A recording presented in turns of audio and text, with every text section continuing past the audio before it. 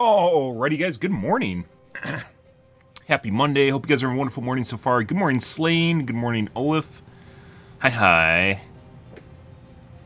Yes. Tonight, another exciting night of the OW2s. Tweaking, trying to figure out if we can make my accuracy basically what it should be, instead of what it turns out to be, after apparently playing a couple games. Which is depressing, having to keep dealing with this every single night, but here we are. So, yeah. Good.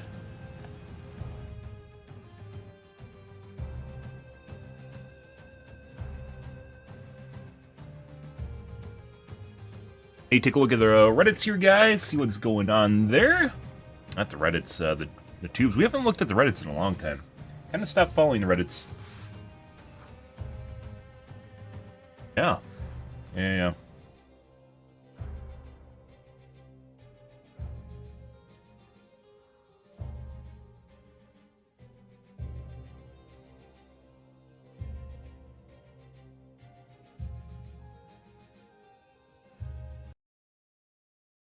Alrighty.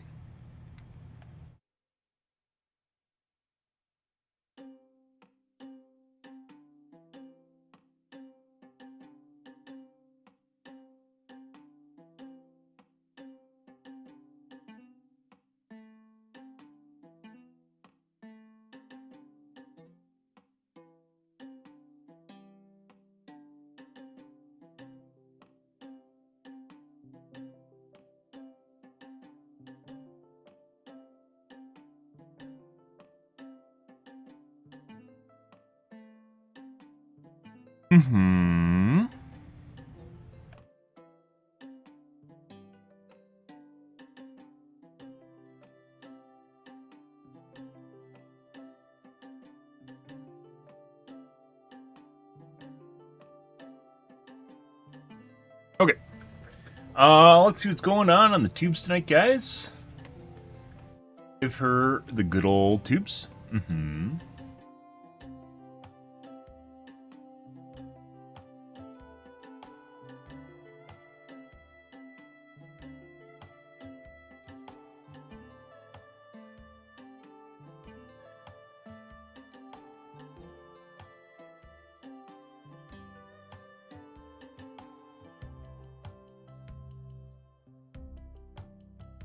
Yeah.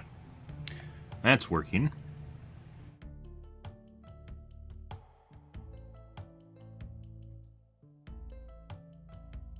Ready. What's going on in the tubes? CES is starting this week, which is a lot of good stuff. See, maybe there's coverage going on here. Best chainsaw oil. Oh my god.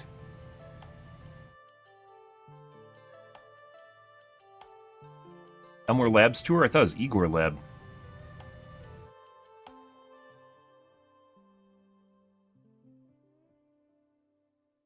No. Star Wars Death by Mary Suicide? Oh, AI, guys. AI has made everything much more accessible. Much more accessible for those that may enjoy making something a little less politically correct. Yeah. Where you might not be able to get an artist to do it. Yep.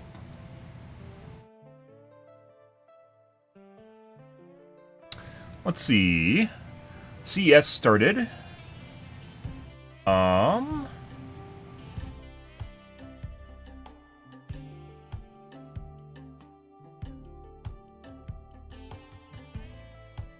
EFT is very good right now. This was good. Okay, Jake Friggs.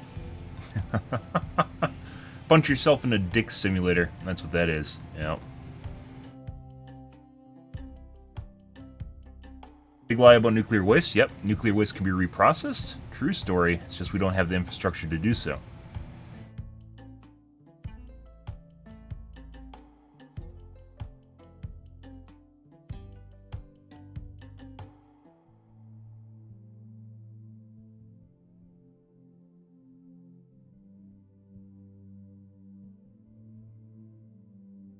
Mini LED from AliExpress.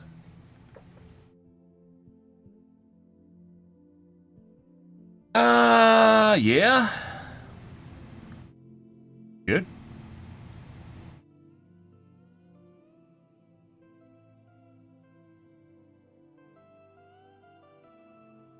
Graphics card needs an SSD? Well, that's if it doesn't harm normal graphics card performance.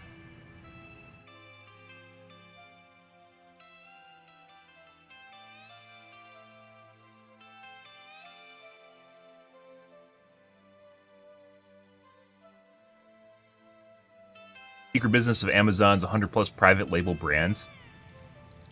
No, they're rebrands. And there's someone else's thing that they rebrand themselves and sell it under their name. It's been done since time began, guys. Your generics in your food store, yeah, are oftentimes made by the actual company that just normally makes, like, cereal or whatever, Fruit Loops, right?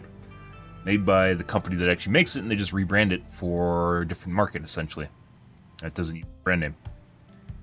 It allows them to sell more product and lower margins without harming their other, generally not harming their other product. Or how it's perceived.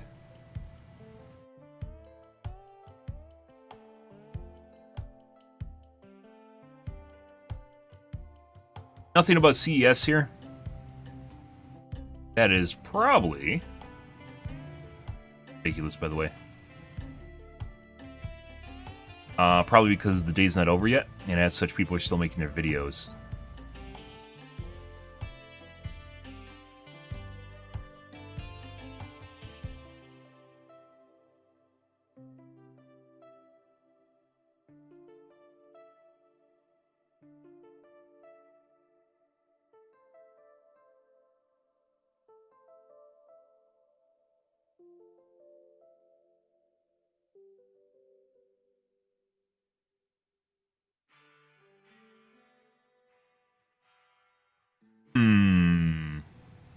What to see, what to see. CES 2024. Day one, the investor channel. I'm actually interested in new LEDs.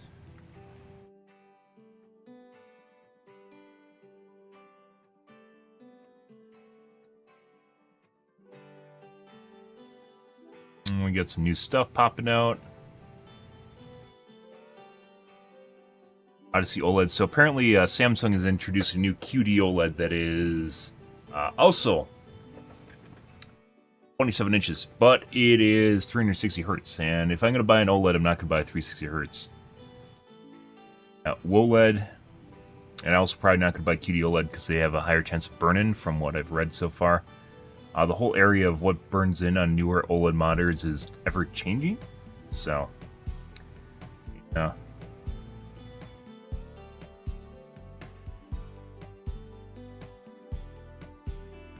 9-inch 1440p, 360 Hz QD OLED. There you go.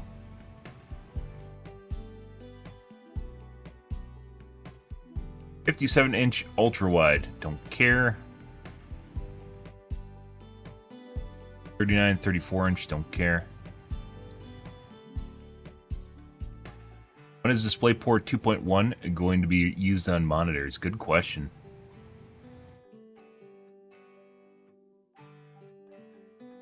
Patron. And he probably doesn't know the answer there. It's whatever they announce. I don't know why they don't use DisplayPort 2.1, which is actually ahead of HDMI 2.1. They don't generally even use DisplayPort 2, which is insane.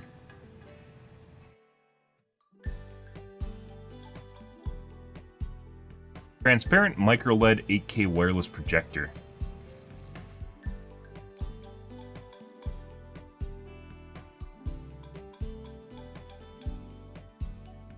The Asian guy? So. More for a recap, not necessarily, yeah, this guy. Not necessarily, hey, let's talk about each and every single monitor in existence to make more content.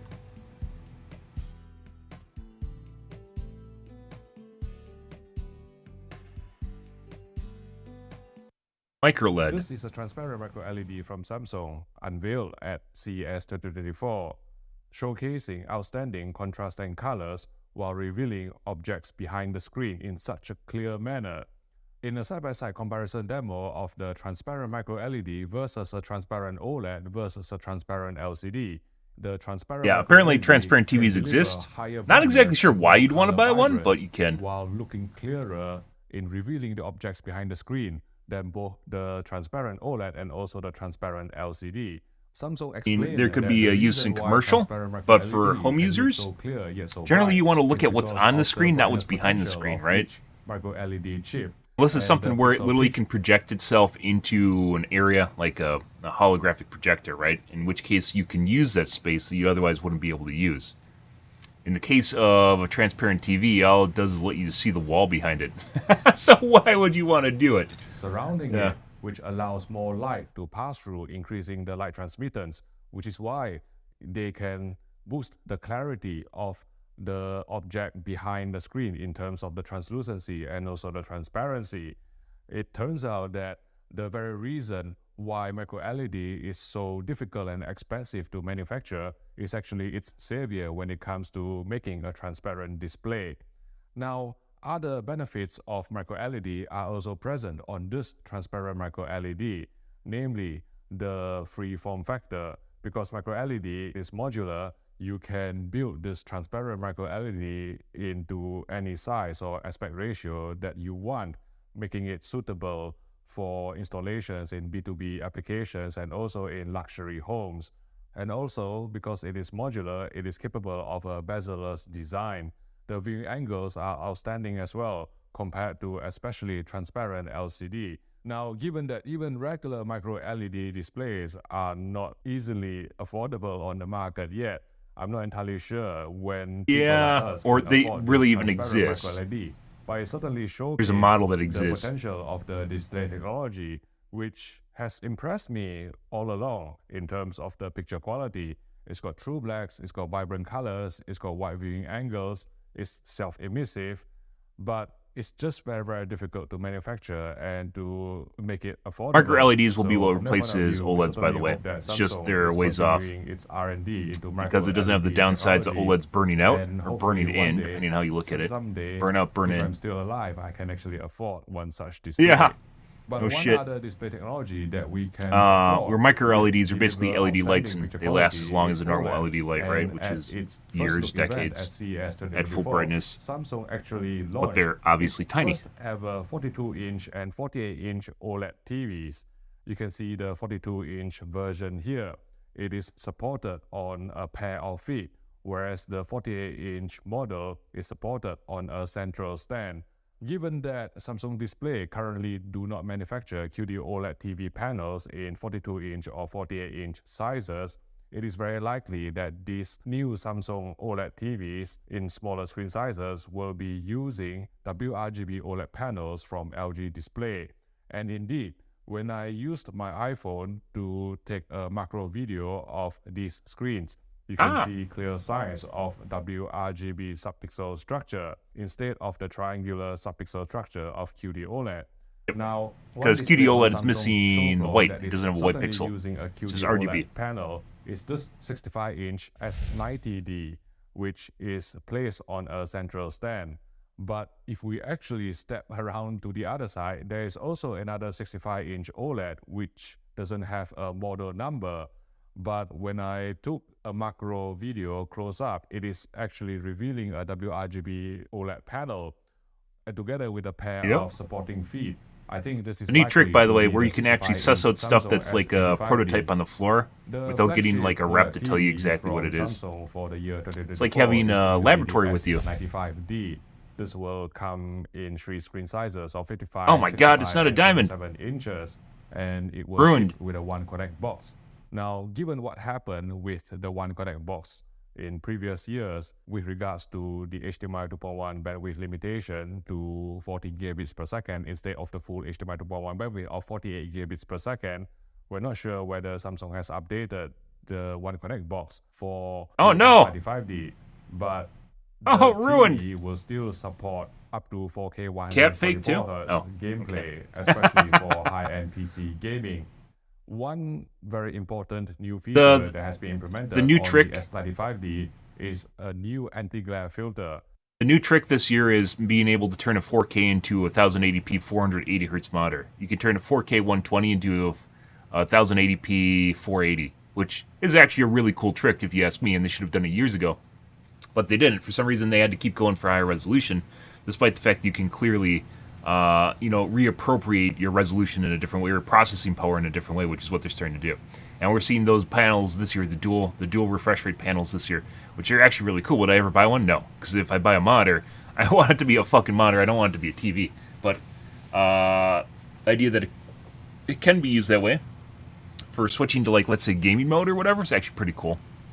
If for console gamers, for instance, makes Samsung high refresh rate set up panels very a accessible. side-by-side comparison between its conventional QD OLED Well, if you're buying a versus the top-of-the-line OLED panel. S95D with the new anti-glare filter, both 77 inches in screen size. And if we take a step back, you can see that Samsung actually installed some artificial lights mimicking windows to try and highlight the differences between the reflection handling on both displays. In my opinion, the reflections are So, glare-free is generally an anti-reflective coating. Matte screens, as they come to be called, the downside of a matte screen is that it mutes the image. It makes the image look kind of washed out. It's been that way since time began, and the kind of AR coating they use will change it. So while this, you can go, oh my god, I can see a window here. Yeah, the other side is if you have a window right next to your TV, maybe you should put blinds on it. Just to cut that out. A matte screen, for instance, does have a place where you can't control the light source, but I miss glossy screens so much, and apparently this year glossy screens are coming back in monitors. I miss glossy screens so much because, as it turns out, when you're in a room with a computer, you can generally control where the light sources are. So, yeah, I mean, that's great and everything. You just literally you can't move the window, but you can move your monitor, or turn your monitor, or turn your screen, right? This case in a living room, maybe not so much if it is literally right next to a monitor in the middle of the day, sure, whatever. But, yeah, I would 100% for a monitor, I would 100% prefer a glossy screen. Used to have glossy screens and buy glossy screens exclusively, and they stopped making them, and they just stopped being options for them, so. handling on both Yeah. displays. In my opinion, Makes colors look the infinitely better. reflections are definitely suppressed more effectively on the S95D thanks to the new anti-glare filter, but it also made the screen less glossy and more matte. Yep, that's the trade-off. There's almost no in-between. Apparently, the new glossy screen from LG that they're releasing, their new 1440p monitor that's 480 hertz OLED, it has like a kind of glossy, it's like a hybrid glossy screen, which I'm for that. If it gets away from matte, I'm for that. And even if it has kind of a matte finish to it, I'm definitely for that. Fuck matte screens. Fuck matte screens, guys. And therefore, in certain scenes, I could see the image becoming Yeah, like, this looks hazy, right? The right image looks hazy. This is supposed to be, conventional OLED, right? Conventional OLED screen. And this is a 2024 OLED. You can see that while they're trying to show off the reflectiveness, like what he's saying right now, look, you can see a window here, right? A really bright window right here. Well, you can show that off. The colors look better on the left screen here. The colors literally look better on the left compared to the right. This starts looking hazy, it starts looking washed out. This is very vibrant, and especially when you have an OLED that you paid money for, or just any screen, for instance, that you can control the light sources.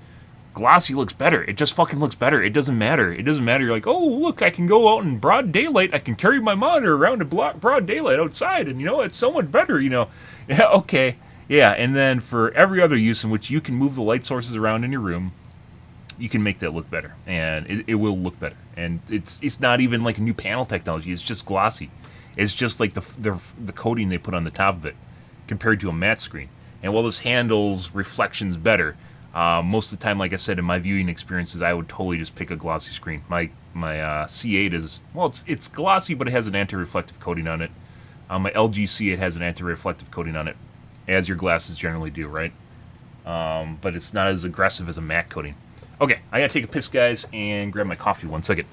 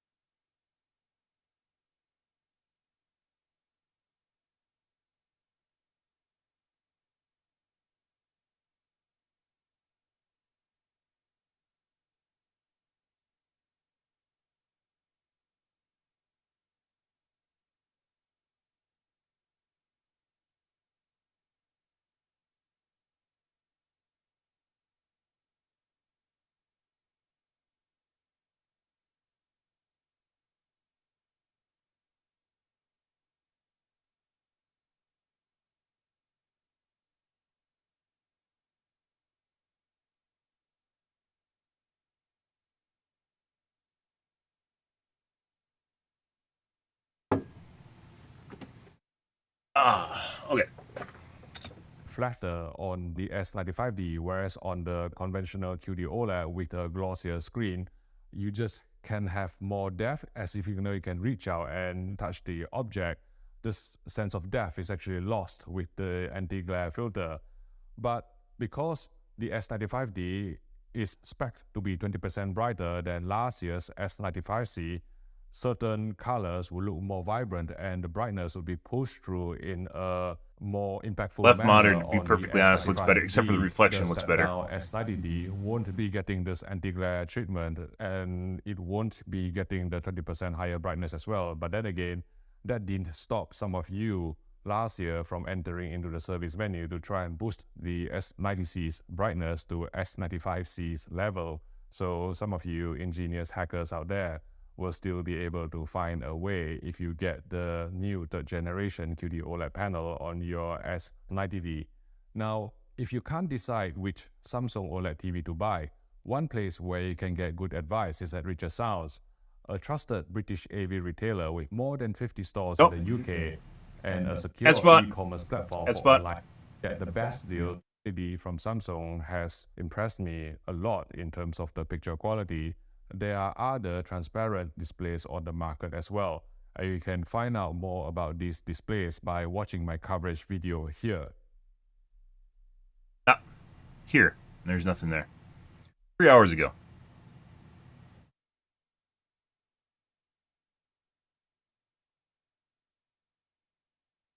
Hearing they put a matte finish on the S95D this year, seen in action on your video, and how much it mutes the image is probably the most disappointing news I've heard in a long while. I hope this isn't a long-term move by Samsung. Well, in the case of monitors, they basically just completely remove glossy panels. They almost don't even exist anymore for glossy monitor panels. Yeah, which yeah, I think when you were a kid and maybe younger and you didn't have a choice of moving stuff around in your abode, right? Maybe then you're like, yeah, maybe I need a matte screen because I can't actually move my monitor, right? But if you're an adult, generally you can move your lights in your room. So, yeah. Good for airports, stadiums, convention centers, and public spaces, but for home consumption movies and gaming, I don't see benefit transparent TVs for those particular uses. However, glare-free tech is more suitable for home consumption. Glare-free being the matte screen? I don't know why they keep calling it like... Yeah, matte screen is not a home consumption thing for the most part.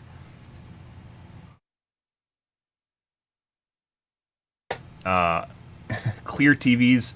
Yeah, not exactly sure where they're going with that one. Not exactly sure. I hate anti-glare matte displays. Yeah. That always gives me the impression of looking at something printed on paper or it's hazy or blurry. Yeah. Because that's what the matte screen does. It mutes what the light coming in and it mutes the light going out. So, the best gear from CES 2024. Anything called Apple Insider is probably going to mute my channel. I don't care about transparent TVs. I don't care that they're neat. They're neat because they're new. They aren't neat because they're actually usable. Days ago, new OLED monitors. Samsung's new gaming monitors. I'm interested in their LG ones.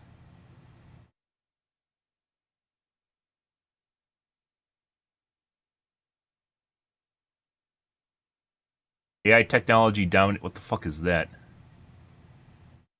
Voice activated bidet. Indoor food smoker, AI robot mop, and flying car.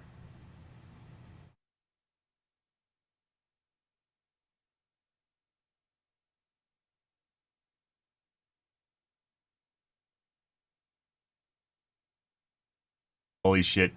Dude, she looks so fucking different than when she was younger. It's actually pretty incredible.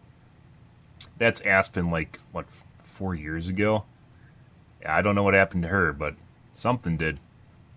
That's pretty crazy. Completely different person. I don't even know what it is. I can't even begin to figure out what it is. It doesn't even, like, genetically, it doesn't even make sense. I don't know what happened there.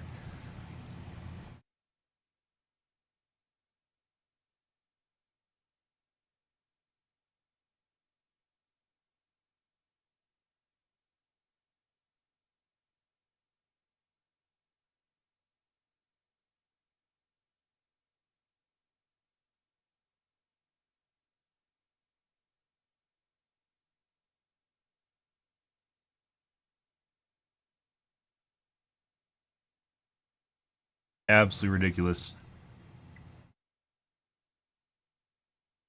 Glare-free OLED TV. Nah. Looking for a compilation. Maybe we have to check back tomorrow.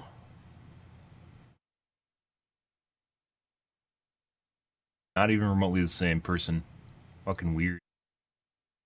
Like aliens abducted her or something. I don't know.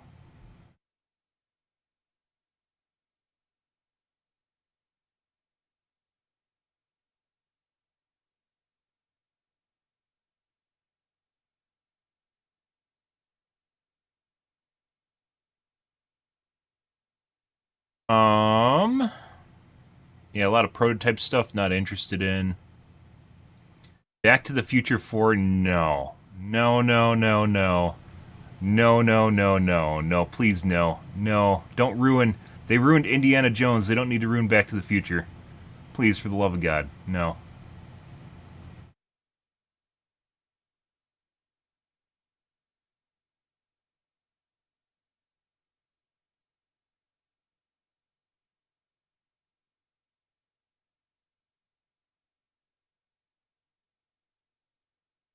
No, why is it on my feed?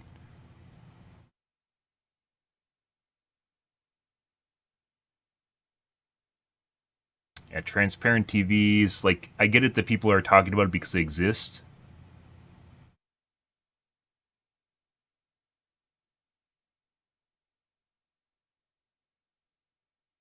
They're actually nothing I'm interested in.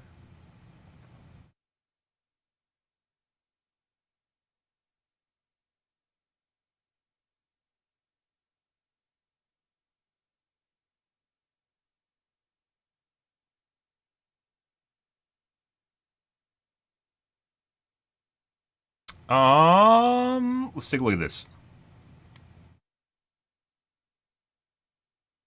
What's up, guys? We're here at CES 2024, and we're hanging out with Samsung. This is actually what I'm interested in. All their new gaming monitors for 2024. So let's go ahead and take a look. Our CES 2023 coverage Mainly interested in their LG. By Yeeyan. Yeeyan offers pre-built PC to ultra-wide gaming monitor with OLED glare-free technology. Can't be choosers. Ryan is giving it a little go here with some Fortnite, as you can see. Oh my God. Now, this is going to give you a And kick equals scam. Well, that's weird. That guy's random rants has changed over the weeks that we've seen him pop into the channel, and or the bot pop into the channel and change that. Apparently, kick equals a scam now. 240 hertz refresh rate. That never used to be there. As a maximum resolution of 5120 by 1440. Got banned one too many times. You can see that curve there as well, but an the awesome curve. new monitor here for 2024. Now onto the new OLEDs. This is the new G8 32-inch monitor. This is going to give you a max resolution of 4K and a max refresh rate of 240 hertz.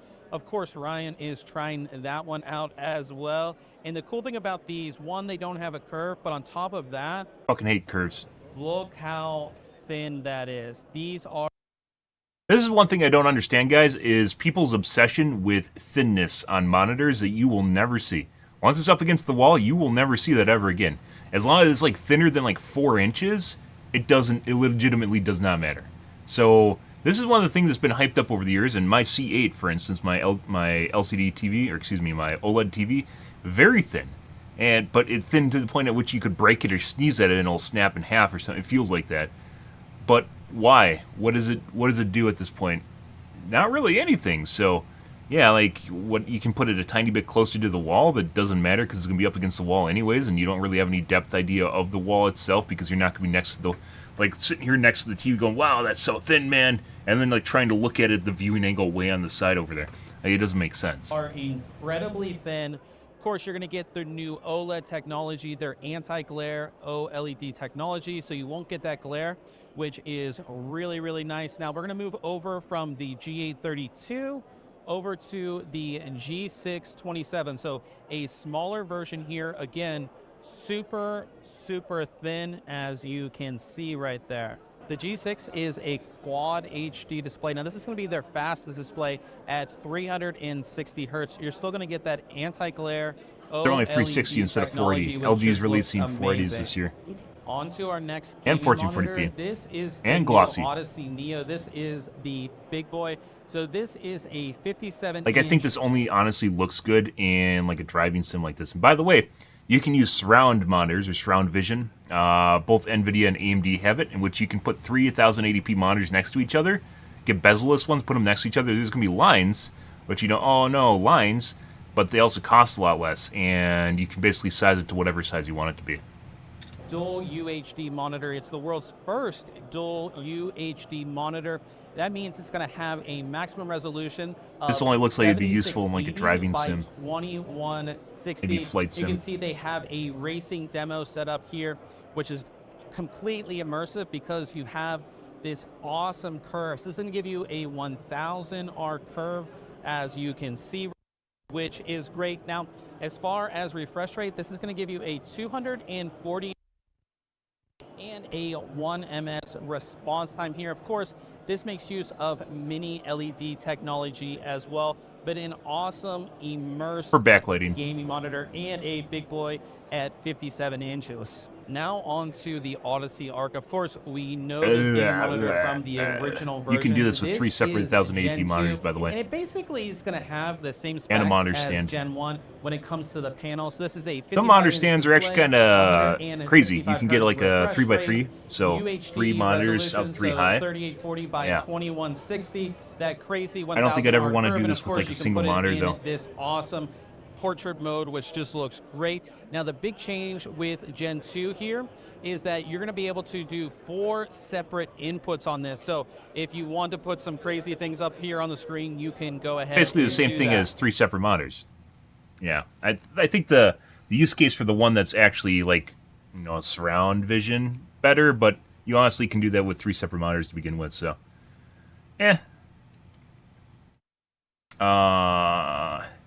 LG.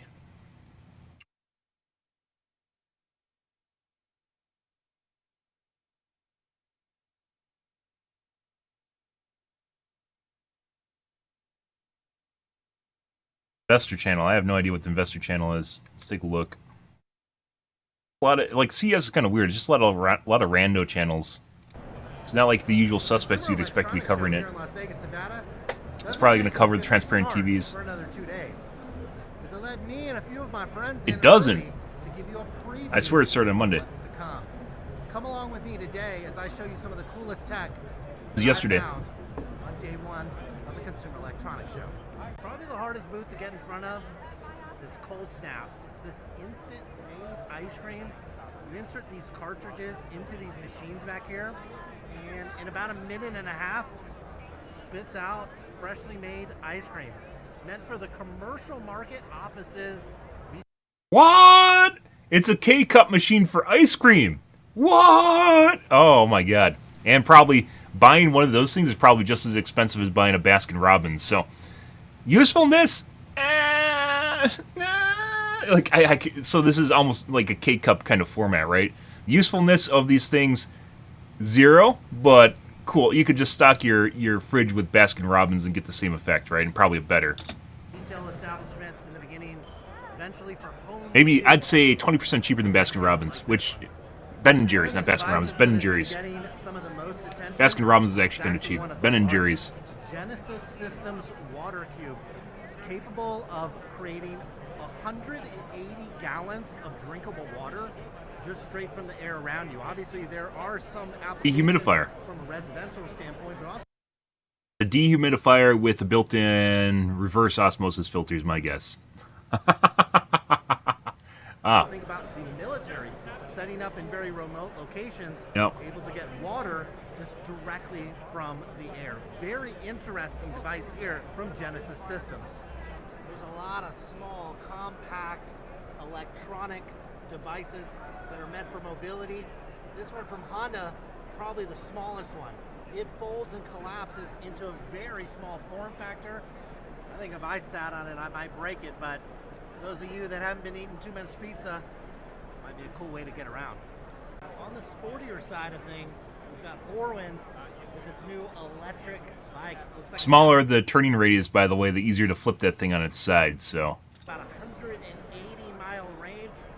And looks uncomfortable as shit. And on motorcycles are more or less a luxury item in the United States, some parts of the world, transportation like this is used widely. Yeah. They're also crazy because they drive between lanes of traffic. Electronic motorcycle. This one's got about 130 miles of range, made by Verge. I'll tell you what, I'm not a motorcycle guy, but I'd love to get on one of these. Lots of robotic lawnmowers. This is also a snowplow as well. Saw a robotic pool cleaner. Lots and lots of entries into this market. I don't think anyone is going to specifically set themselves apart. I don't know why, like, if you do, like, robotic, like, actually some of those look like they're gas, but if you do, like, a robotic machine that goes outside, 100% should be gas. So a device I've always thought about getting is a smoker, and you have battery-powered lawnmowers are a joke. Battery-powered snowblowers are a joke. Especially snowblowers, because the colder it gets, the worse it affects battery life and range, which makes it even worse. So, yeah. I'm all for electrics, guys, but yeah, some things are not good being electric. Is it slides under your car and transport it. Think about it as an autonomous valet. It certainly would be useful in some areas, particularly here in California, where parking gets a little tight. Moving the cars around on these discs certainly could be interesting. So this thing was pretty cool. It was the SkyTed. They gave me a full demonstration. So if you're trying to have a private call, or at least not maybe make a lot of noise, maybe like on an airplane or public transportation or like in an Uber, they actually put this mask over you and you can't hear what you're talking. So you can have a very confidential or private phone call, or many people could have phone calls on airplanes and not disturb the people around them. They're having a Kickstarter launching here pretty soon. That's actually pretty cool. A lot of buzz, obviously, around AR, VR glasses. You obviously have Meta with their Oculus, but also with their Ray-Ban glasses as well. This company, X-Real. As I mentioned before, guys, and I've mentioned for the last decade, basically since VR was ever announced, VR headsets were ever announced, the end-all be-all of VR is not video games in any way, shape, or form. It is augmented reality, being able to put virtual reality on top of normal reality, not the other way around, not putting yourself into virtual reality. Because until we can jack into the Matrix, it's just going to be a lackluster experience. In the case of augmented reality, you can walk around with a headset and have heads-up display, a heads-up display on you at all times that would then insert basically virtual reality on top of reality, right? Augmented reality. Very much, and obviously the Army's been trying to do it for decades at this point. For some strange reason, they can't actually do it properly. Military application would obviously be insane, but being able to do it with any sort of, I don't know, just like social media or anything. You could do anything. Image recognition or Google Maps that will literally plop itself over the top of what you're looking at and have email or calls or text messages that just pop up on your screen but not be super intrusive, right? They could be on the side of your screen. So you could actually see stuff while at the same time actually being able to look around you and maintain awareness. That's honestly to be like the end-all be-all is not... with VR is not to jack into the Matrix. With VR headsets, it is to walk around and like medical application, industrial application would be great. You could be operating on someone and literally see what someone's pointing out to you at the same time in certain areas when you have someone trying to help you, or AI assisted augmented reality where it'd be able to pick out certain pieces and tell you where stuff is while you're looking at it. Has unveiled some glasses. Still haven't done that. More or less digitize a screen in front of you, very much like the Apple Vision Pro. It appears that it's coming here very soon. These have a price tag. Talked about it for a decade, guys. $700 to $800 range, and actually on people's faces look pretty normal. So quite a few demonstrations of this from Heroics. It essentially straps to your legs, and it looks like it assists you in walking. Certainly, people that are either recovering from an injury or have trouble walking. This is a system that looks like exoskeleton. That was day one of the Consumer Electronics Show, a preview day, if you will. No monitors. Some of the newest and so this is in Vegas, so Monday hasn't happened yet. I thought this was Monday. This is from Sunday. Floor opens. We'll visit the booths of Microsoft, Nvidia, and more. Until then. Okay. So we'll take a look at this. There isn't always that much to cover on CES. It depends on what's coming out. I'll take a peek at this. I'm mainly interested in the LG monitors, so we'll be hearing more about that throughout the week, I guess. Okay. Kind time is it? What else? Let's take a look at something on the tubes. Best chainsaw oil. Oh my god, I'm sure you guys are interested.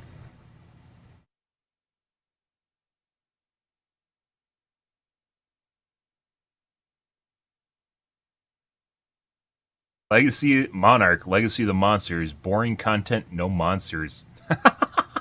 Imagine making a Godzilla movie without Godzilla in it. That just sounds great.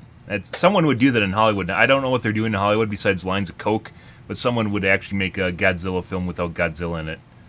Yeah.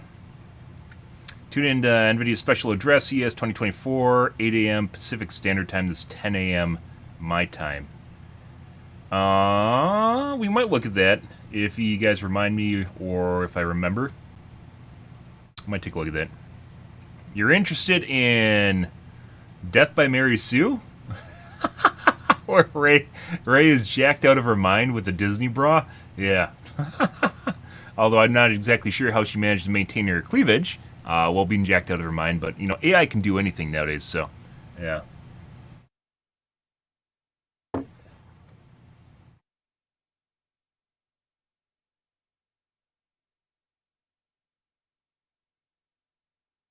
Okay. Well, I guess we'll take a look at more of this tonight. For CES is day by day. I think it goes for about a week, and most everything's introduced in the first couple days and then dies out. So, what is Critical Jinker talking about, guys? Let's find out. Another day, another controversy, because a person said a thing, and now half the internet is angry about it, and the other half is angry at the people who got angry in the first place. Boy. Yeah, you can't be angry about things you don't Honestly, like. we're only a few days into 2024, and already we have our first big battle for the Empire of Dust that is current-day Star Wars. And in this case, the source of the controversy was Sharmeen Obaid-Chinoy, the director of the upcoming Star Wars movie focusing on Rey Palpatine. Rey Skywalker. Palpatine. I mean, Jesus, I've already said my piece on why turning stacks of dollar bills into crash barriers would be a more efficient way to spend $200 million or whatever embarrassingly huge amount of money they end up blowing on this turkey, so I won't repeat myself here. It's kind of weird. Like, Disney right now is literally the hallmark of too big to fail, where they are so big and they're so, it's like McDonald's. It's like trying to drive McDonald's into the ground, right? They are so big and so well known for so many years.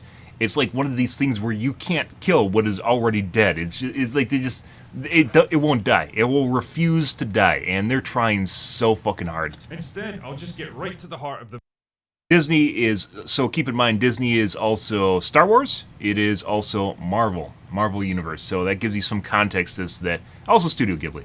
They own a lot of brand names now. matter. But those are the big ones. You noticed from looking at her, Sharmeen is a person of the female persuasion, and apparently that's real important when it comes to directing Star Wars movies because, And we're in 2024 now, and I think it's about time that we had a woman come forward to shape the story in a galaxy far, far away. What about Kathleen Kennedy?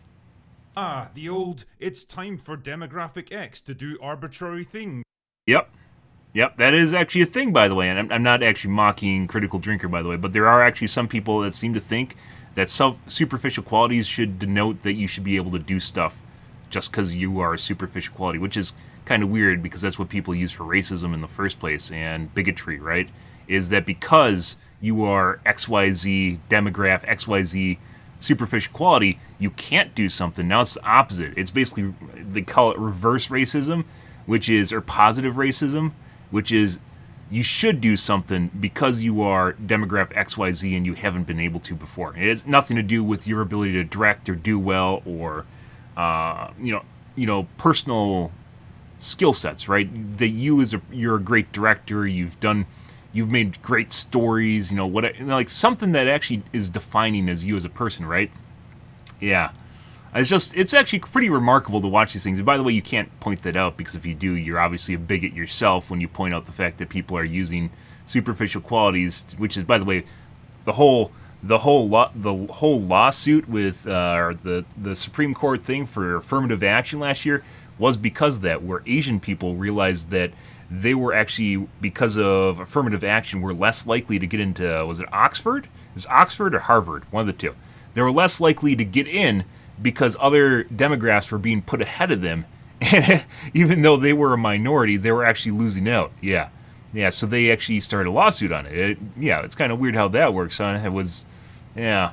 And that's why affirmative action is no longer legal as far as, I think it's government institutes, private institutes that pretty sure can still do whatever the fuck they want and pretend that they aren't. Because current year arguments Yeah. never gets old, does it? Now, when this clip started doing the rounds on the internet, the reaction from the Star Wars fan base was so thermonuclear that I think even Rachel Zegler breathed a sigh of relief. It's like a relay race, I guess. There's always going to be someone else waiting to say the next dumb thing and take the heat. Intersectional feminism is actually something you can go to school for. So there is like an entire decade worth of women that are now trying to do this. So, yeah. And I guess some men, too. There's also some men in there. Yeah, that's actually something you can go to school for. I think that's descriptive in and of itself. If you have a degree in something, you probably want to, regardless of what the degree is, you probably want to use said degree, right? So, yeah, it is like a relay race because they're just going to assume that Rachel Ziegler just, she was just ahead of her time. She just didn't, people just didn't like her. Or maybe it was because of her ethnicity or something, right? Despite the fact that she was basically deplorable and shit all over Cinderella, and she's actually supposed to be the next Cinderella. Snow White, excuse me. Next Snow White. Shit all over Snow White. Yeah. I don't know why I could tell you about that. Heat away from whoever's in the firing line at the moment. Not only did Charmin's statement convey Entire the group of fact people that went to women school have for been it, guys. represented as the protagonists of 4 out of the past 5 Star Wars movies, the writers, producers, directors, and stars of multiple TV shows and Wars, or the fact that women have been producers, directors. She was canceled, by the way, but putting that aside. And stars of multiple TV shows and video games, virtually the entire Lucasfilm story group, and the president of the entire studio, but it also played into all the tediously predictable tropes that have come to define the culture of modern Star Wars. The obsession with identity over personality, the narcissism of modern Star Wars. The obsession with... This was supposed to be the villain. Kylo Ren was supposed to be the villain of the brand new Star Wars movies, right? The last 3, he was the villain. He was so bad at being a villain, he basically never won once, never had an iota of, villainy, I guess you could say. He's a lost soul, right? He was just a lost, forgotten soul. And then they had to reintroduce an old villain because he wasn't even doing his job well enough, which was Palpatine, which was basically, they just made a zombie emperor.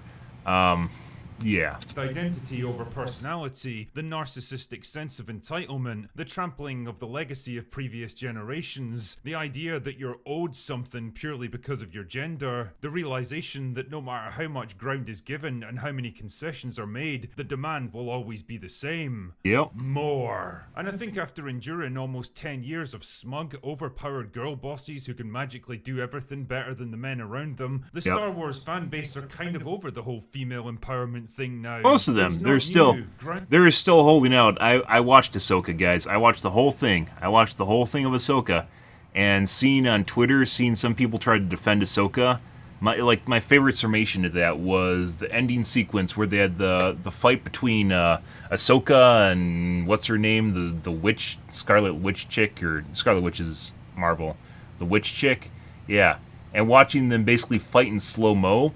My favorite part, that's totally my favorite part, is watching that, seeing them fight in slow-mo, and then it being compared to the lava fight sequence between Anakin and Obi-Wan in the 3rd movie, I think it was. So not the 3rd movie, chronologically the 3rd movie, not timeline, actually when they're made. The 3rd movie where Obi-Wan and Luke were fighting on the lava bridges, yeah, and putting them side by side, and it looked like the Ahsoka final movie was moving at a third the normal speed, and someone said, "Lol, you sped it up." Like, literally one of the comments on Twitter is, "Lol, you sped it up. Too bad you didn't just do this normally," or something along those lines, and it was just an entire roast fest of, because it wasn't sped up, of basically everything you can imagine, because essentially they had a martial arts sequence that they didn't train for, choreographed martial arts sequence they didn't train for, they didn't actually try to put their heart and soul into it, and it literally looks like they're dancing, like doing line dancing. Yeah.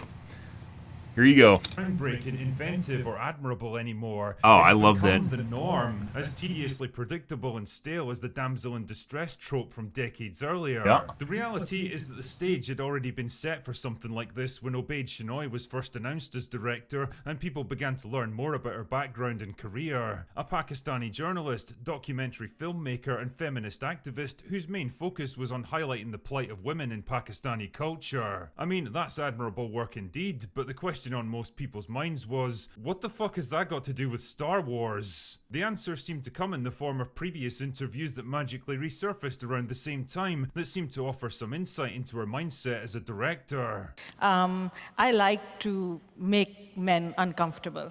I enjoy making men uncomfortable. If I need to stand There's people clapping to that. Imagine if you were a guy and said, I enjoy making women uncomfortable. How would the world see you? Yeah, like one of my favorite things, by the way, to do is, if you're kind of curious and kind of on the borderline, is take a relationship and reverse it. Just take the relationship or whatever it is and turn it around. Flip it upside down. And if it doesn't hold true and you end up with really, really kind of head scratcher, yeah, it means it's wrong in the first place. And that was something you wouldn't say as a guy. And you definitely shouldn't say as a woman either. Because, as it turns out, you're not supposed to go around life making random people feel uncomfortable just for the sake of doing it. That generally make you be called a creeper, right? Is generally what people would say is, oh, that person's a creeper. So, yeah, or she has a chip on her shoulder, or she's trying to pick a fight with people. There's a lot of things that you would come to the conclusion of, right?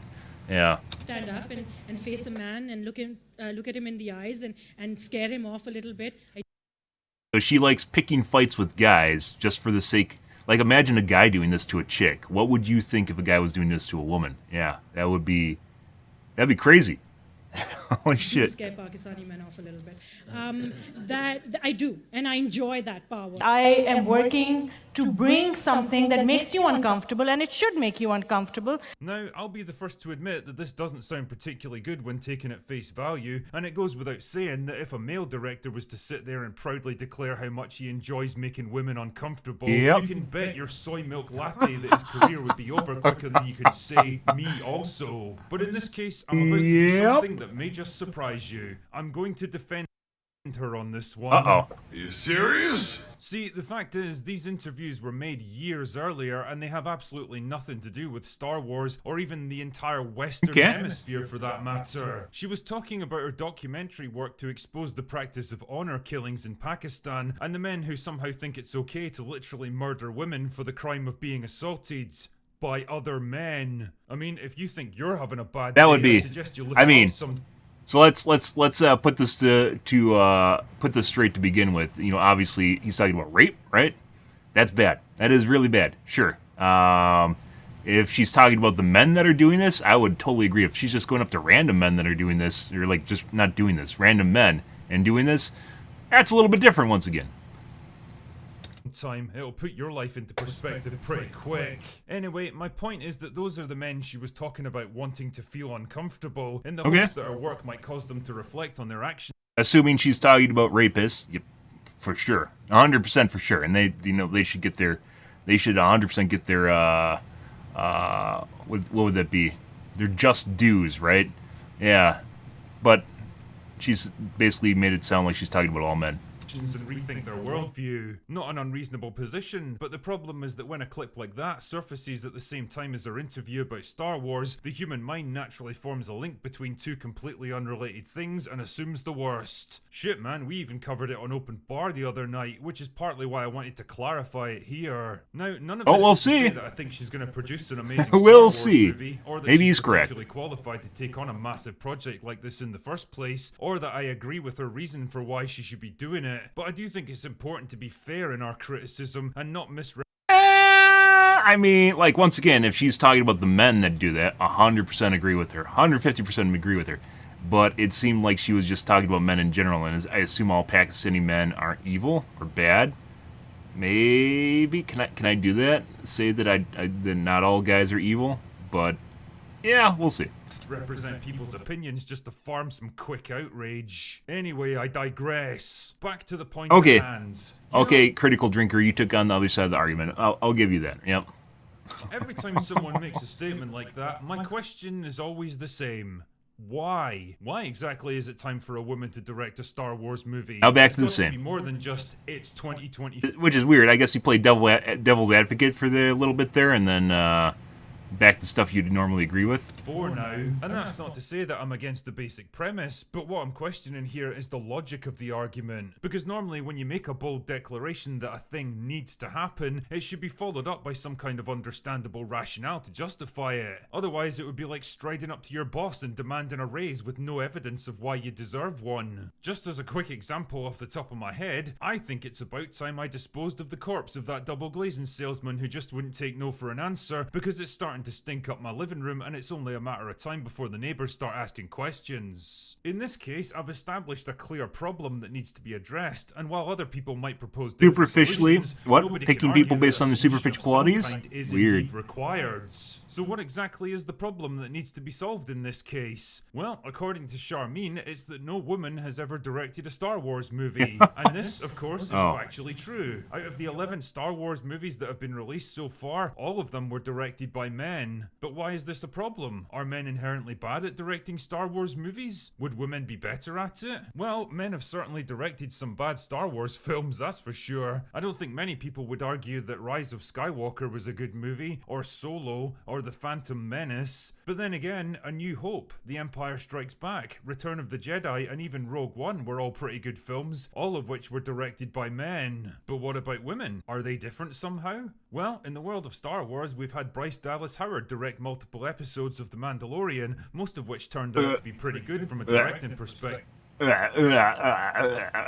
Maybe it's because it's not writing. He is explicitly mentioning the difference between Mandalorian's a fucking terrible series.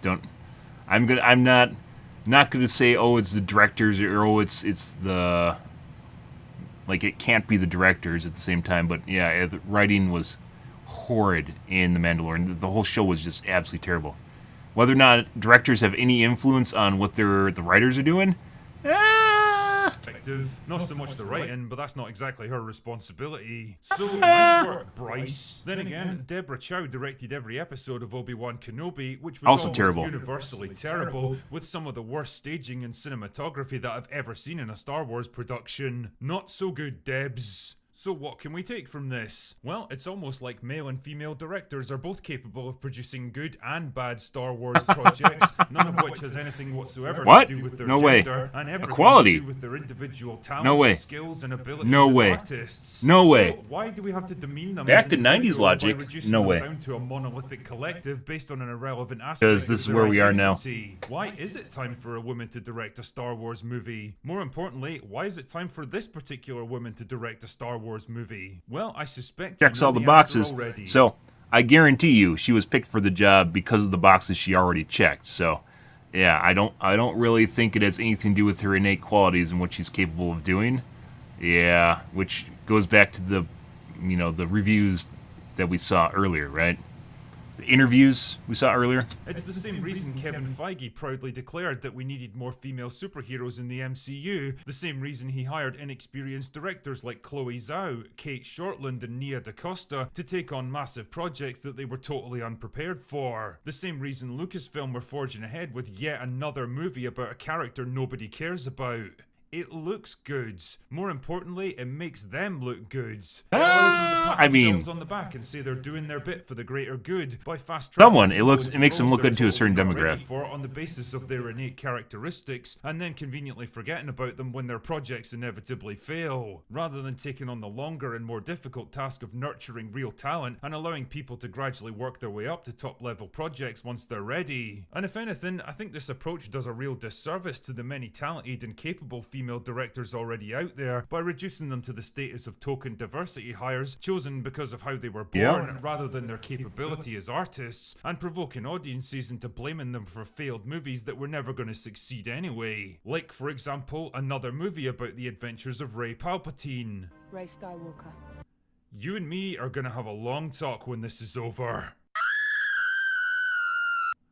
Anyway, That's all I've got for today. Go away now. Good. Good. Yep. Reverse racism. Reverse positive racism. Positive bigotry. Yeah. You know, stuff and things and stuff. Sure.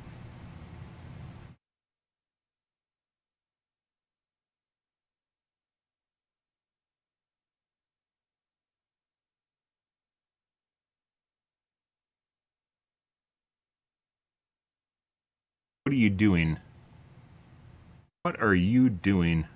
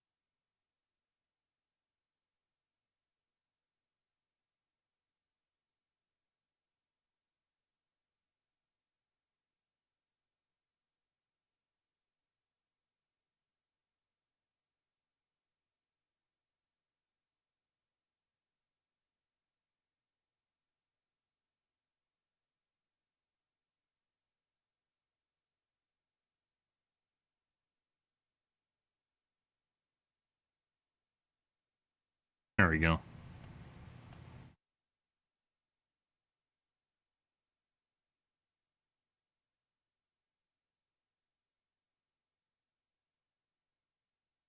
Okay. Moving along, guys. We're going to take a look at more CS tomorrow. But we're going to move along into the OW2s here.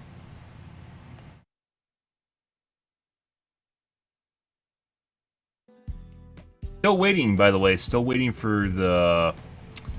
I might have to fucking contact YouTube support after we got the copyright strike. My channel itself no longer shows up in directories, and that's not good.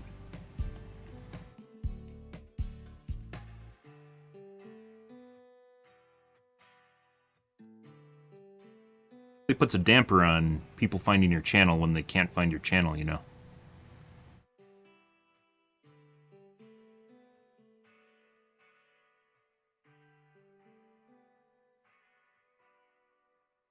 Copyright strike, not by anything like watching a video or anything, guys. I wasn't watching John Wick or whatever.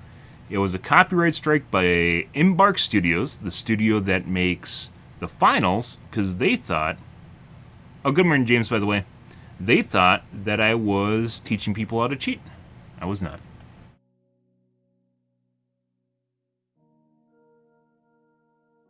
Or I don't know what it was like. I literally just, my video got copyright strike because the title of my video was, "What is your favorite cheat for the finals?" That was it. I didn't talk specifically about cheats. It was satire. I didn't talk specifically about cheats. Didn't show people how to cheat, and wasn't cheating myself.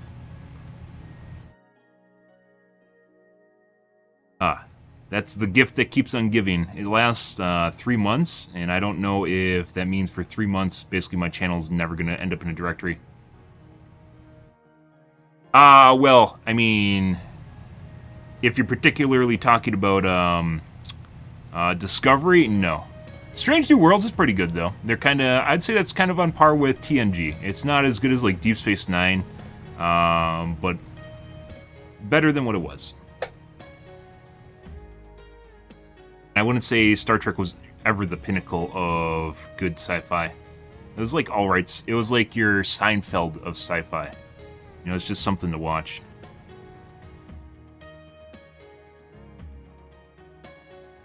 Yep, still have a copyright strike from Embark.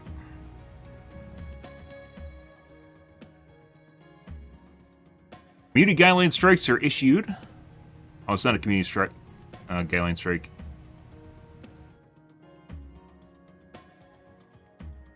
Copyright strikes are issued when we remove content because a copyright owner sends us complete and valid legal request asking us to do so. Yeah. If you guys didn't know, any game company can DMCA you whenever they want because technically you are using their IP. So, yeah. It is true. They can literally just stop me from... They can stop anyone from making videos. Crazy. Buddy. Yeah, so tonight we're gonna fiddle with the switches again, guys. I gotta watch my coffee cup out, grab a soda, grab a water, use the bathroom. Play some OW2s. We're back.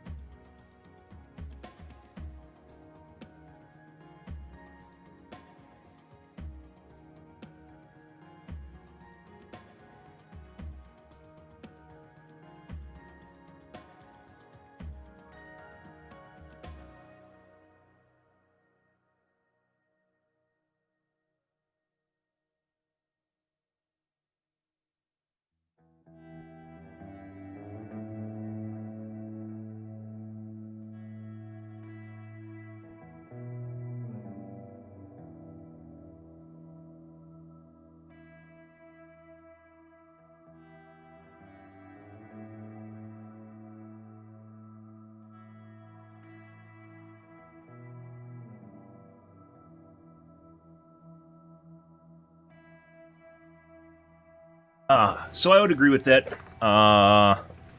Strange New Worlds is pretty good. They still have their left-leaning political agenda moments, but they usually get out of the way like at the beginning of the season.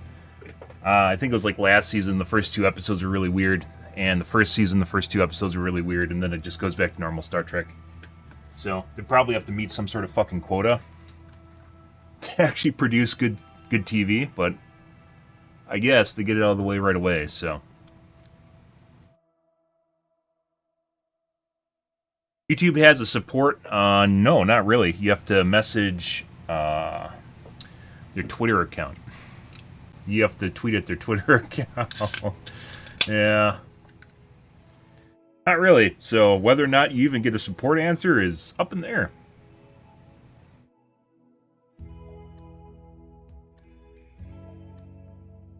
Turns out.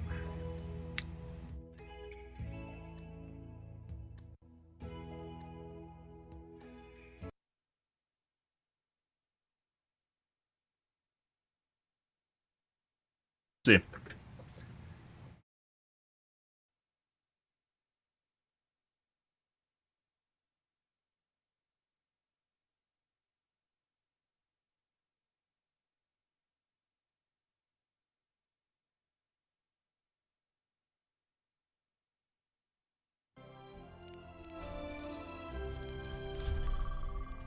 We're messing around with refresh rates, and for some strange reason, it actually seems better. My monitor seems better at lower refresh rates, and that should not be the way things go.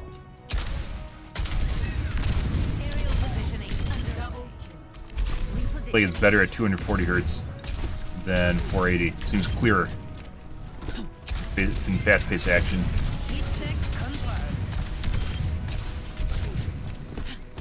Not the way it should be. Hey look, massive giant spike is back. Oh yeah? That's weird. Now it happens at the beginning when I start training too. Huh. Now it feels like my shots have like an additional 200 ms. 100 ms I'd say. Just enough to fuck things up.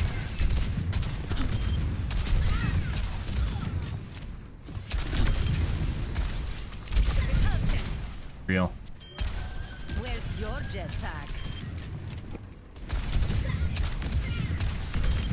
Terminated.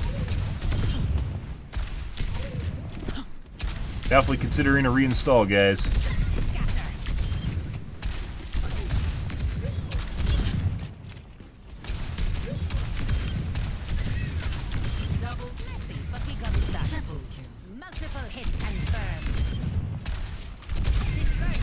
Like I can, when I fire my rockets because they're projectiles, you can literally see the trail on them. You go to the side where they're launching from compared to where I actually am.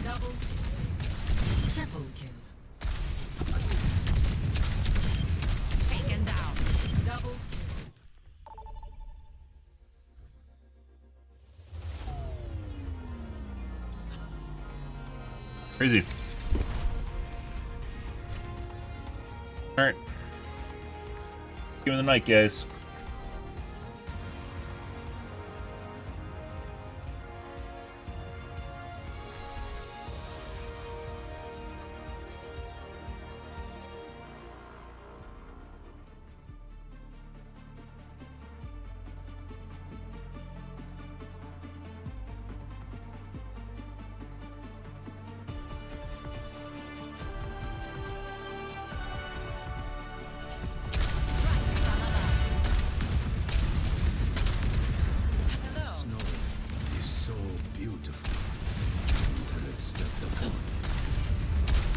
Oh yeah? You're gonna cleanse the world because we make it ugly? Bet Blizzard wasn't thinking that.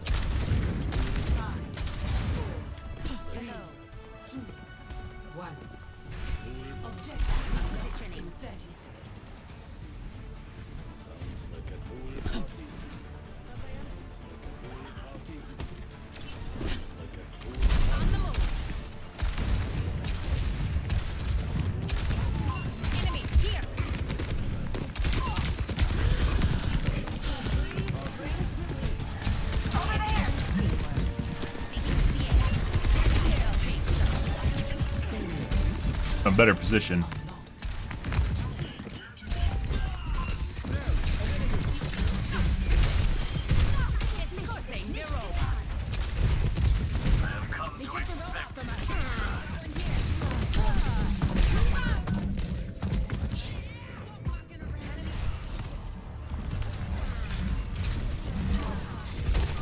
Good? Time to kick some tail. Positioning. Enemy here! Over there! Their forces outnumber our own.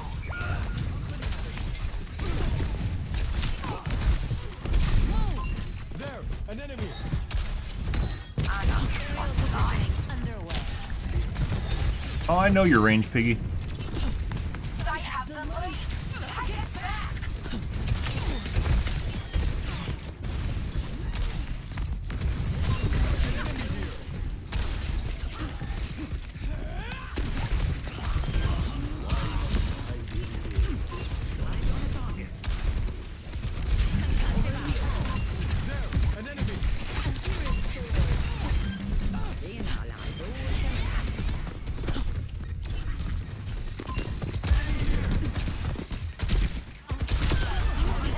You can literally see the delay on my fucking missiles when I'm trying to shoot people like point blank.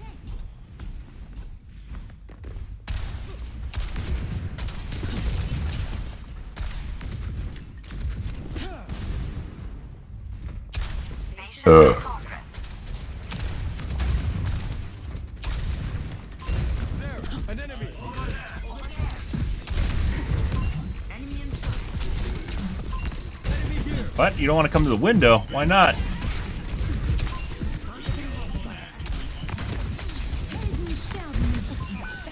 Enemy over here. Yeah.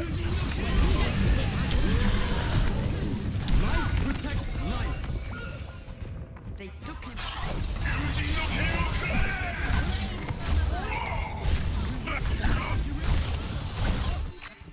Good. Returning to battle. Actually still looks like shit, guys. Cool. Like someone's adjusting my mouse.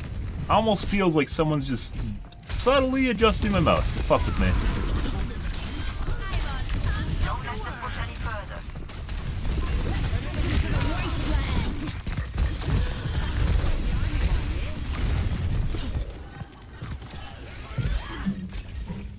Establishing aerial position.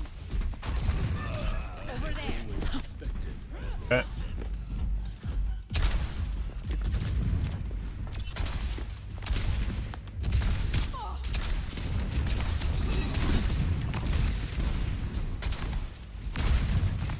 Moving along now. Come on, just a little more. Aerial positioning underway.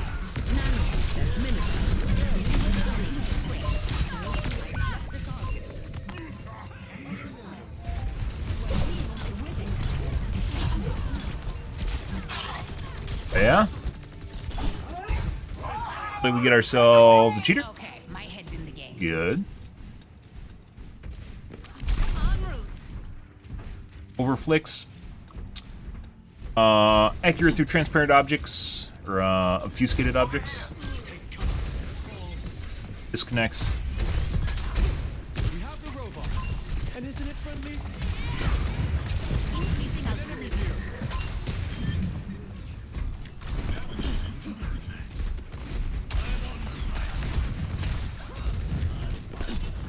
Your team is We're catching up.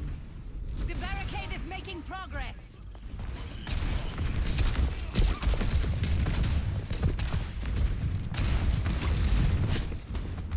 That was the Genji. Over there. Sniper detect. Enemy here. That's not what I was pointing out.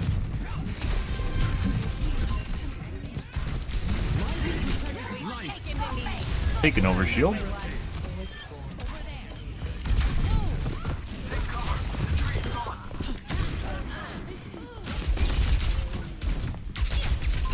an enemy. On the move. Fight until you're lost. Let's take him to the wasteland. Enemy here.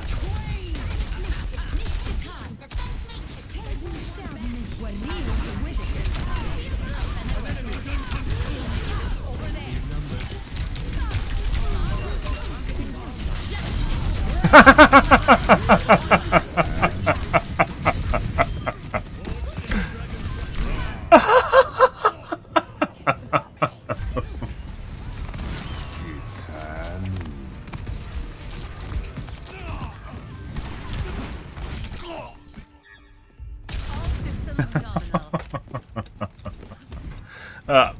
That Mercy was a little ambitious, looking for that very thirsty Mercy. Aerial positioning Yeah. underway. Target. I'm on fire. A Pharaoh Chub, apparently. Mercy's love. Blast it. Over here. Killing other Mercies, as well as killing... Stick with the robot. Rescue that robot.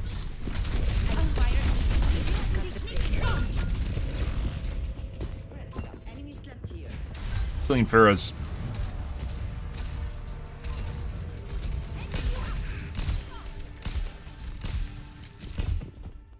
Hello. Returning to battle. Gatler sniper ahead. Targeting hot. Increasing altitude.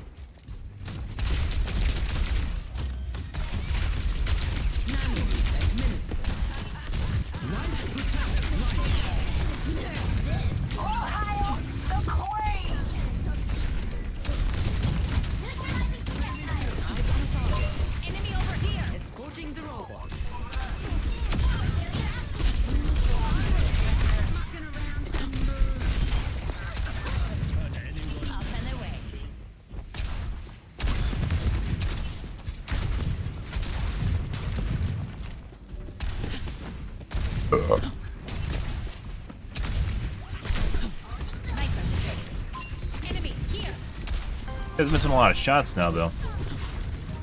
Very weird.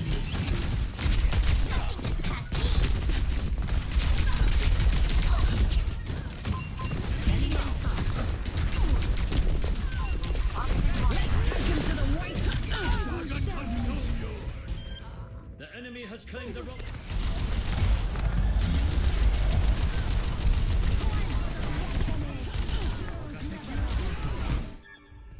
The skies await. Enemy inside the rat bag.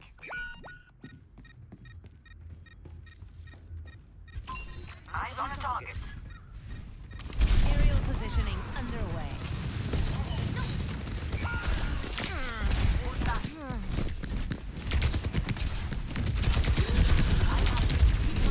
Oh, there's a guy playing Widow that's missing a shitload of shots. Yes.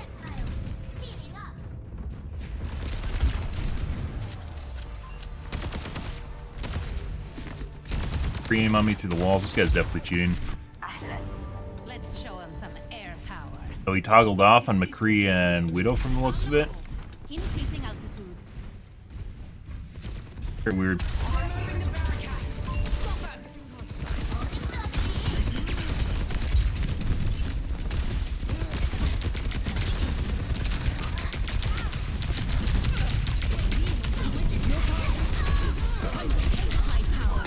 Alright.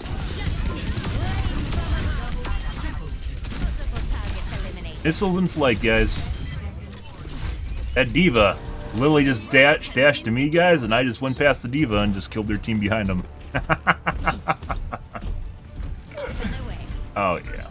Good. Good, good, good.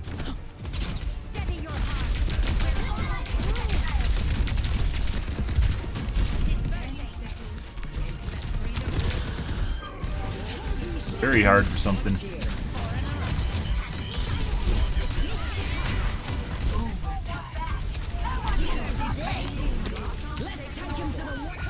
Oh, I thought I was behind it. Thought I had a little extra time, guys.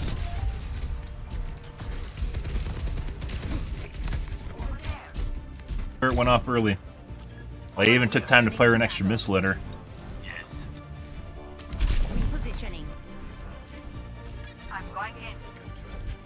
Huh, weirdly enough, my accuracy is getting better. It is just, That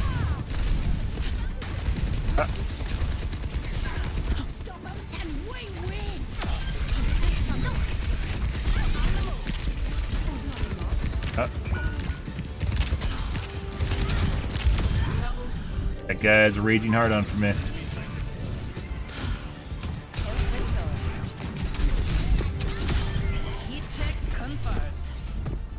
All you have to do is run away. Cut them over the top of your team, make them overextend, and then your teammates kill them because they're idiots. Very, very accurate, though.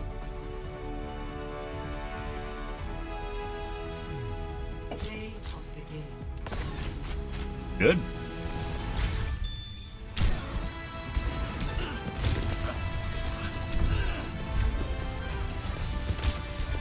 Also possibly cheating.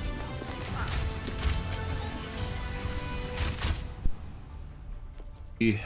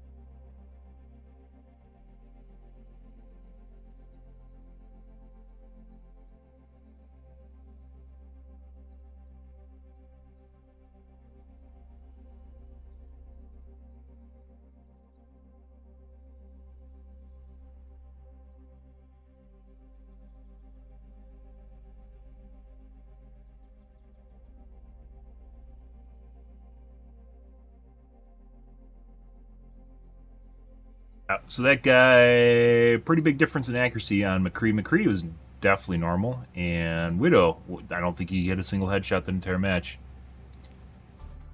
All of a sudden, he got much more accurate on Soldier 76 at the end there to clutch things. Good for him. Alright, so my accuracy is still shit.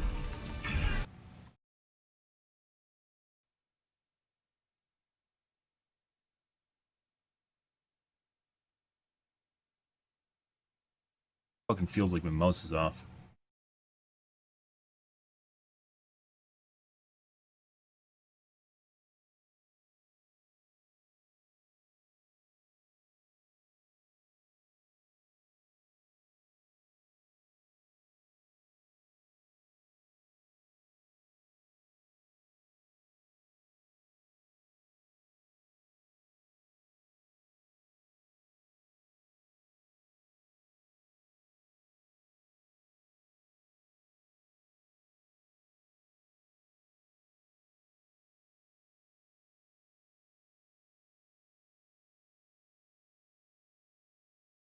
Alrighty.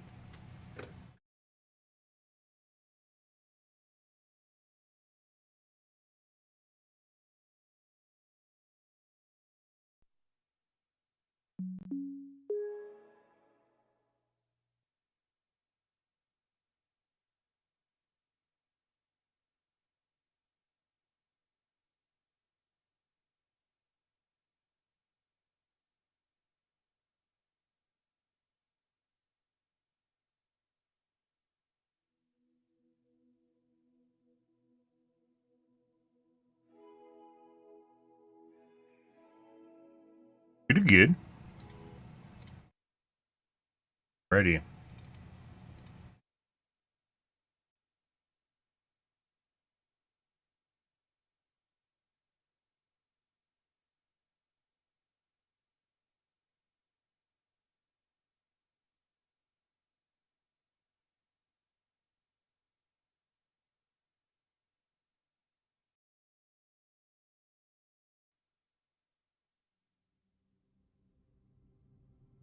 Ah, by the way, they changed the color of the OG symbol on Kick. It's now orange and white. In case you guys are curious. Strike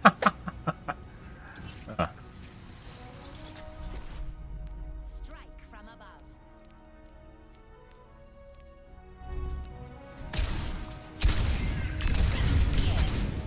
Double a clean kill.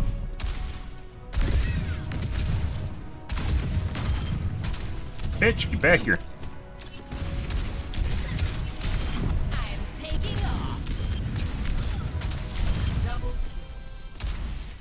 repulsion. When I'm hitting my shots, you can't touch me.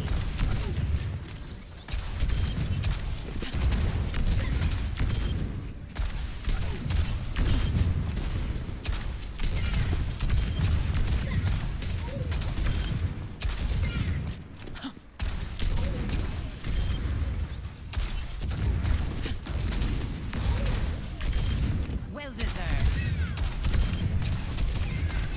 Double up and away. Triple kill. Multiple hits confirmed. Double kill. Triple kill. Elimination mid-ascent.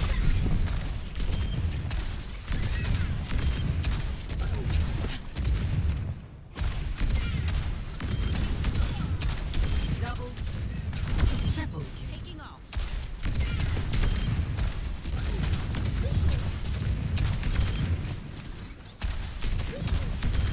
Justice served.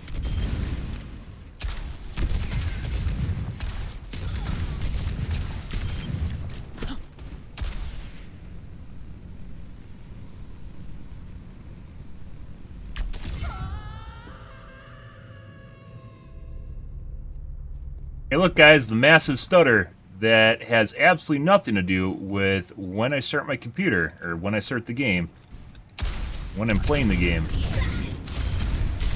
And up until yesterday, would happen even sometimes 2 hours or not at all after you start the game.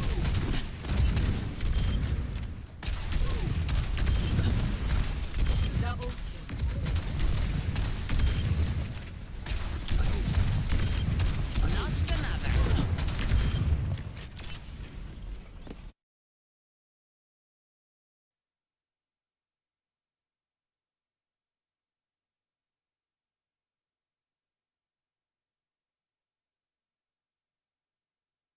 Not cleaning my standby list.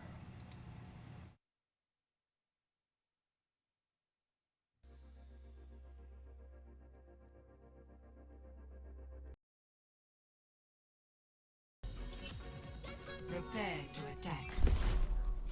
Select your hero.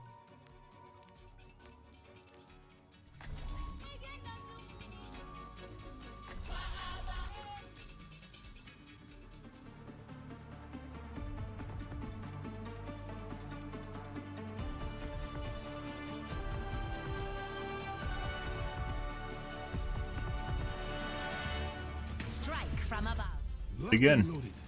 Who's ready to get this done?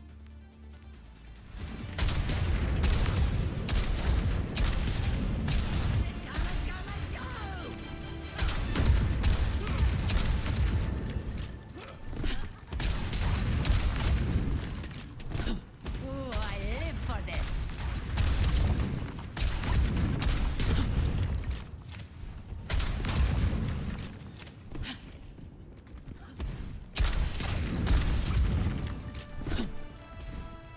Five, four, three, two, one. Attack commencing. Capture objective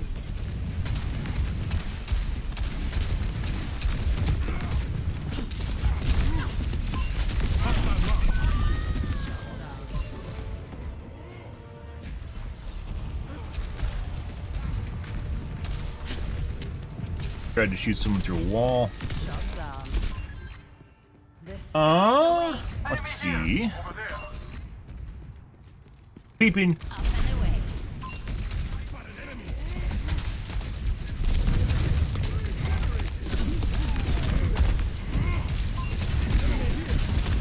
Over here. My movement abilities feel laggy.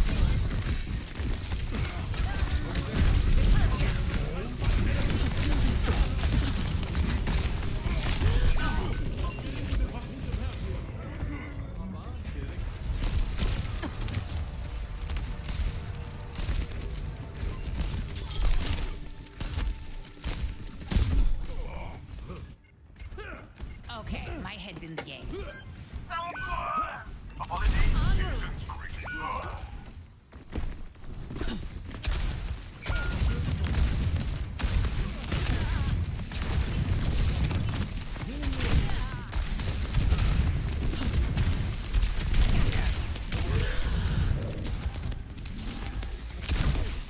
Establishing aerial position.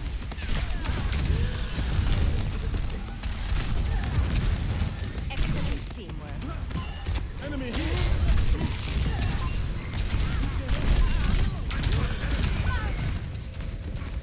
Over there.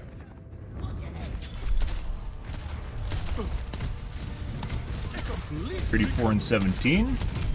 Seems vibrating. Let's show him some air power. Aerial positioning underway. I'm the cream of the crop.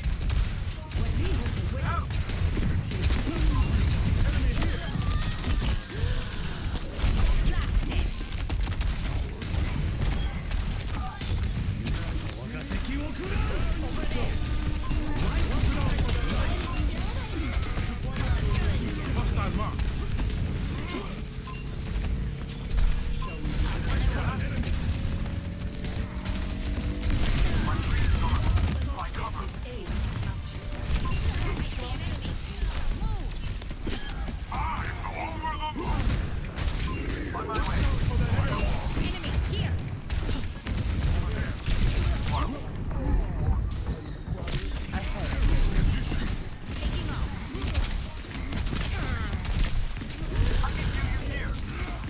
Taking off.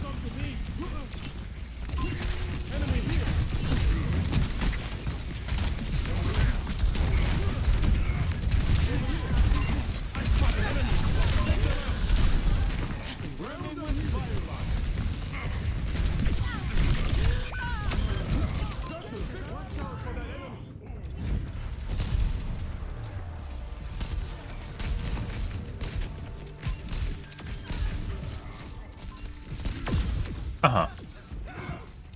Enemy. I'm on The fire. skies await. ultimate is charging.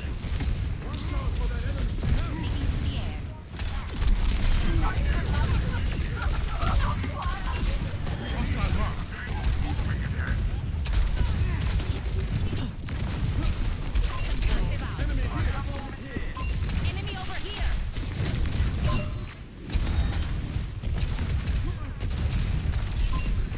Watch out for that enemy.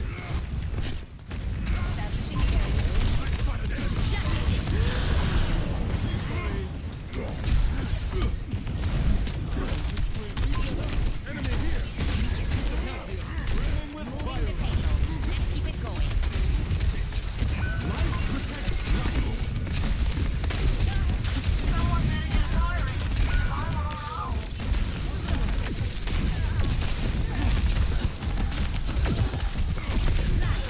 I don't think so.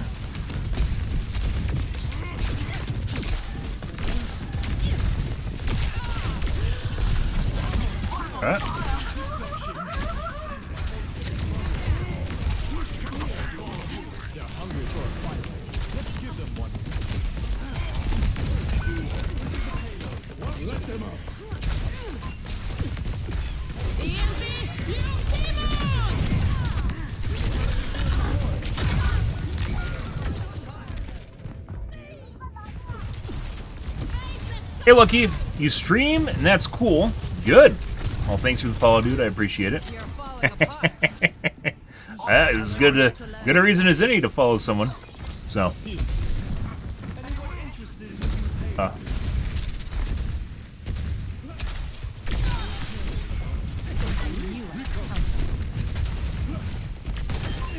Hostile mark.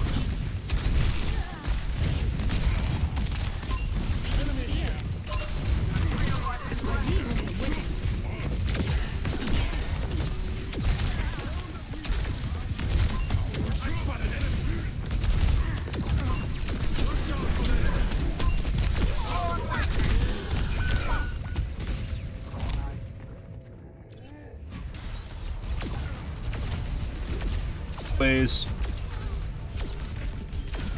Double flicks. Ooh, I'm gonna shove them in a locker. En route.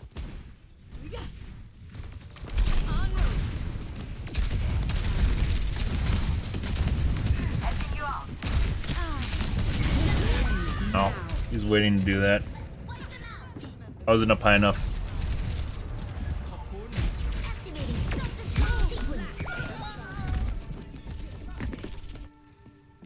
I don't want to talk about it. The tree of life is ready. Up and away.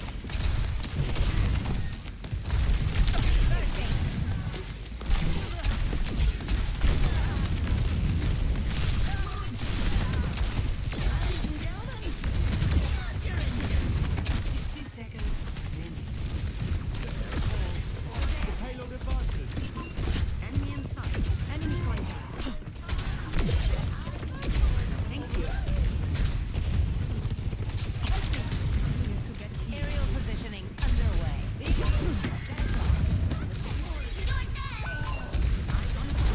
What the fuck is going on here? I know she's just gonna slide away when you pushed her. I don't know why she didn't slide away already, or no one pushed her.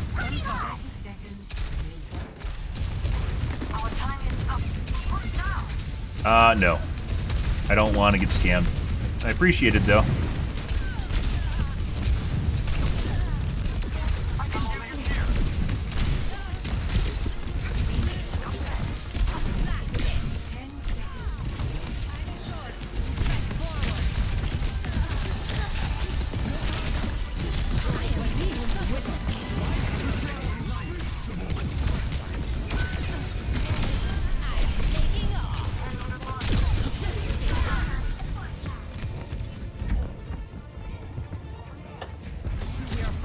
Yeah, I bet. I bet you would. Yeah, no. I like to keep my money. That's okay.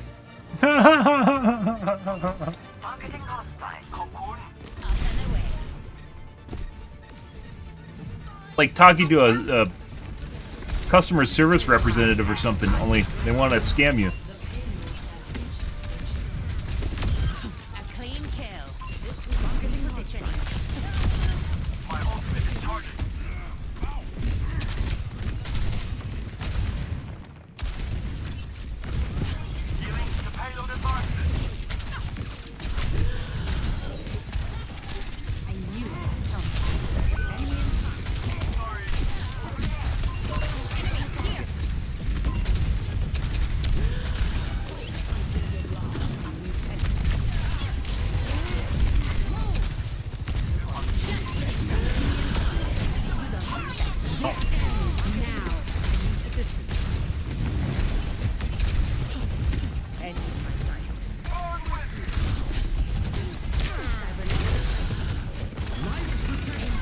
You like an overshield.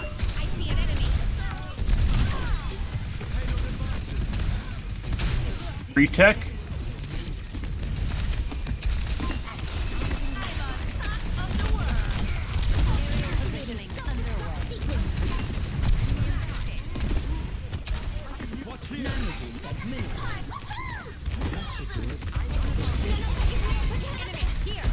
Bye.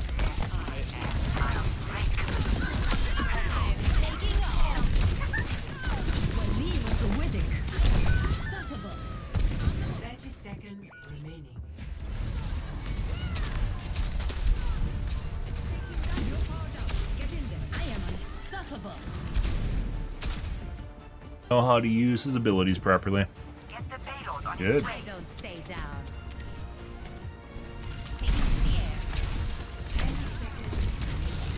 Top Winston.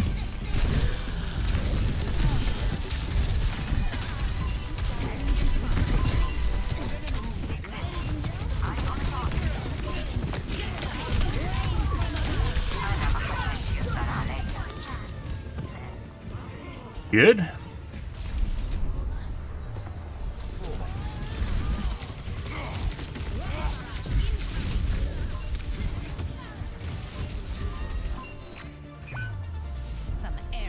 Okay, so pretty sure the Lari's cheating, which is the toxic guy. We'll take a look at both the DPS, or both the healers, and we're gonna take a look at the Sojourn. Alright.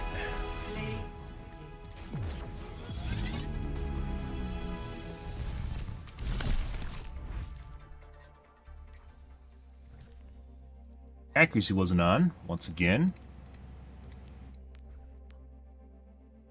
Fuck is this shit?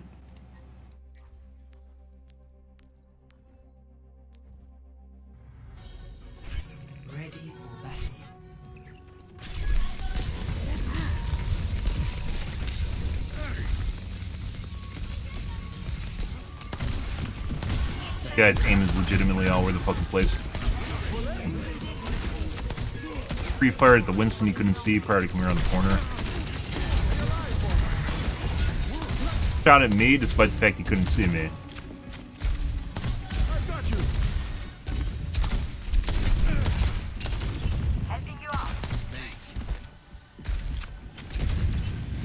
Aiming guys through walls.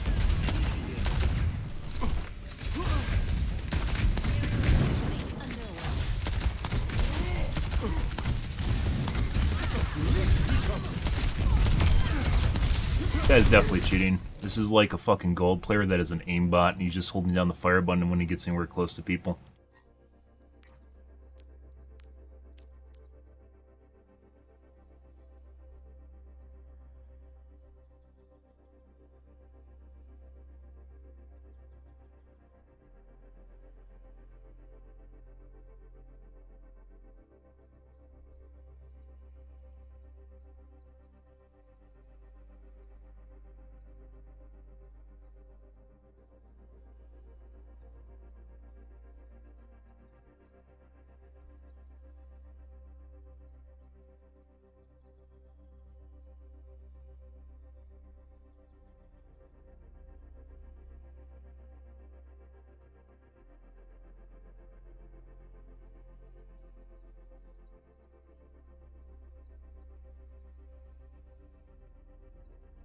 Okay, let's take a look at Anna.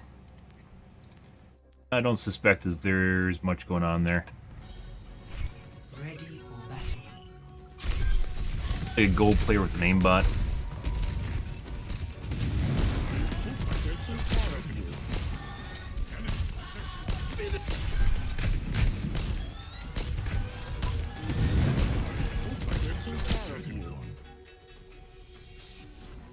Taking care of you.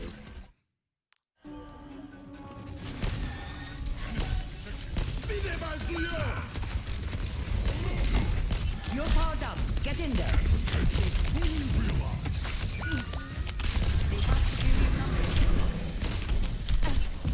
Died. Let the dragon consume you.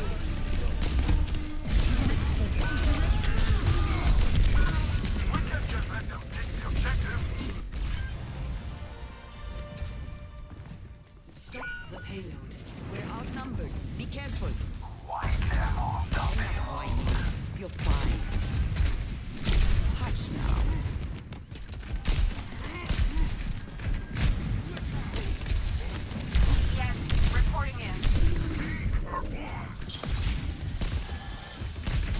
Very jittery for a bit there.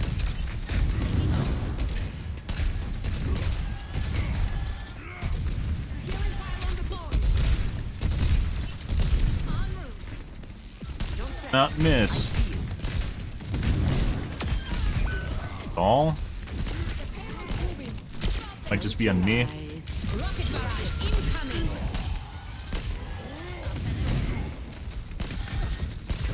Positioning. Soldier en route.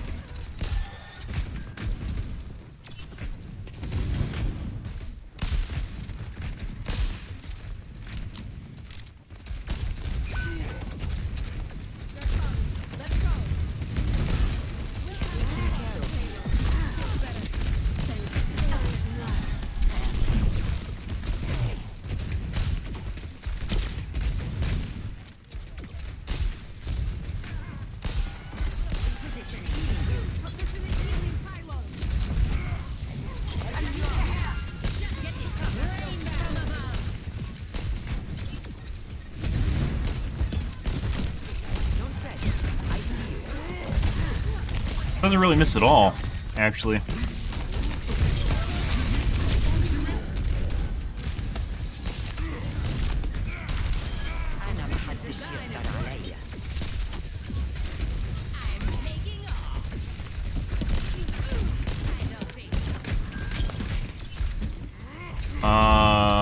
So aimbots are weird, guys, where if certain parts of models are obfuscated, like they can't aim them, but clearly if this guy's really, really highly skilled at aiming, he can shoot at the top of the Junkrat, right? But like center area is kind of obfuscated. It might be based on torso. Can't shoot shit right now when the Junkrat's right there.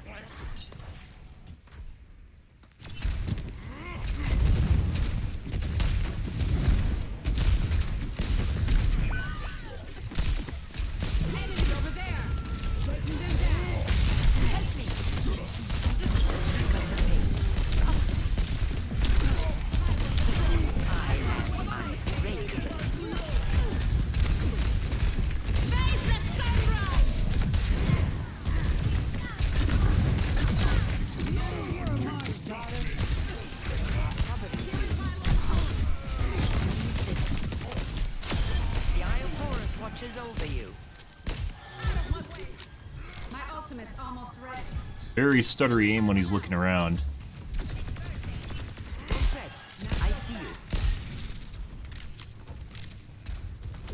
Not always, apparently. D-height.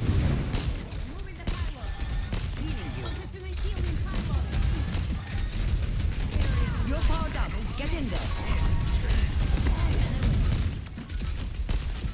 Healing fortified. Remember me? Don't make it easy for me, young man. Cut the pain. Remember me, remember me, remember me. Remember me? Enough whining. You're fine. You have remember my thanks.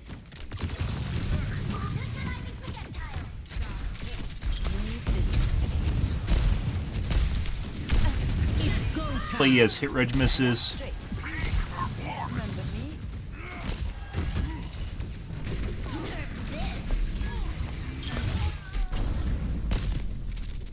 Remember me? Thanks. Aerial positioning underway. Remember me? Coming through. Stay near my pylons. Repositioning. Thank you. Clear out. Fire in the hole. 60 seconds. I'm nearly fighting. The payload's moving. Stop them. Breaking them down.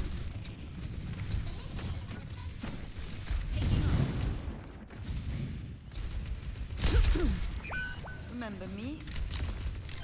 Efficient design at work. Taking damage.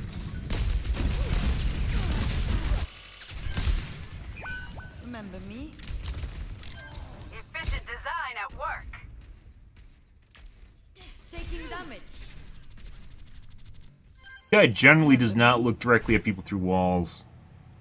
Does he even have a prompt on this guy? Not the Sojourn. He's looking at the Diva right now. Sojourn's right there. The doorway's right there. You can kind of see a defense matrix. Once again, he's tracking the Diva through the wall. He's not actually looking at the doorway. Pretty straightforward. So that's 806.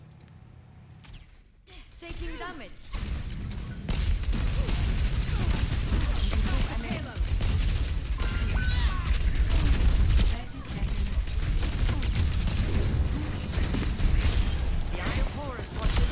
Double flicks.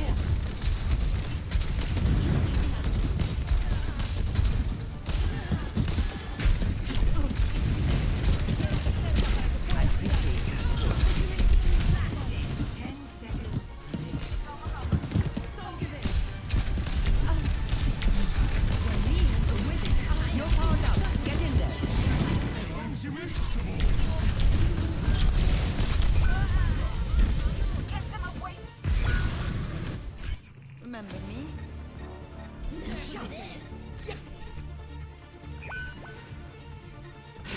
Aerial positioning underway. We're outnumbered. Take caution.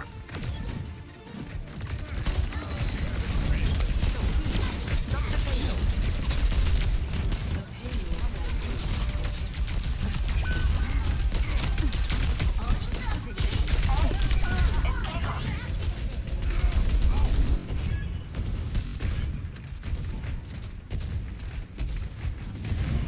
There they are.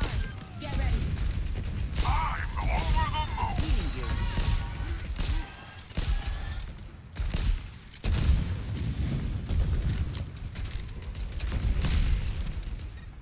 They're moving the payload. Shut it down. Overshoots. Oftentimes overshoots, but it self-corrects itself.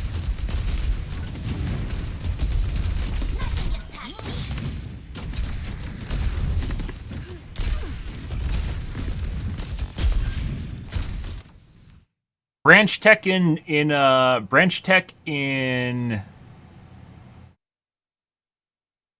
real life example. Application of branch tech right here is, as we talked about before, guys, aimbots will oftentimes detach when you go behind something, and they'll often see branches, lamps, lampposts, signs. Well, signs are usually too thin, but it'll actually detach the aimbot, and as such, they won't even shoot at you. Like, they'll miss because it detaches the aimbot as you go behind something.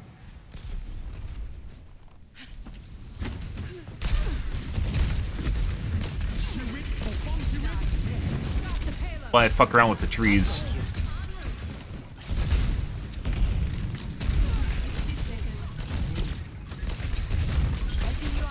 Not many maps you can do that on, though. Depends on the aimbot, depends on the assets on the map. Sometimes lamps are enough, sometimes you need something thicker. You need something thick to do it. Tree branches on this map look pretty good, though. You're powered up. Get in there. I am. 30 seconds.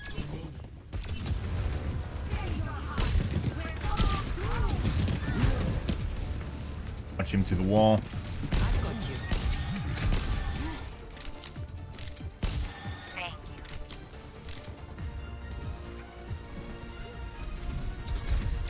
They say that was 807.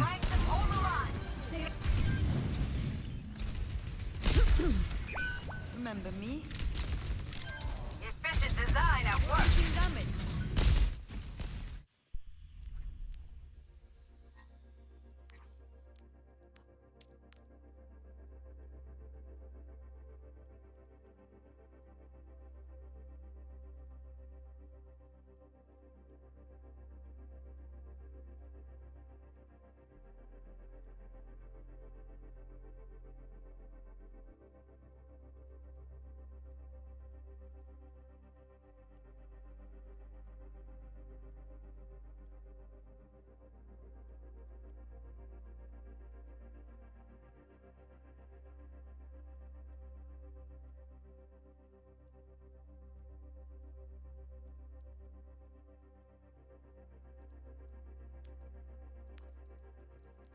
And finally, Sojourn. one you have to look at more. It's not like the guy prior to that. The guy also had very shaky aim. Wasn't as bad as the first guy, though. The first guy literally looked like he was a gold player. That if he got anywhere near someone, it just like snapped you and just stick. Yeah. Yeah, though. We're in this together. Specifically Sojourn.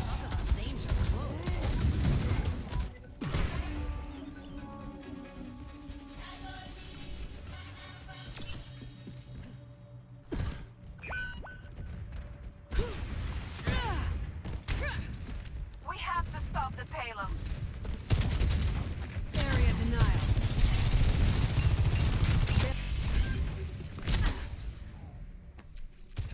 Dispersing.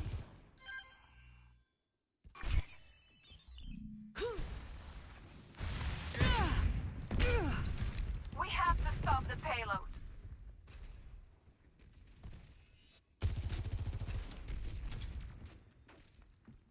Area denial. Sails empowered and ready to fire. Underway.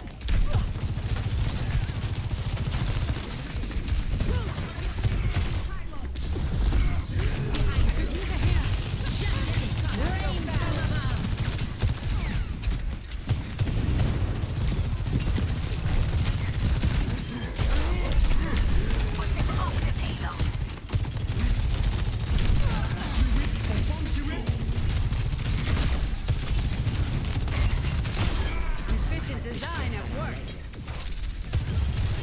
I am taking off.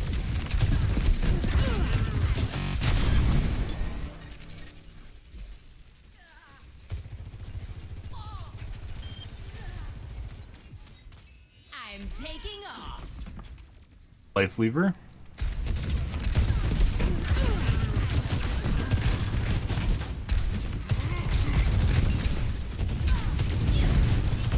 Parallel linear velocity and acceleration.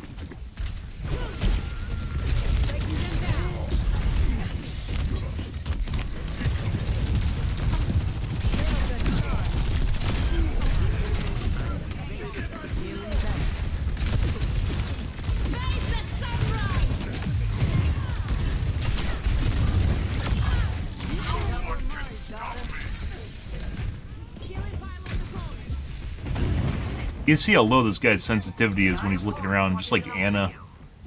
Out of my way. My ultimate's almost ready. You can see swipes. Like I mentioned, when you're watching people on Twitch, for instance, that have hand cams, some people you'll see like playing Sojourn, and they'll like do like micro corrections with their aim, but they won't show up on their hand cam at all. And vice versa, you'll have people that over aim oftentimes with their hand, but it won't show up in their actual aim when they're watching someone.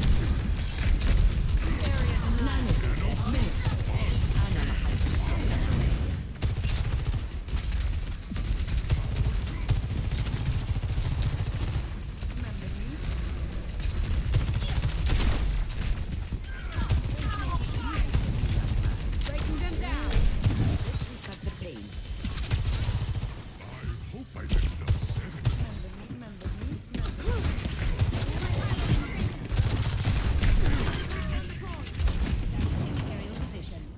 My ultimate is ready.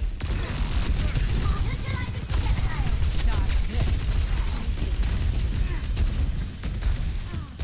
This ends now.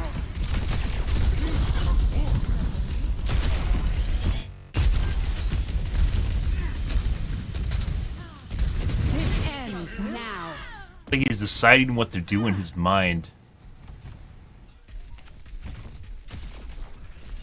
Actually flicked away, causing himself to miss, despite being on. There's Junkrat. We're looking at people through walls right now. This guy's behind a wall, by the way. This is the angle right here. He's behind the wall.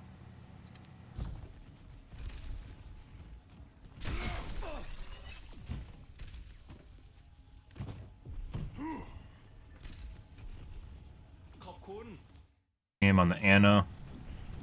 Or is he about to come around the corner?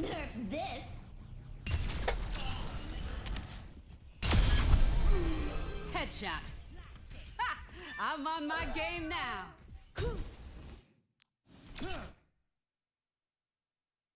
Suppose he's doing right now. Disrupting. Yeah? Thanks. Aerial conditioning underway. Remember me? Coming through.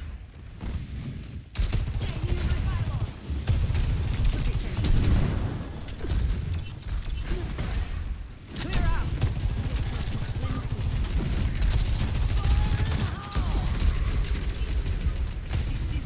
Watching corners again, not actual angles. The payload's moving. Got them.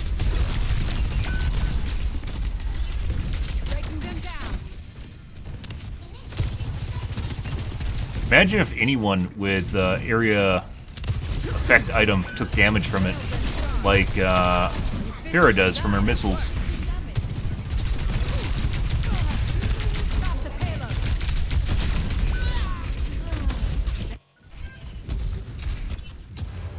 Gonna need a new paint job after this.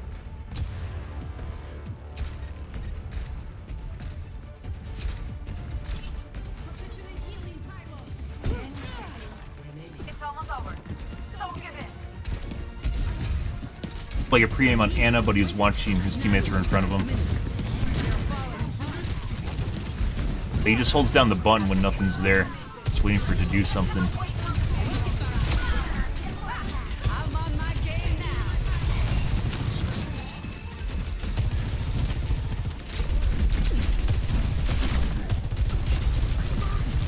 Rails empowered and ready to fire. Dodge this.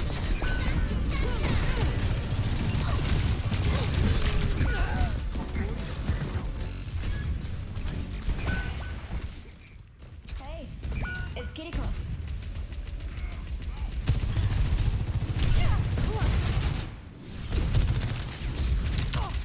Stop the payload. Pre-tech, guys, works great. Not against all aimbots, but against a lot of them does.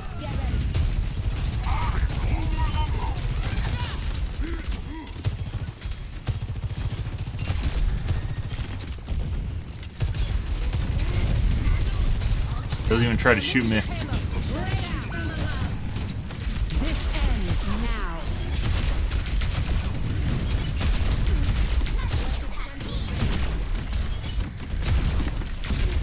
Cybernetics regulating.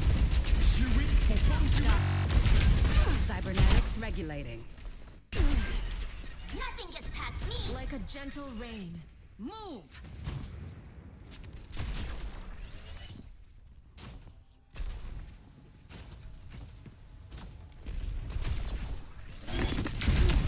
Cybernetics regulating.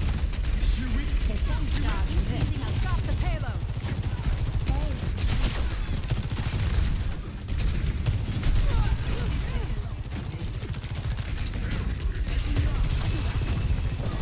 Thanks for the help.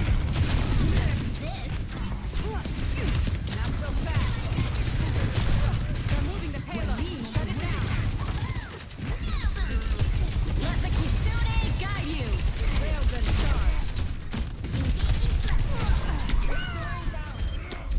Okay. Where'd he ult earlier in the game?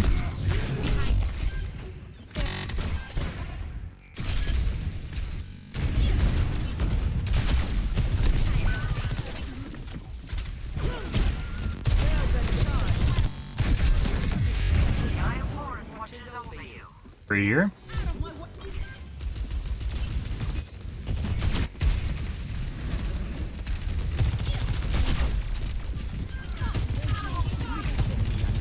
Breaking them down. Cut the pain. Dodge this. It's right here.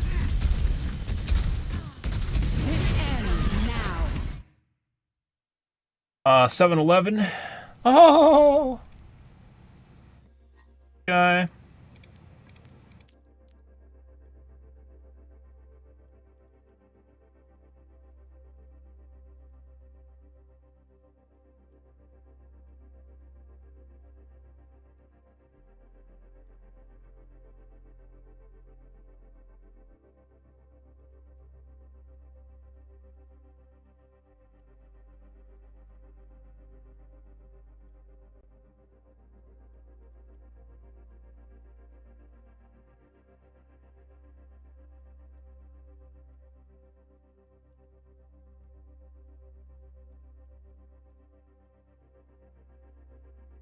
Uh...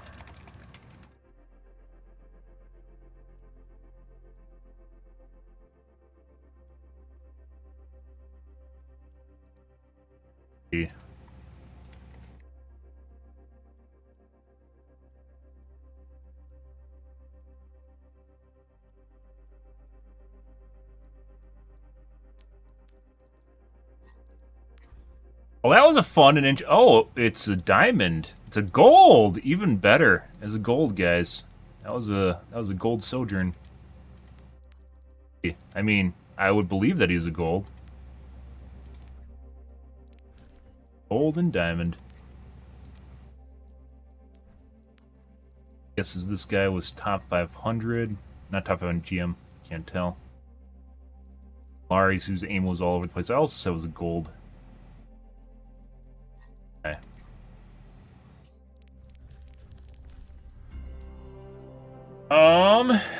Let's see.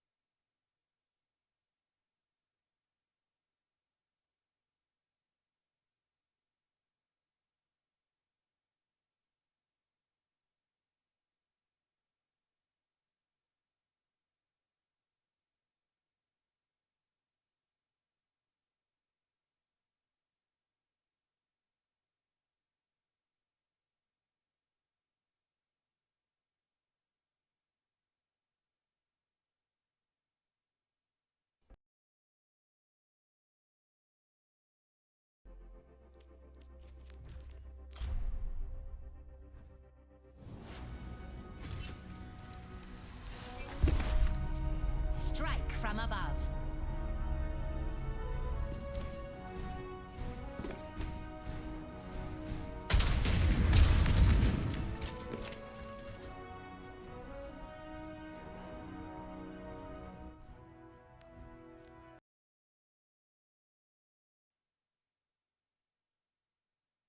Alright. I need to take a piss, guys. I will be right back. 1 second.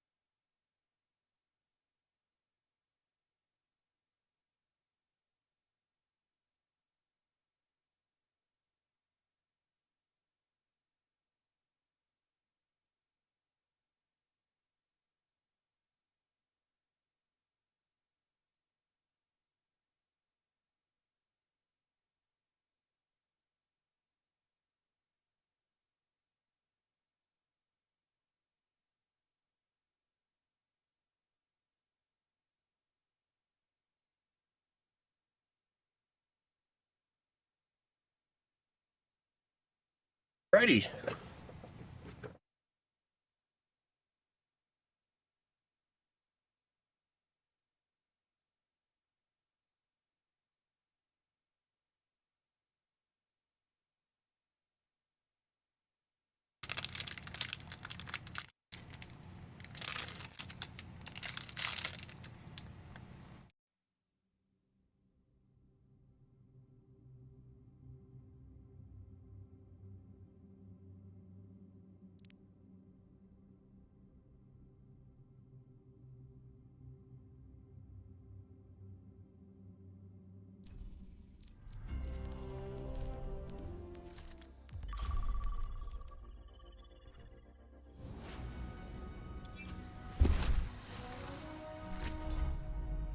Strike from above.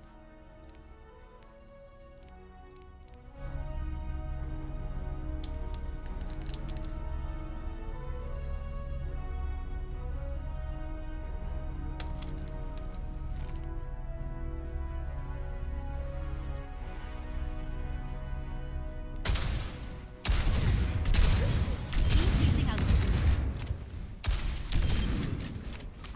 On the move.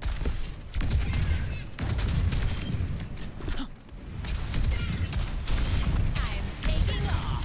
Double.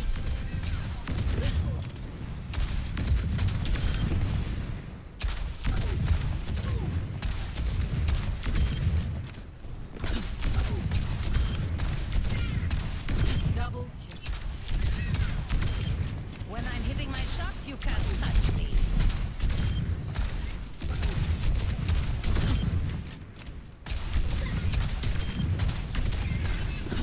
Double kill. Triple kill. Multiple hits confirmed. Taken down. Double kill. Double kill. Triple kill. Double taking off. Dispersing. Boo.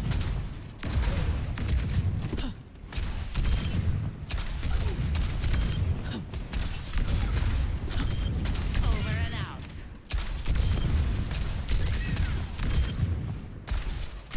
I don't think so. Huh. Taking to the air. Double. Blasting. Splash.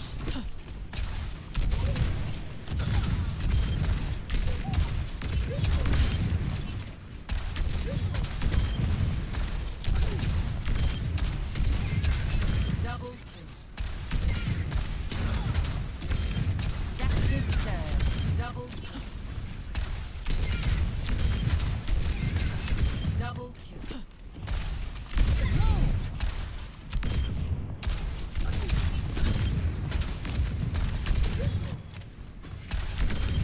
Well deserved. Double. Increasing altitude.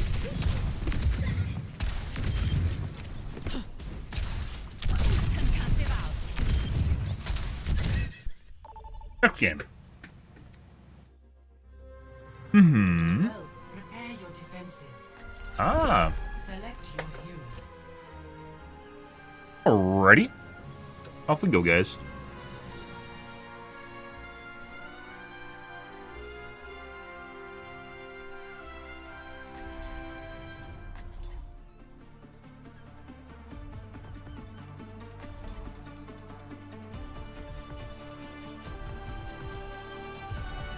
Strike from above. No unnecessary risk. Aerial positioning underway.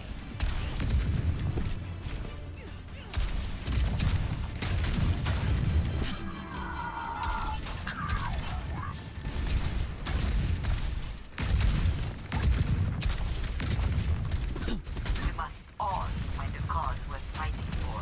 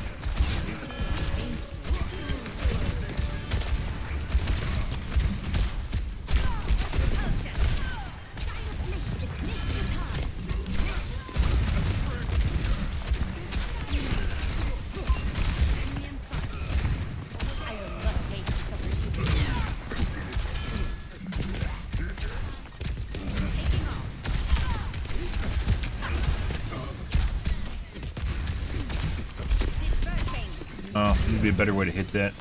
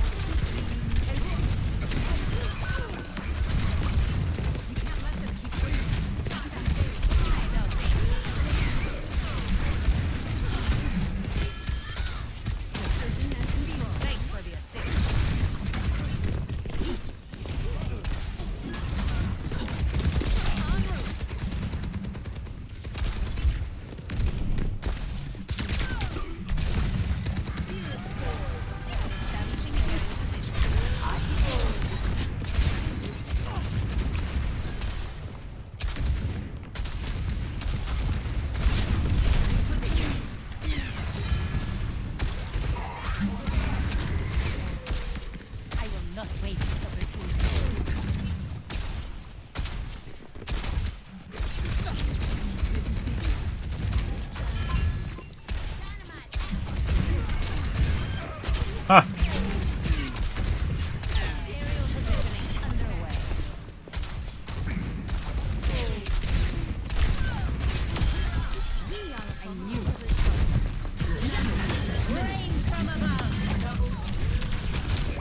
Almost.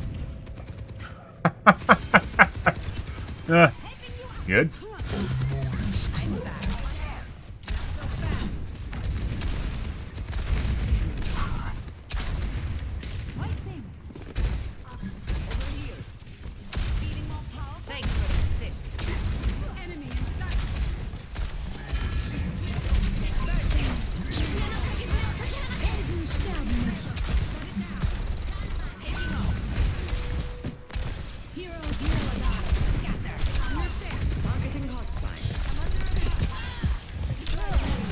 That's not good. Pretty good. Okay. I don't stay down. Join together. Yeah, I followed that hook pretty good. Establishing aerial position. Hello. Hey. Hello. Hey. I was far enough forward.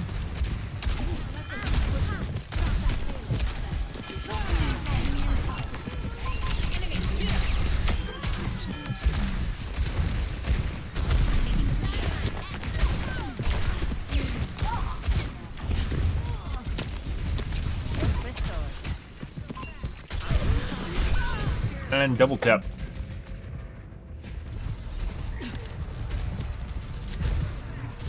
Free aim. The skies await. Enemy in sight. They outnumber us.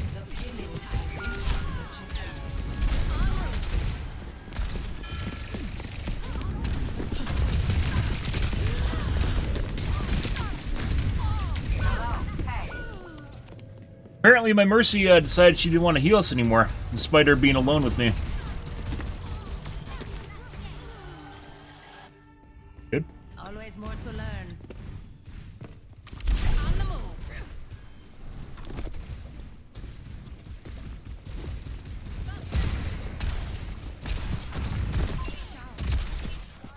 Aerial positioning underway.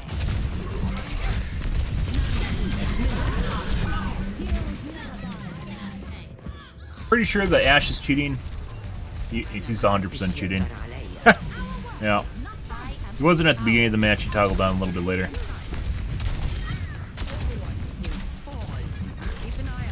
Ego and hubris, guys. Origin story of almost every cheater.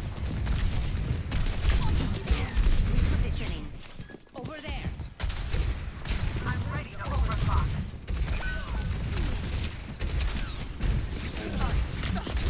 Dispersing. Over there. Hello. Enemy over here.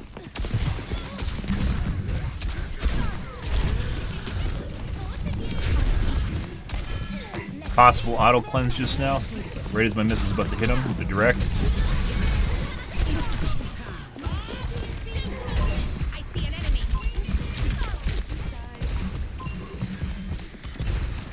I don't think so.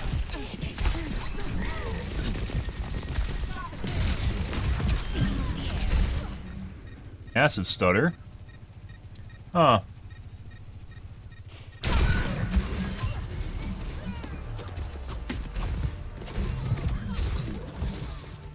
Making another approach. Nano boost administered. Heroes never die.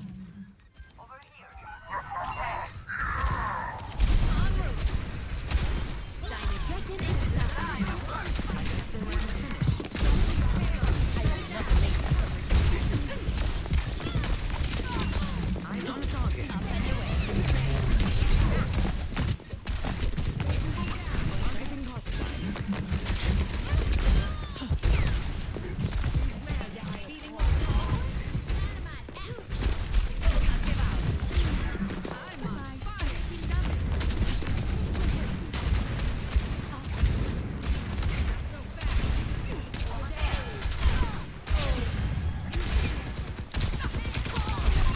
Eyes on a target. Thanks for the assist.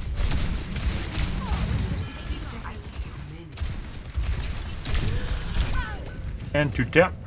Again, pretty much all these are 2-taps. I'm getting a headshot like almost every single interaction with this guy. But then we duck back to heal.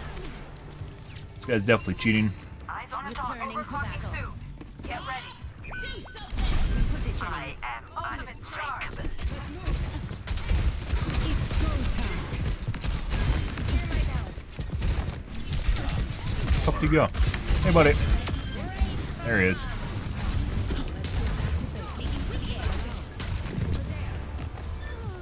Precision and control.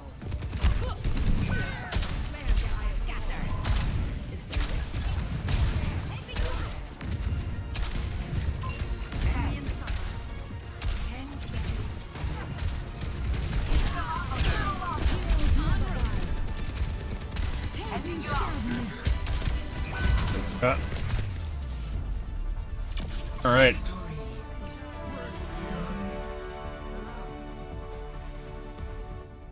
Support this guy, which is you.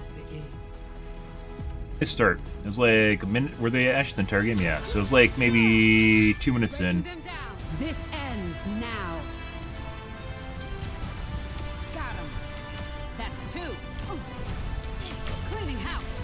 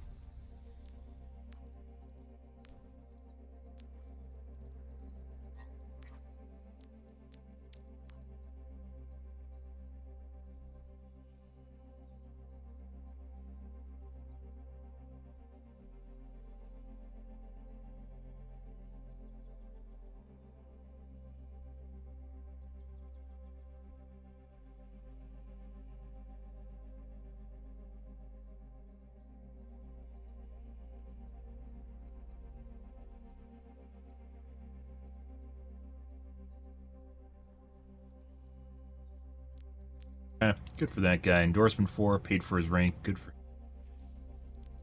Ah, former gold. I wonder when he bought his gaming chair. Actually, I don't think he ever. Maybe. Competitive. Wonder why he started cheating. Diamond too. It's crazy. That guy at the beginning of the match was not the guy that we played against after about 2 minutes in. That just kept 2-tapping me. Good. Alrighty. Fun, fun, fun.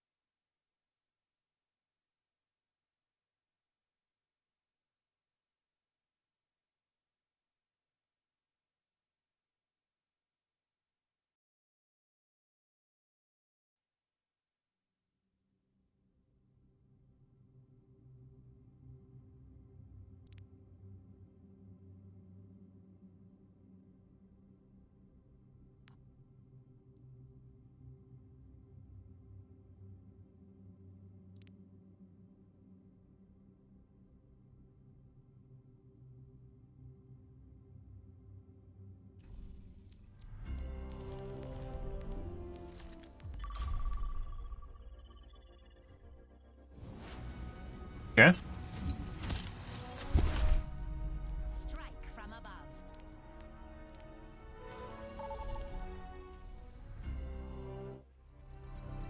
That's good. Select your hero.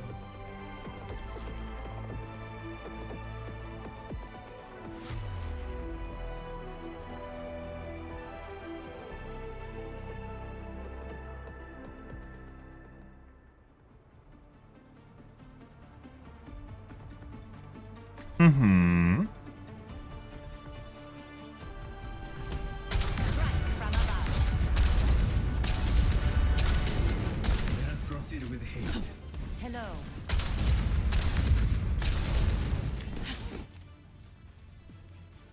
So you're going with golf? Joining Overwatch? Isn't that what you want? What I want never should have mattered to begin with.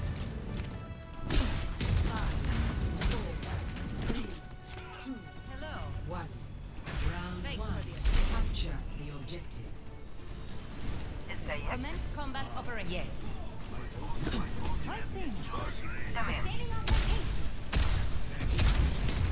Enemy here.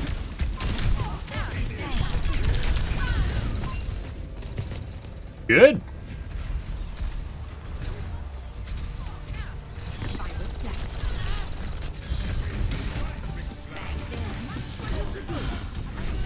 Positioning underway. I am the power.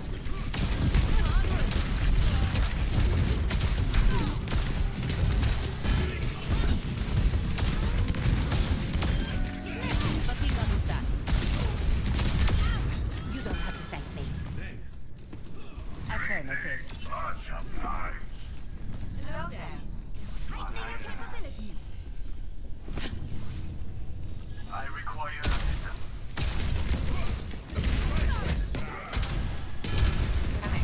Increasing altitude.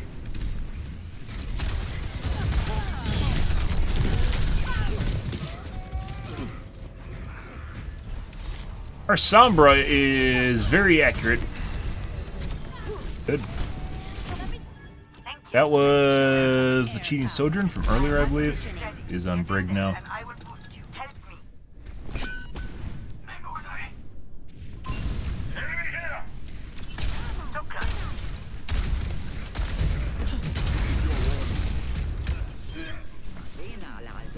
not waste this opportunity.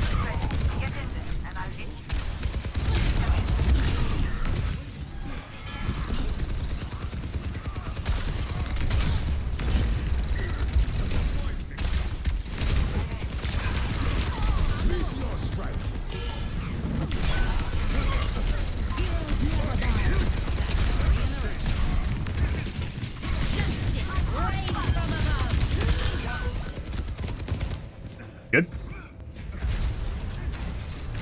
Good.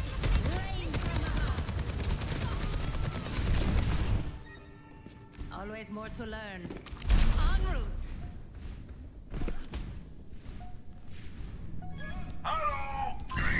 Positioning underway. This will cut the pace. Repositioning. Hello. Hello.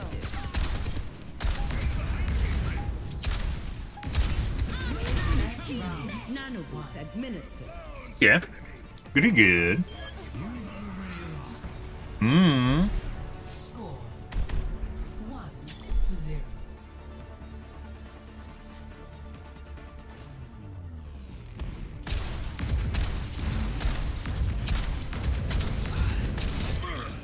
Need a good fight to warm me up. Me too.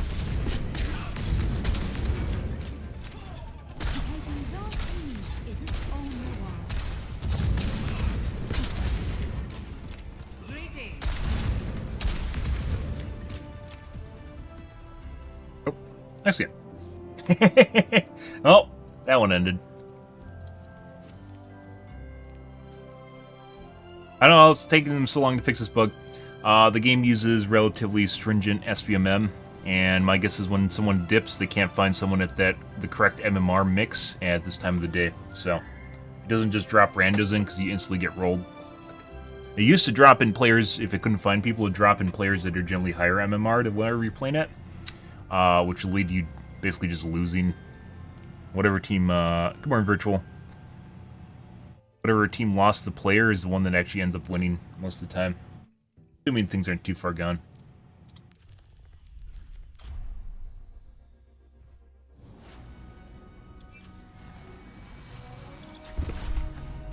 Strike from above.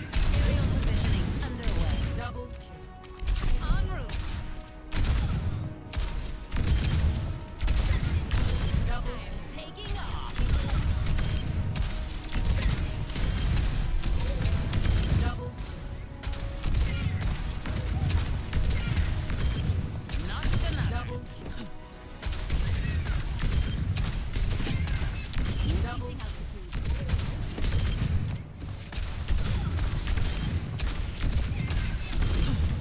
Good. Now we wait. Yeah, well, that's what I mean. They changed it. They made it more strict. It used to be where I'd find players that are higher MMR if I couldn't find anyone. And the person with the fill would usually just win. Then they changed it recently, probably in the last month, I would say, December. Doesn't do that anymore. And you just sit there at forever window. Depends on the time of day you're playing at, too. Obviously, it's 4 a.m., 8 a.m. Central Time, so right now is when normies start waking up. Nice game. Now, prepare to attack. Select your hero. You're on their team. We'll see if he's cheating today.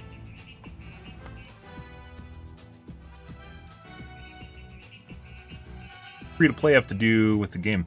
They're finding players. I wouldn't have anything to do with it. I mean, you could just blame it for being free to play. If that's what you're doing.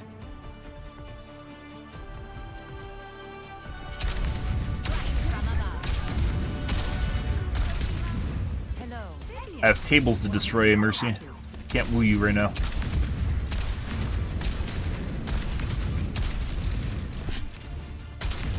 All the tables done. Hello. Thanks for the assist. They have this coming, so let's give it to them. Ho ho ho ho ho ho ho ho ho. Wooing the Mercy, guys. Oh ho ho ho ho ho. Dancing with the Mercy. Oh ho ho ho. Increases the chance that she'll heal about me by 500%. Also, we're missing a player. How the fuck are we missing a DPS?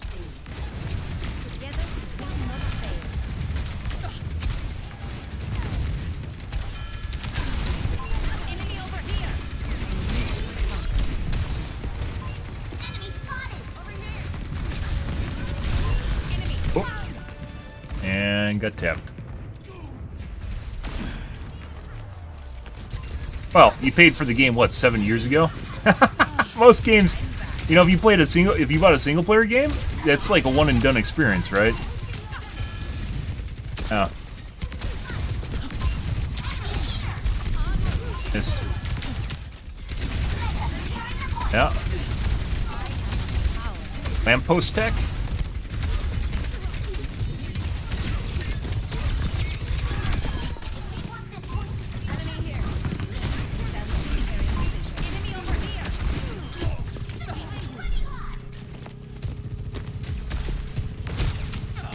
By the way, the reason they switched from loot boxes was 100% because people were complaining about them preying on kids for loot, for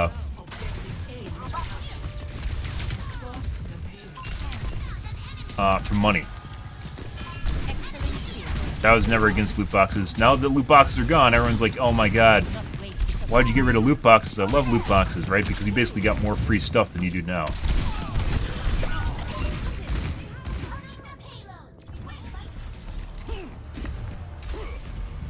Ah, good.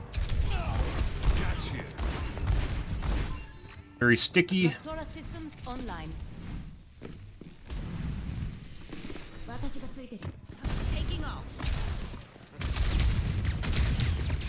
Everyone wants their free shit, guys. It's the same. It's the story old as time itself.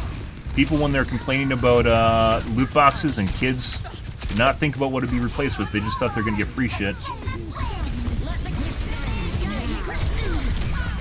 God. That's got double railed. Of course, loot boxes are better now, but that's also if you don't care about the kids. So. Returning to battle. I don't fucking care. Other people's kids are not my responsibility. So. No. Right on my face. Fredge misses. And a sight.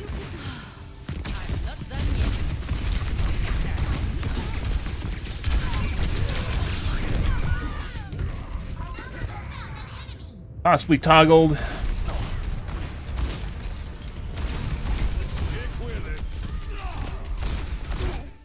Good. Okay, my head's in the game.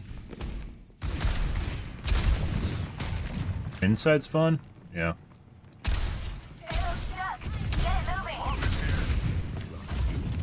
I will not waste this opportunity.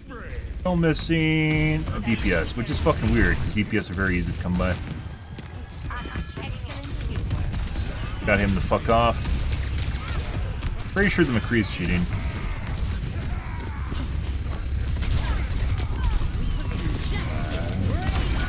Dead. You should have fired earlier.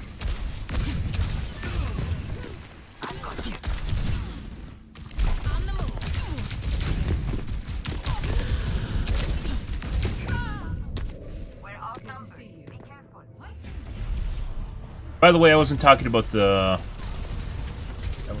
But I wasn't talking about the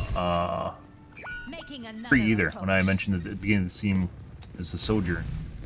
Beginning of the match, whether or not he's cheating or not. Sojourn, which actually looks also looks very much like what's going on.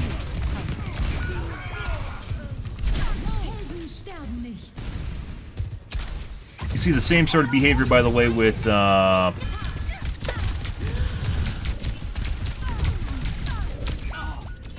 same sort of behavior with people cheating as you do with aim assist players playing on COD. Which is they'll just line of sight or just hold the fire button on the corner and wait for you to walk in front of it to lock on. The reason 80 strafing still works is because there isn't hard locking. If there's hard locking, it's basically you know, rage cheating. So. I am empowered.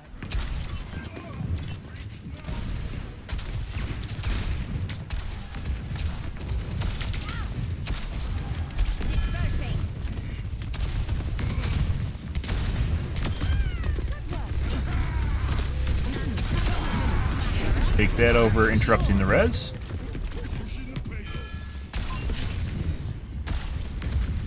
Hi.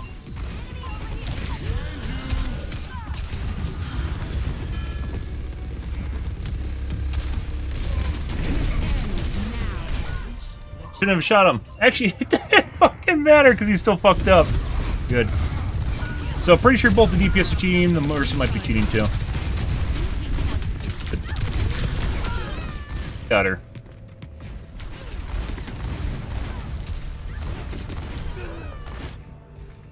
Let's show him some air power.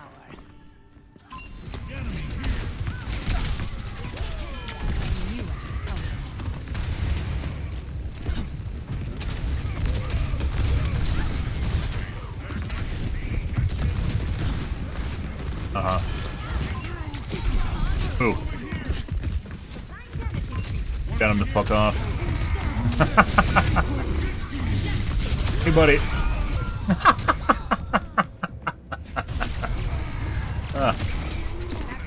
Yeah. Pre-aim through the cart, too. Pretty sure both of them cheating. I don't stay down. McCree might have a set percent miss. He's now less accurate. He's not two-tapping. He just like, he misses a bunch of shots and then he two-taps you. And he misses a bunch of shots again. Which isn't uncommon. 2 or 3 tap. Stick with it. Good. Play build banked accuracy.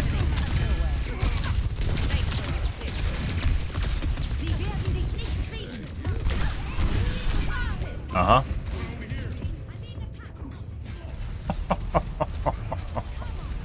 Oh, buddy.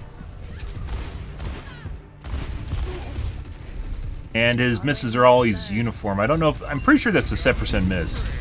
They're always uniform, though. I.e. the same amount of distribution around your character with each miss is the same. It's in a square around you, too.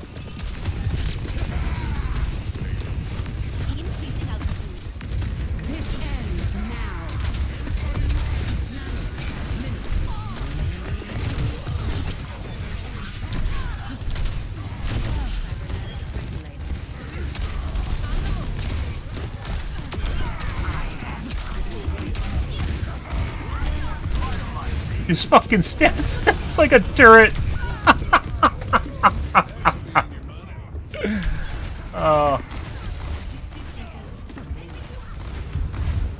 Like I said, it's always uniform. It's the same distance. It's like 20 pixels off to the side in whatever direction around your outline of your character. If you imagine the outline being around the character, the misses are always uniformly aligned around the outline of the character. Which is one of the ways people deal with stat-based banning, is they just have a set percent miss. He actually had a chance to kill me there. Sure why he didn't.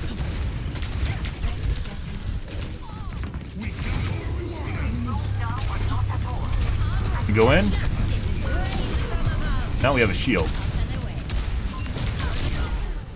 Good. Pretty sure this guy is also cheating. By the way, they could 100% change that. Most people don't know what they're looking for when it comes to aimbots, though, so it's very easy for cheat developers to look over behavior. I don't think I can make it even if I go for it. No. First, going to report the McCree. I'll take a look at Sojourn here, which is... guy. Oh, we got to look at the Mercy, too. Mercies are kind of... So the shitty thing about Mercies is we've 100% seen Mercies with aimbots. The shitty thing about Mercies is Mercies oftentimes will only occasionally pull out their pistol, and as such, you have almost no information to go off of. Like, they almost never use it. We've definitely seen Mercies cheat, though.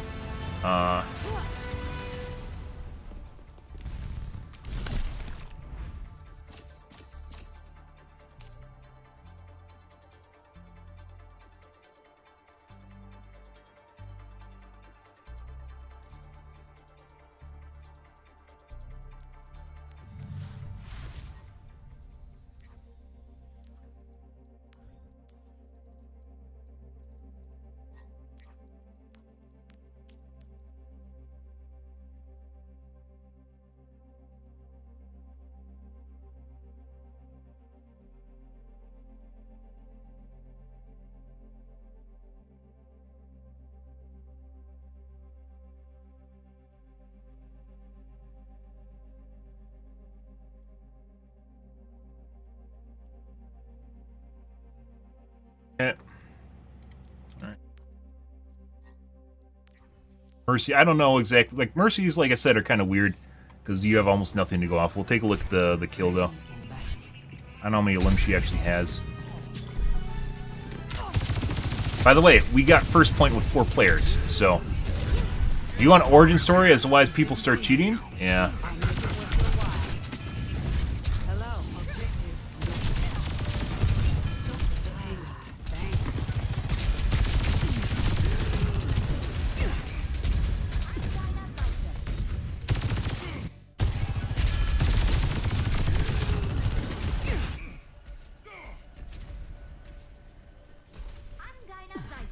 By the way.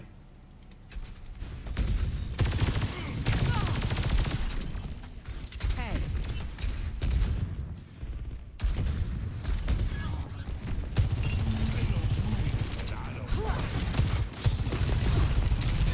Fires at nothing. Parallel linear acceleration velocity. Once again, just firing at nothing. So I mentioned this before. The same sort of behavior you can see with people that play on gamepads on console with aim assist. Is the same sort of behavior you often see with people with cheats, where they just hold down the fire button and wait for someone to walk in front of them, especially if they know someone's there. So you'll see them hold down the button, nothing's in front of them, and then their aim just like snaps to where it's supposed to be. It's weird because most people will almost like simultaneously fire and aim at the same time, especially in a flick. Will fire and aim at the same time, right? But with people that are cheating or using aim assist, usually it's the fire prior to actually, you know, the aim locking onto players to get the most possible, the absolute possible best advantage. Despite the fact that you don't always know exactly when someone's going to appear in front of your crosshair, right? You can if you have a wall hack, though. You'll see streamers do that, by the way. It's different if you're pre-firing around corners, as I do oftentimes with missiles, because missiles are spam. Same thing with Junkrat, right? Missile spam or AoE spam is a little bit different than waiting for a lock with your gun. Also looks like he's looking at people through the wall just now.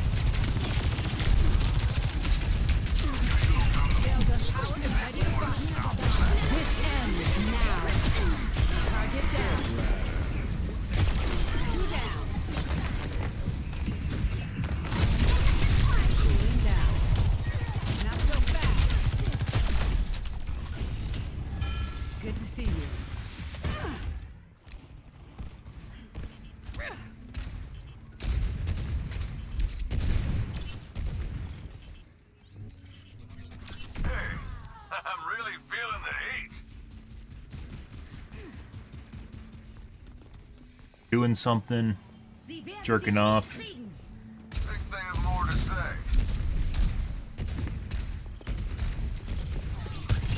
Game on the diva. Where there's smoke, there's fire.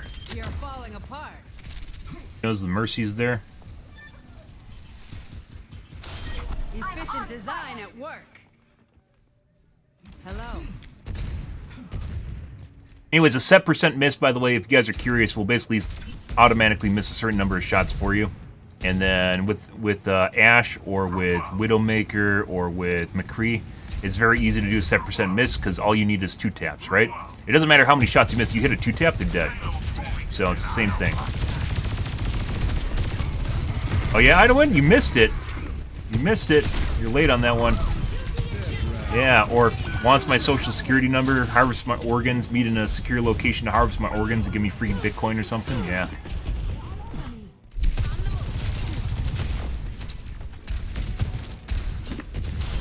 I'm on fire. Good to see you. My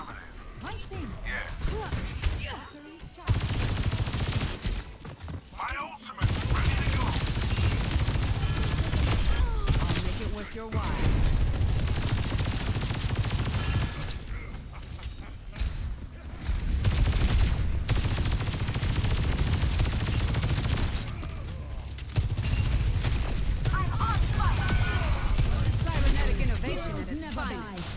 Efficient design at work.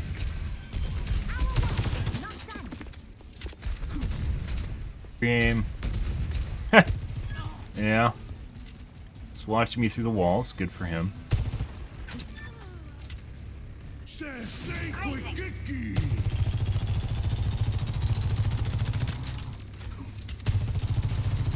Zero effort. Zero effort as far as this guy goes. Just what I was looking for. It's like fucking watching a console player play COD. Hello. Just sitting in a corner waiting for a lock.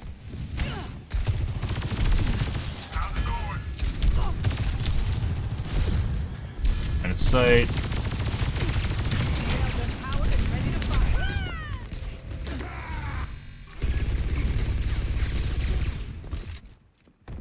No sweat.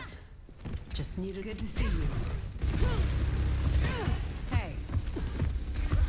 Stop. This ends now. I'll make it worth your while.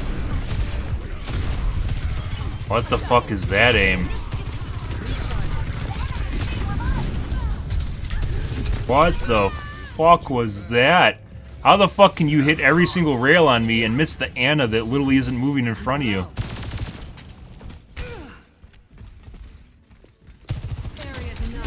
Pre-fire on... See, remember what I mentioned about people pre-firing on people about ready to show up in front of them? As the Ana is about ready to walk around the corner. He can't see the Ana, by the way. There's no indication the Ana's there. Right as she's about to walk around the corner. Area denial. On him. I mean, it is a choke point. Don't get me wrong. It's about timing.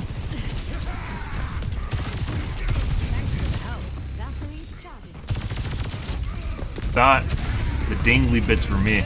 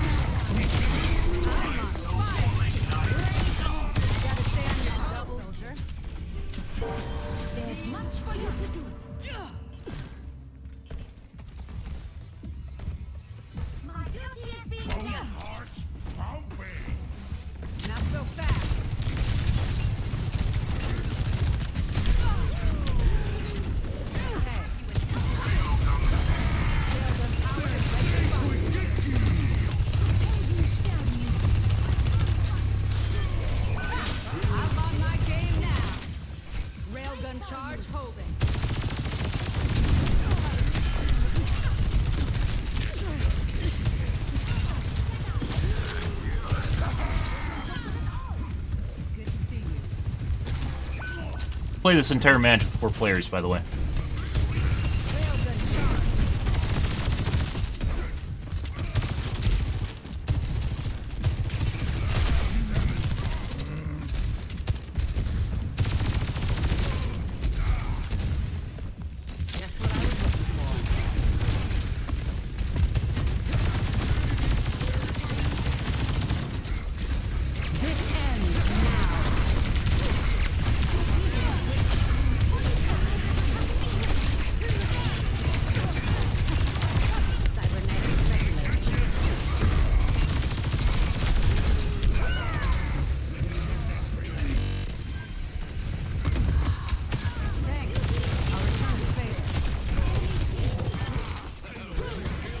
Free aim on the life weaver through the wall.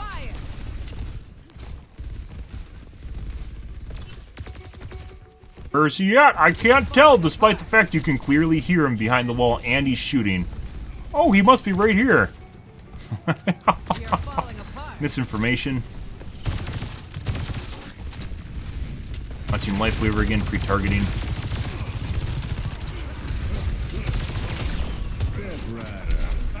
You can see the radius, his lock distance is something like maybe 50 pixels or so. When he's too far away, you'll see the aim go way off to the side.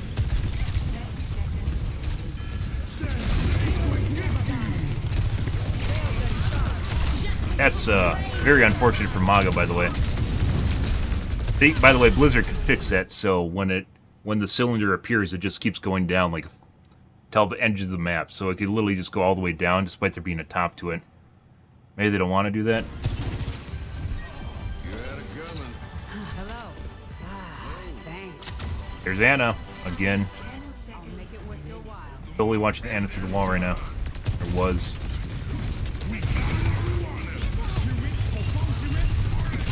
Powered and ready to fire. Let's see. This guy, which we've reported before, by the way, this isn't something new. Report people because we see him.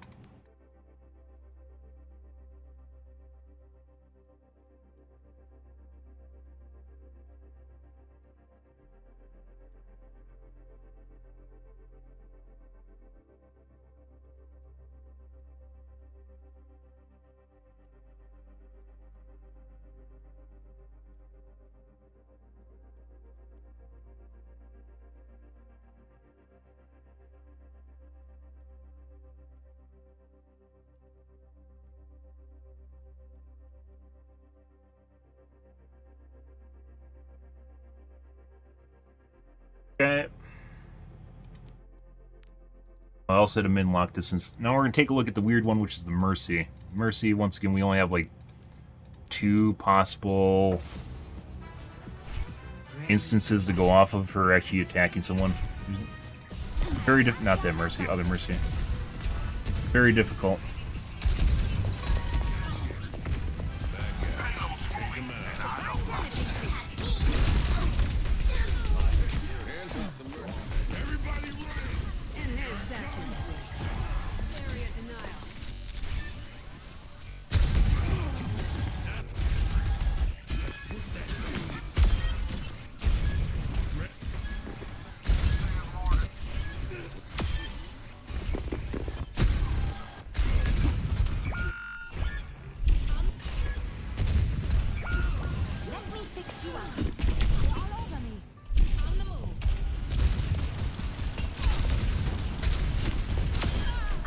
Like I said, when we saw this, when people use aim assist, they just wait for the aim to lock on. It's the same thing, which is what I originally noticed. Obviously, I'm going to come around the corner, and pre-firing is a legitimate strategy. Don't get me wrong.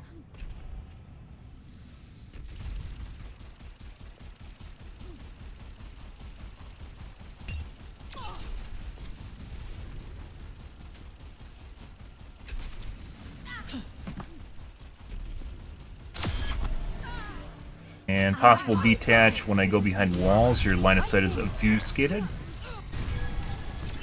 think she has one more in here. I think I'm her only 2 limbs in this match, so.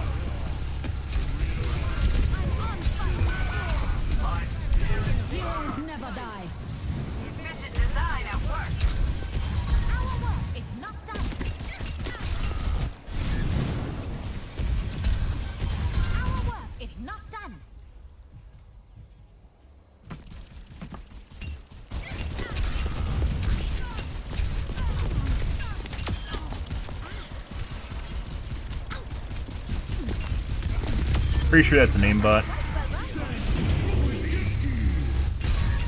So, in case you guys aren't aware, like, oh my god, why is he just hitting every shot when he's in close quarters? Humanization and smoothing in the game will prevent, so AD strafing still works on aimbots. The reason it still works on aimbots is because if you hard lock to someone that's AD strafing or you're always perfectly led in AD strafing, it is extremely, extremely obvious. So what you'll see is people within about 6 or 8 feet in which the aimbot won't be able to basically be able to maintain a lock on them because you're moving so fast left to right that it can't maintain a lock, and they just miss a shitload of shots.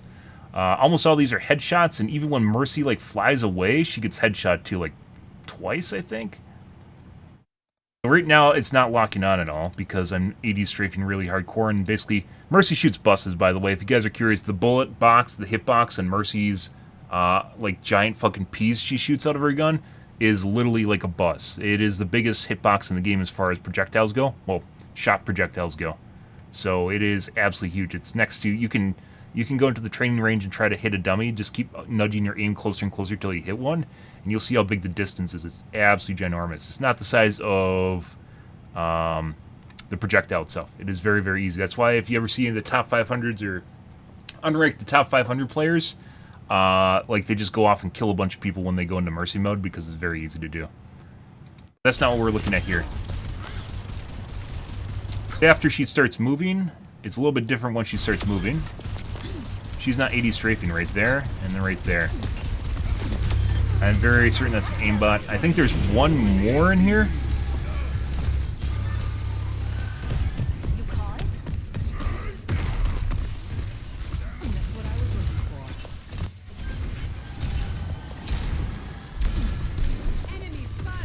By the way, as far as people with pride go, I'd say Mercies are literally the proudest and most egotistical players in the game. And they will literally just flip the table if they die twice and just immediately swap off their character. Especially if they die to another Mercy. Not always, but sometimes. My skills are still needed. Good to see you.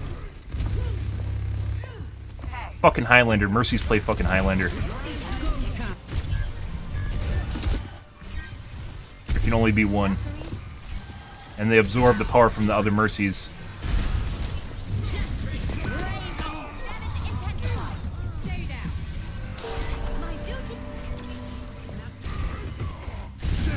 There's one more in here, isn't there? Or maybe that was it.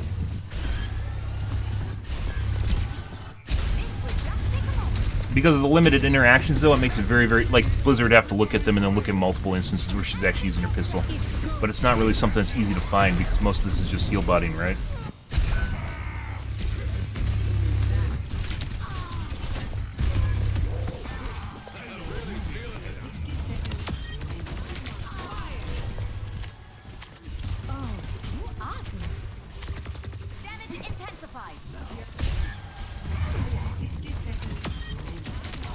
You can see it go all over when it's unlocked. I'm pretty sure this is cheating.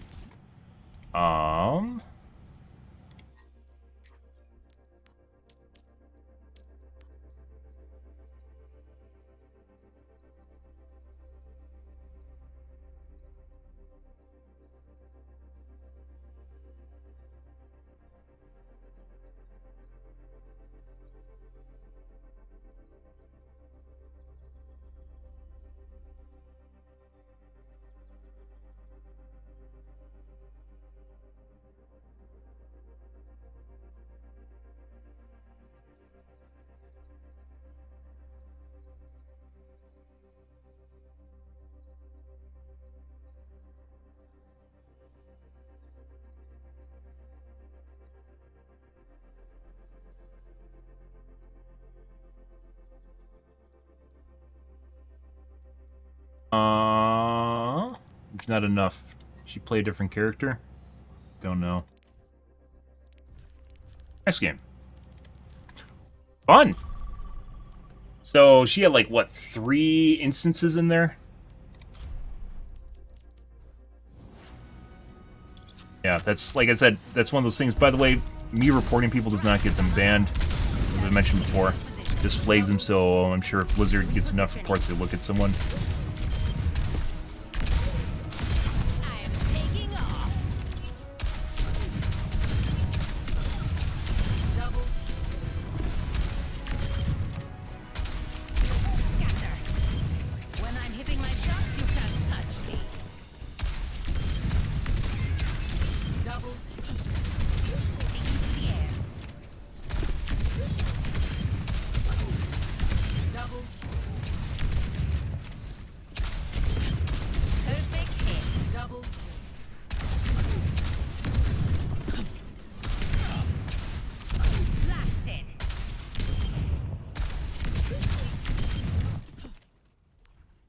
So you have to look at more replays, which I don't have access to.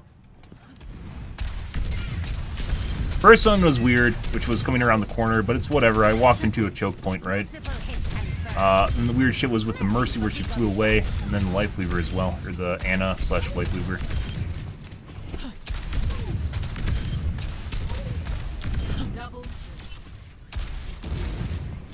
People cheat at everything, guys. They cheat at Wordle, they cheat at fucking Fall Guys, they'll cheat at literally anything if you give them a chance to.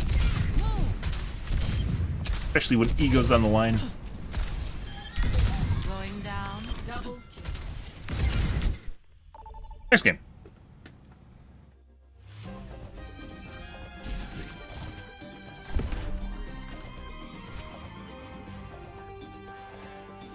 Not the first time we've seen that, by the way. We've seen other Mercies with aimbots. We've seen one with a really, really shit aimbot, which adjusts, you'll get Zens like it. It's basically the same thing as Zen. It'll adjust on every single shot to perfect leads, and it's really, really sus looking.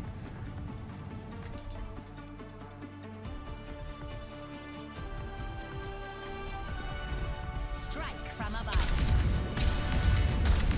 A pleasure. I craft my own arrows. Each one a meditation. Hello. Forget regulation. After this mission, I'm throwing a party.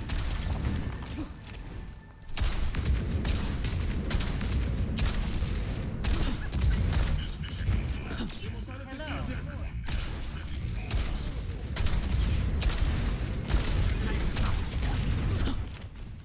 Affirmative. Pretty good. 3, 2, 1. Attack commence. Increasing altitude.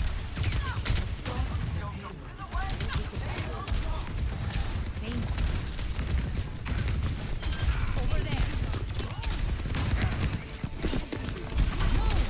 Oh.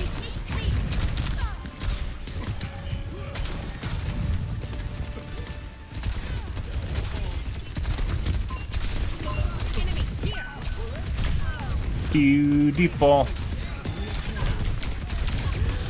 So to know. Maybe it's not in too deep as much as it's taking too much aggro. Ball's like a weird character where you're all about like not taking aggro.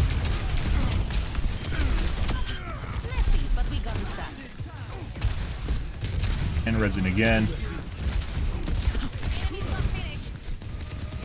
Bench kill.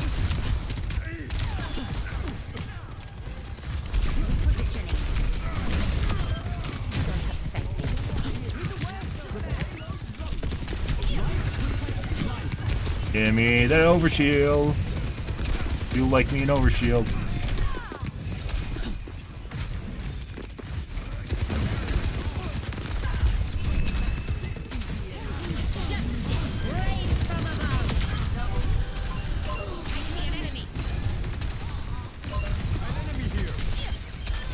Oh. Oh. Oh, that would have been a silly res if she got it off.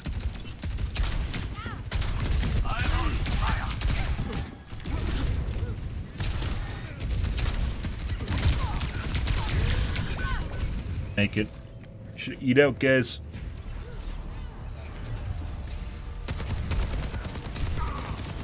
Don't worry, by the way, Mercies are definitely not OP as shit.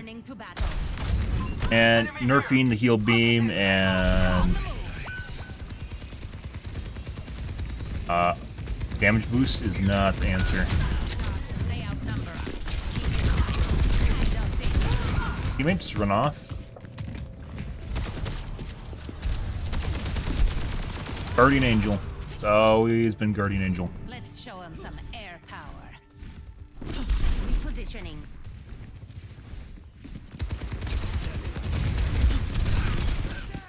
Enemy over here. Concussive arms.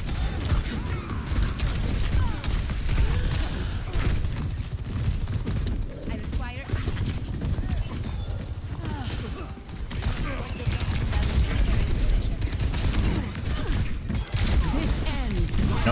No, please.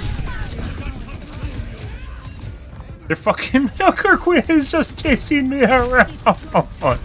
while this is all going on. All systems nominal. Repositioning.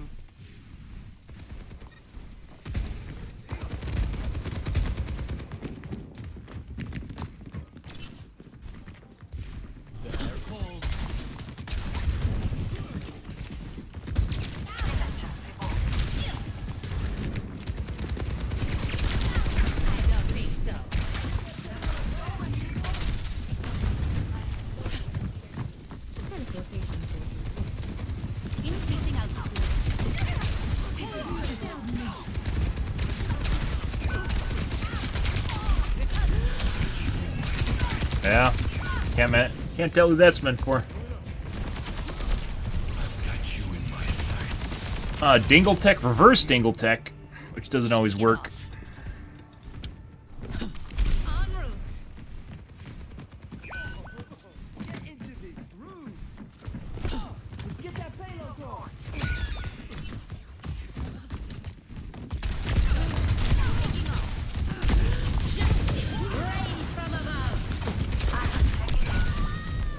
Right on me around the corner.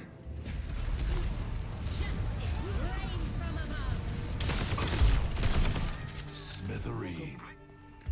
Returning Good. to battle. Repositioning. Minefield deployed.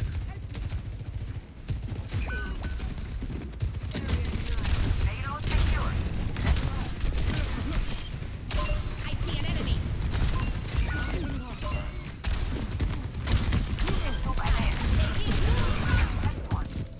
Your soldier is very accurate.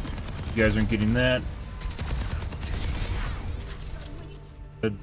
Always more to learn. Payload mobilizing. On the move.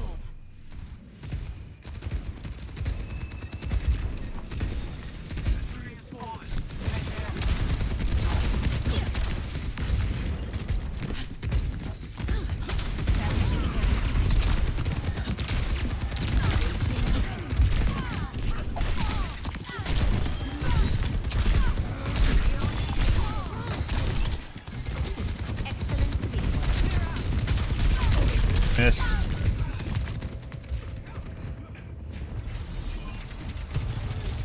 We're up.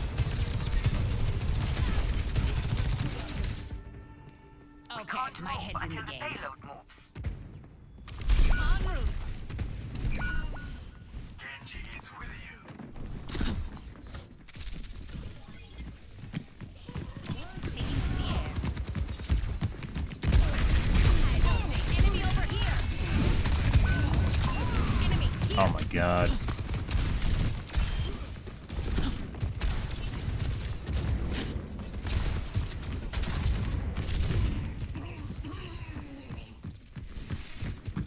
Thank you.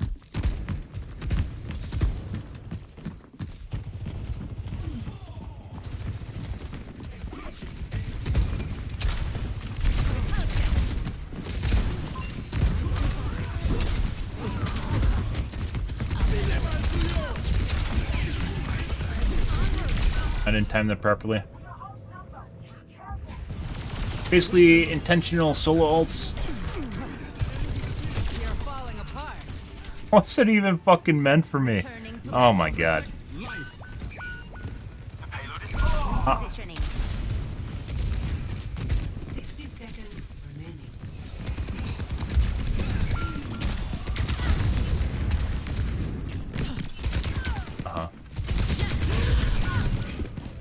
Couldn't help himself. Pretty sure the soldier's cheating. That's not already evident. Apparently has a bone to pick me pre-aim through the wall.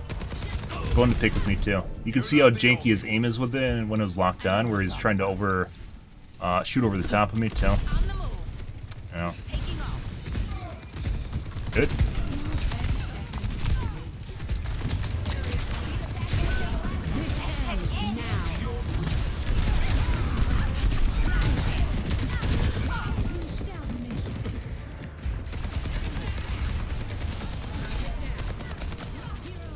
Enemy in my sight. Okay. Always more to learn. Next game.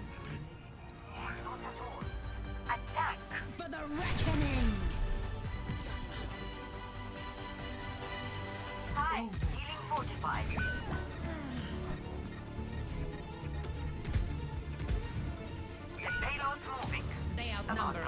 Like, there's no way we're winning this. I don't know what these guys are thinking. We're gonna take a look at the Sojourn too. Soldier's 100% cheating though, which is this guy.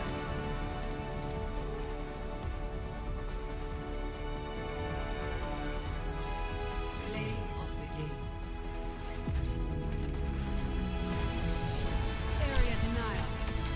This ends now. Target down. Double. Recharge.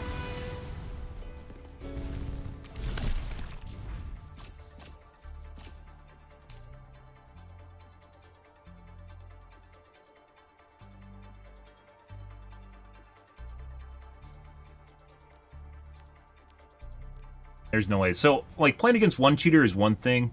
You can usually win. Well, you can, you know, assuming they're a bad player, you can win against a single cheater. 2 cheaters, you basically need someone on your team that's cheating. 3 cheaters, it's next to impossible. Is this guy?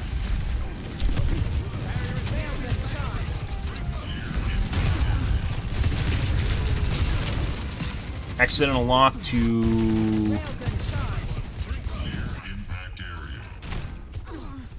That's an accidental lock to hamster. Trying to kill me. Started snapping to what looks like the Baptiste. Who's this for? Life Lever? No, it's Lucio. There. You can see it's basically just bouncing back and forth between me and the Lucio, who's still trying to kill me.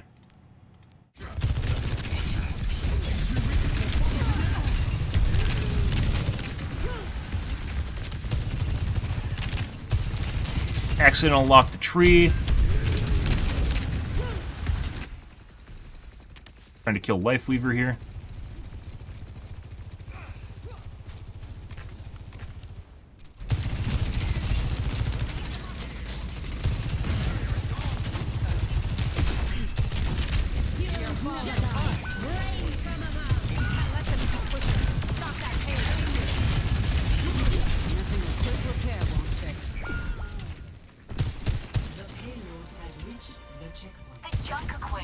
Yeah, there's literally no way someone's at the corner there. You can hear anyone there. Nation.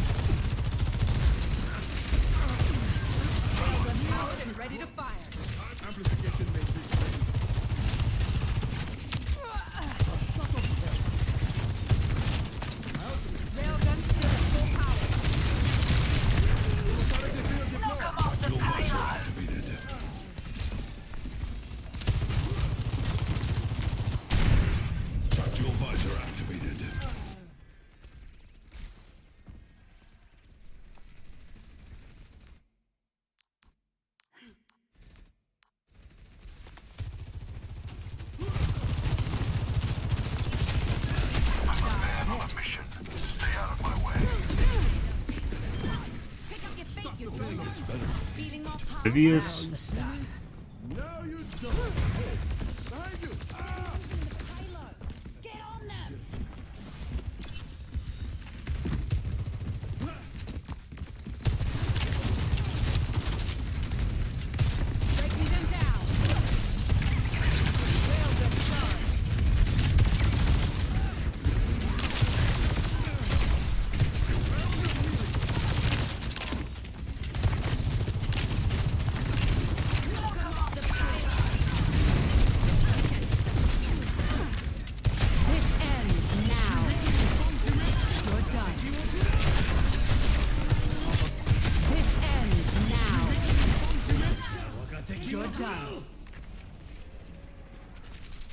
Firing at nothing.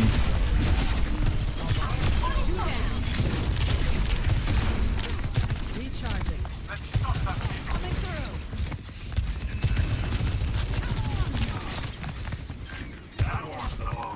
Dodge this. Can't take a nap harder than you.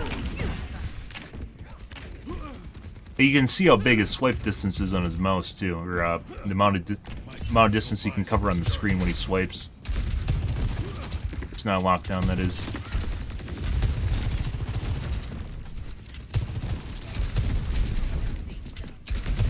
Life Weaver.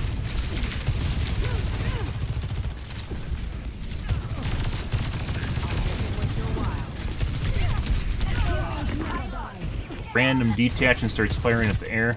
He's clearly trying to shoot at the hamster. I'll make it worth your while. He's not even attempting to aim at him. Which my guess is unlock distance.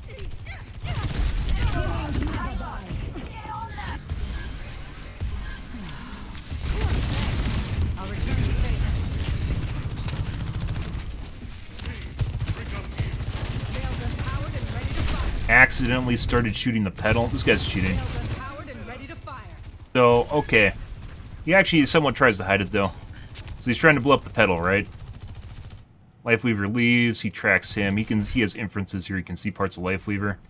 Once again, aimbots will generally unlock when people get behind structures, behind stuff that covers basically your line of setup, because obviously it's really weird when you start shooting at people through walls. Not all aimbots, and they aren't all created equal. You know, 1,000 different implementations by 1,000 different developers. But what you're seeing here is he's tracking the Lifeweaver, which he can generally tell is here, and he can heal. He knows he's not here anymore. The weird thing is, when he's firing at him, and he becomes obfuscated again, he starts shooting at the lily pad. When he's clearly trying to kill this guy, he knows he's up there. There's no reason to kill the lily pad anymore at this point. This guy's definitely cheating. So this is an accidental lock to the lily pad at, what, 446? Well, he's clearly trying to kill the Lifeweaver and trying to get... He's trying to get line of sight, and he goes back to trying to kill the Lifeweaver after this. Railgun powered and ready to fire. Like he was backing up to get line of sight on the Lifeweaver. For some reason, no longer interested in the lily pad.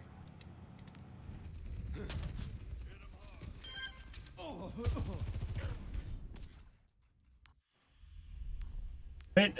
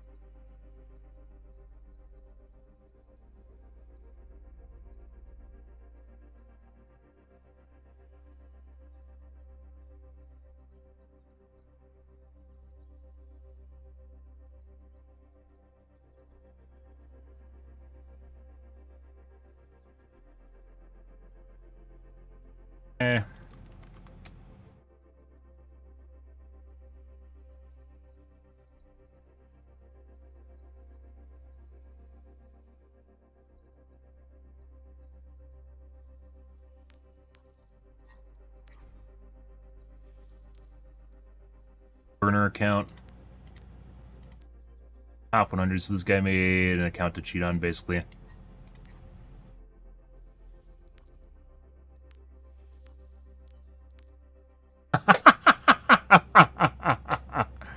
This guy is a top 500 moniker. Season 1, GM and excuse me, gold and plat. This is the soldier that never misses, guys. This is the soldier right here that never misses. Yeah. So once again, we don't look at stats because I look at stats as a way to figure out whether or not people are cheating or not. That's not the reason I look at stats. I look at stats because you can often find an origin story, i.e. when they start cheating. He got worse in Season 2. Oh, in Season 6 now he is a master. Good for him. I guess he did play soldier for a little bit. Yeah. No, so this guy probably bought... Either someone bought his account or he started cheating probably in Season 6. Fucking silver and gold. Yep. We've seen that before, by the way. That's not the first time we've seen that. I gotta take a piss, guys. I'll be right back. That's not the first time we've seen that. Get some more water so I can piss more. Drink your water.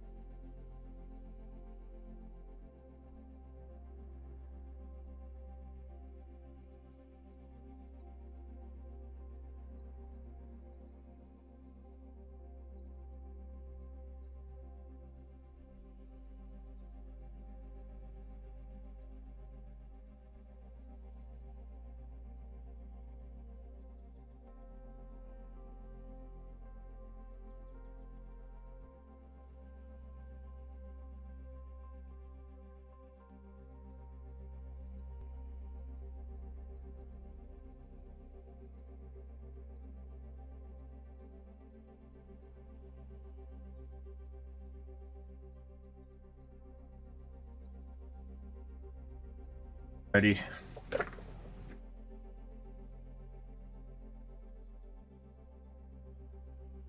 $4,000 FPS max. Oh my god. Nice game. Yeah. Gold and silver. Strike from above. Up and away.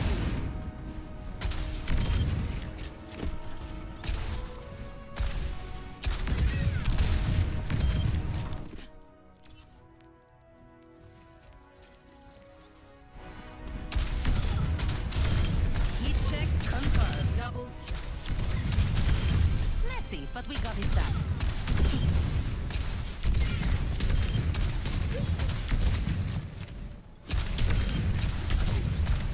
Double. Triple kill. Multiple hits confirmed. Heading into the air. Concussive out.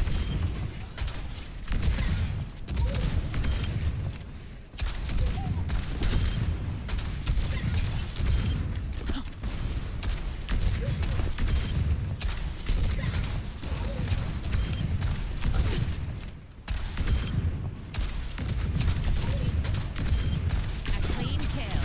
Double kill.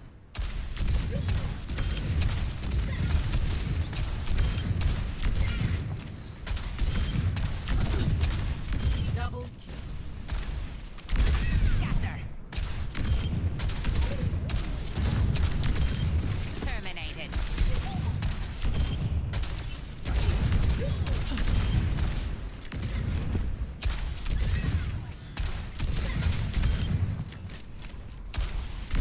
I don't think so. Up and away.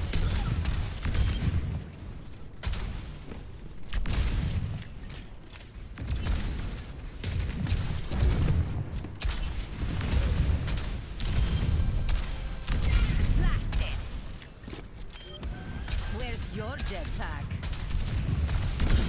Splash.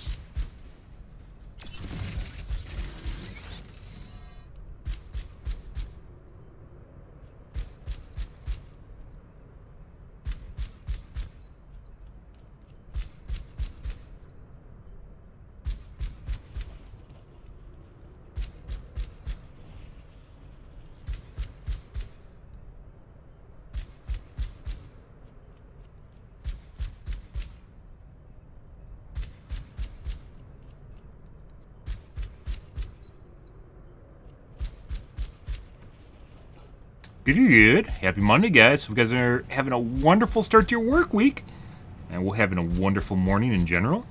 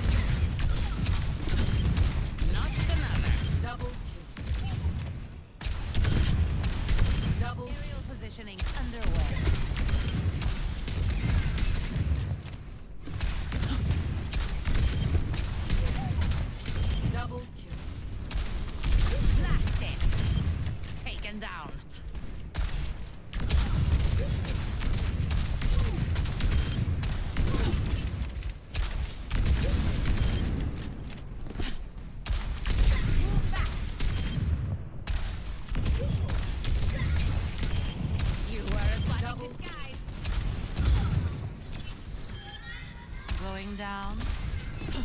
Whoopsie doodle.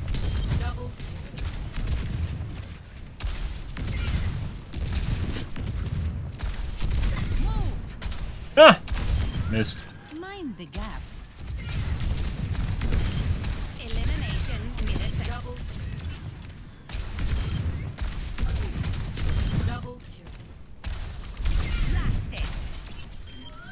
Where's your jetpack? Double kill.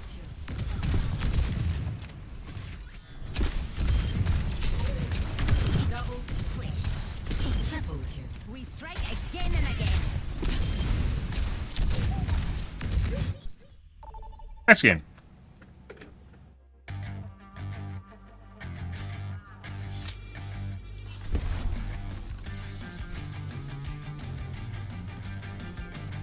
These are quick play matches, by the way, guys. Be infinitely longer if we even tried to play comp. Although we should try to play comp. Actually, I don't know.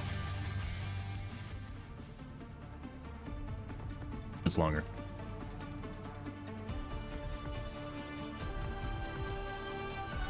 Hello. Strike from above. Red out is the name. Glory is the gate.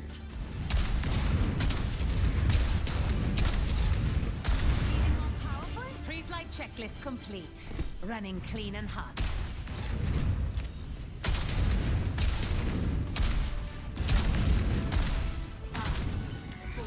Yes. 3, 2, 1. Lying the friendly skies. On the way. Anna checking in.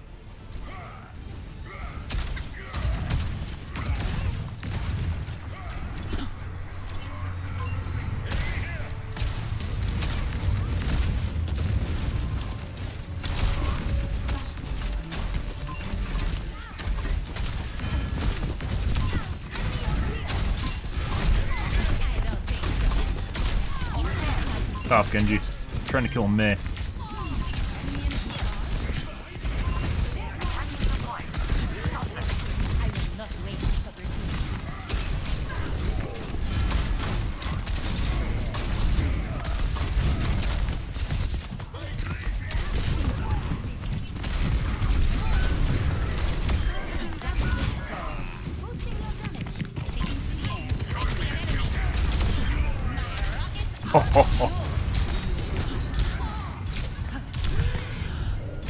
I have no idea where the fuck he is. Fuck off, Genji.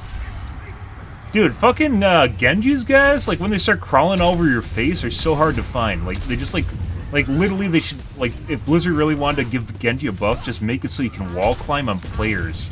Imagine if a Genji could wall climb on you. Like just like a fucking cockroach just like climbing all over your face, just throwing you shurikens into you.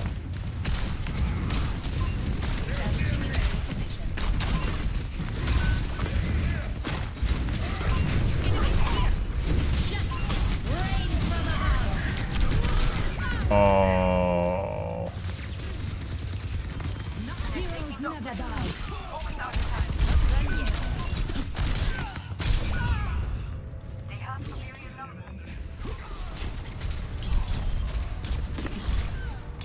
Like they just like they can make like little fucking squirrel noises while they're doing it too. My ultimate is ready. The objective is under attack.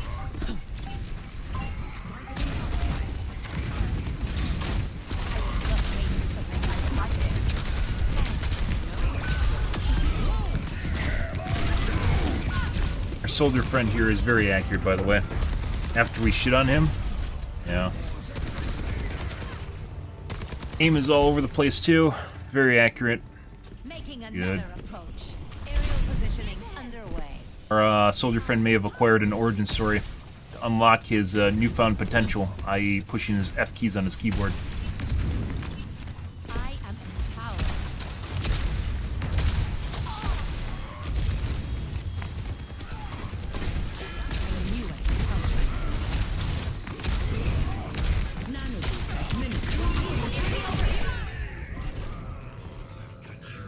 He is extremely accurate. Not talking about the Genji either. The Genji too. Get off.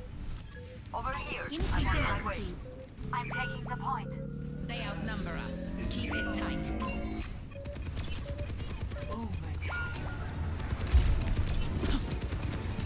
Coming, Tracer. Coming, Tracer.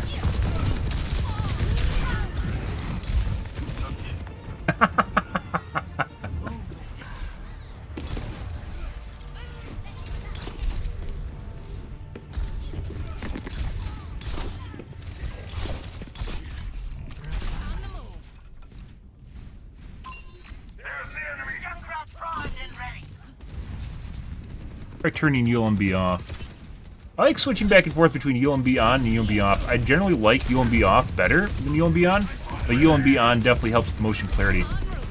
It's like easier to pick out stuff with UMB on.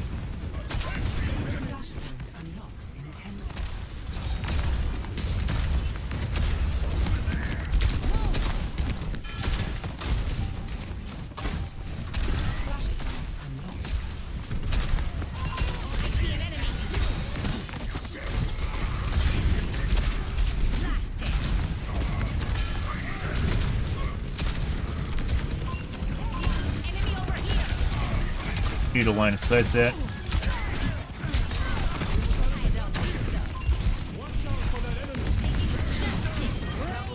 Yeah. He used up his deflect already.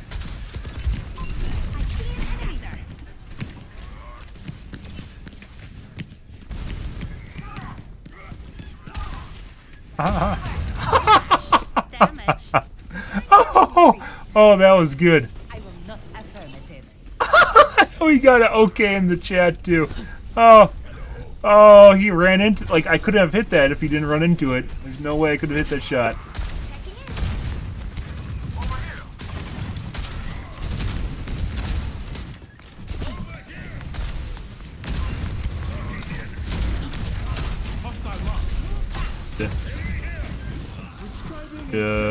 No. No.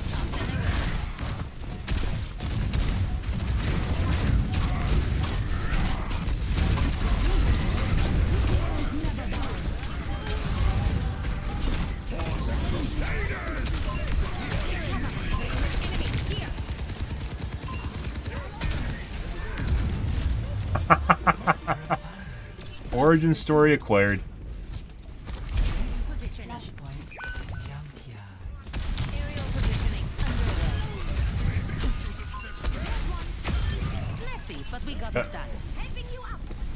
Already on the way.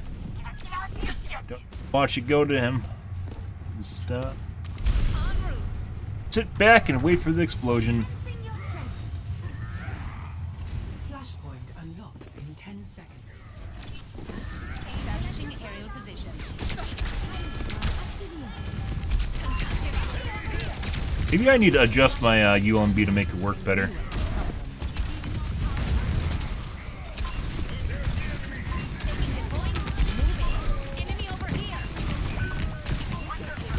Junker died. Hey, buddy.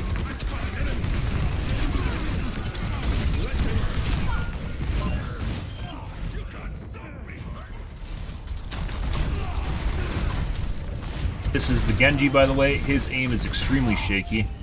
Looks like he's double flicking. Thank you, my friend.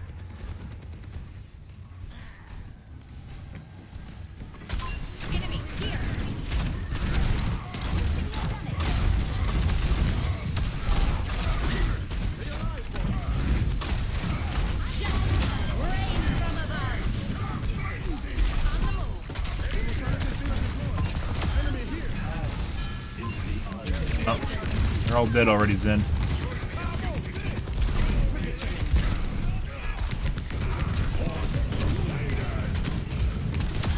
Taken down. Increasing altitude. I'm taking No? Do you know you're a tank? There is the question of the hour. Does he actually know he's a tank?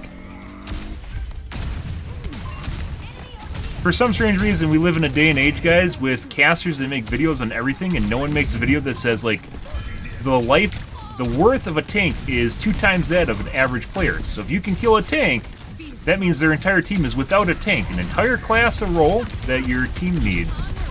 And if you don't have it, it's very difficult to actually do anything. So get responses like that. Like, use so... No.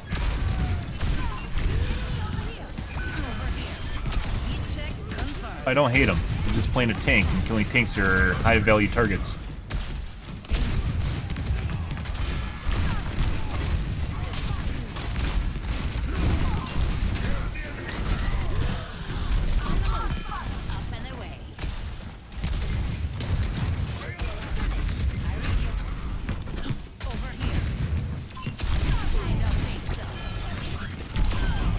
Got him.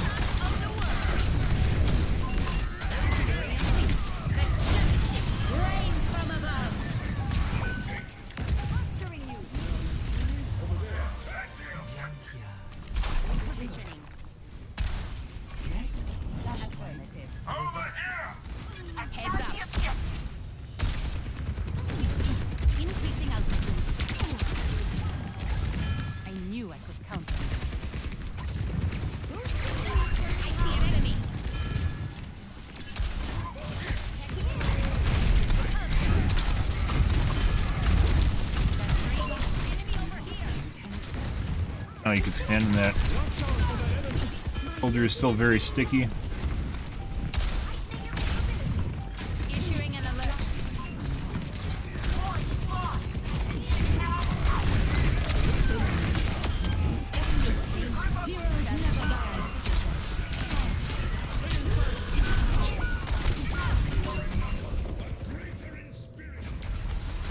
Well, it took me too long to react to it, guys. Shake it off. On the move.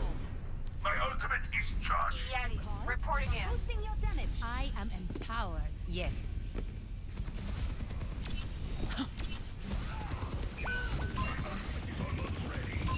Over there. What is their tank doing? What else wants up? They have us outnumbered.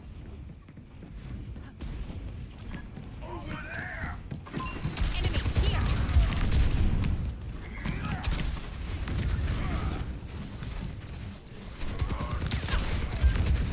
You throw in the mercy. Says you throwing B. Oh, I just ran into that.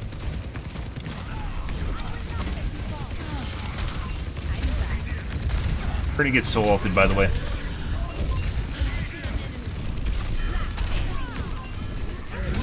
Not soul ulted. It's ulted.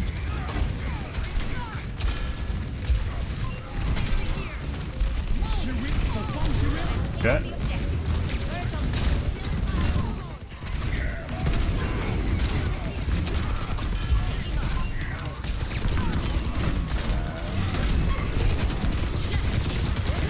Oh, too much damage too fast, and the Zen ult was up.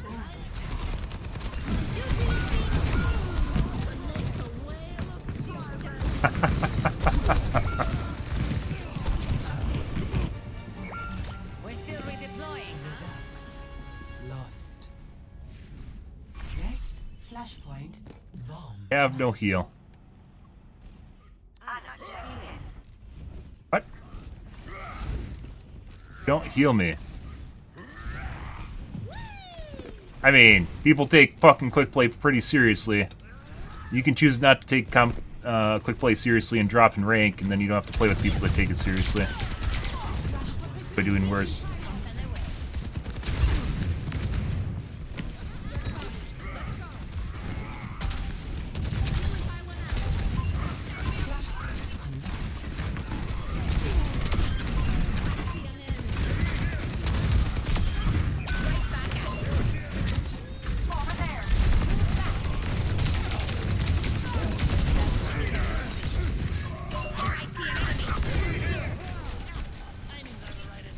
Join me at the objective. Glory! Thank you, healing pylon.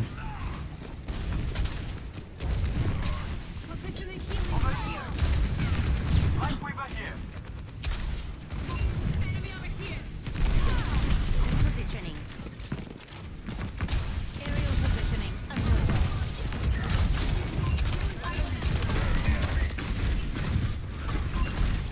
Over there.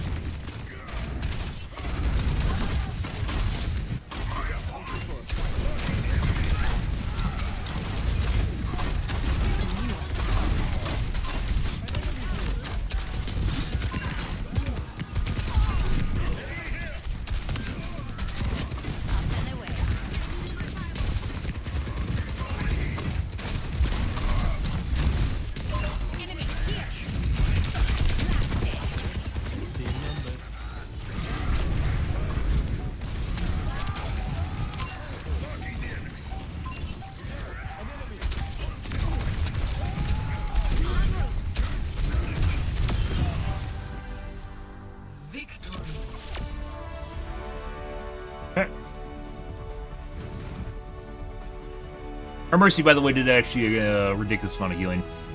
And we were getting healed by it most of the match, too. Good. Which is this guy. And I didn't even know we had a DPS. Sure. Tank. That's literally where he went and broadsided our entire team. And actually worked pretty well, because no one noticed him there, guys. Let's see. Take a look at...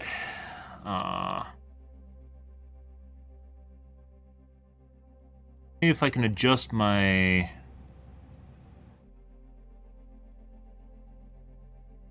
UMB to be better. Pulse width. Normally I tell you to turn pulse width down, but pulse width turning down basically made me like think I had fucking cataracts or something.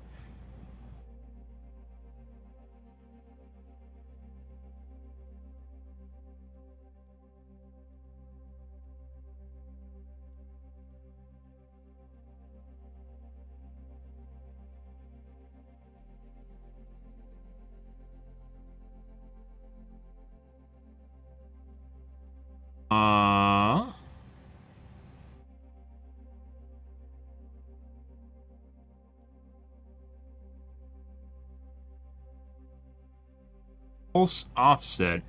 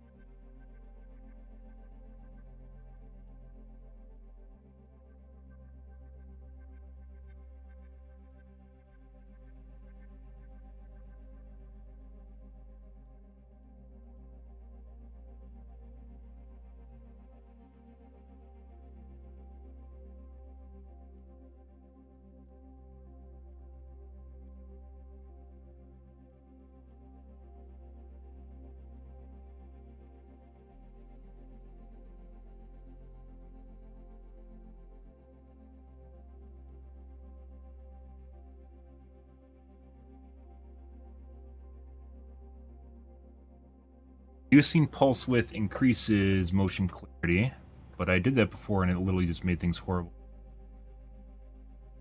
Okay, let's try 80.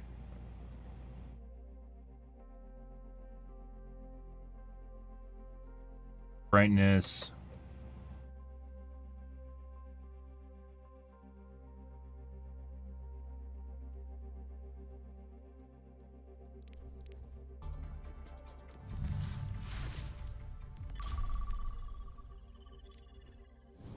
Okay.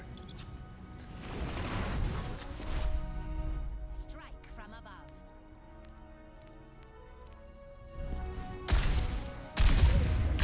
Up and away. Elimination millisecond. Repositioning.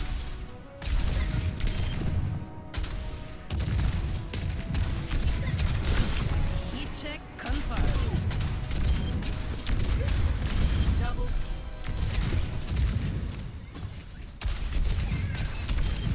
When I'm hitting my shots, you can't touch me. Double kill. Concussive out.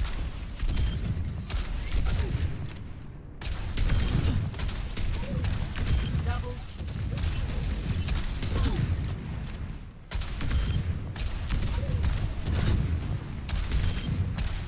My flicks are definitely not on right now for some reason. increasing altitude. You weren't watching the sky. Double kill.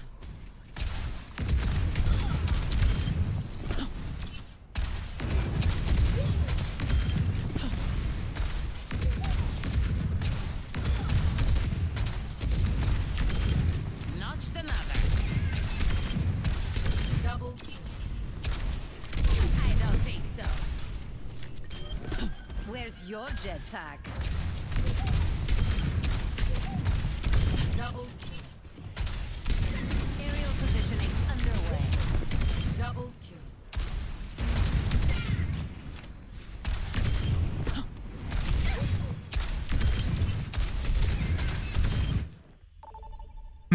Okay. Prepare your defenses. Select your hero.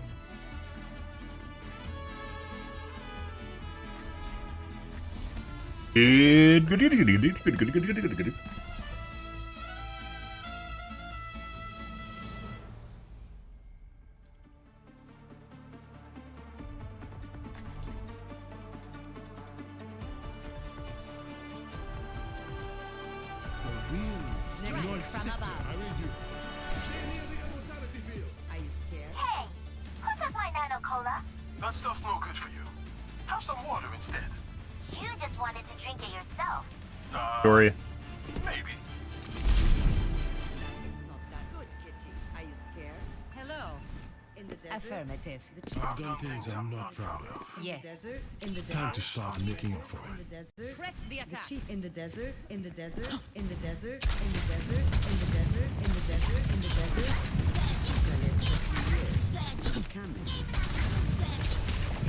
It's not that. 5, 4, 3, 2, 1. Establishing area attackers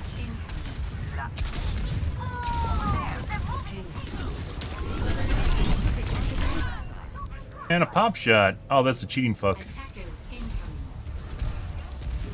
First pop shot. Ah, instant snap between two players. Good for him. Eyes on the target. Goodbye. Widowmaker here. I see an enemy.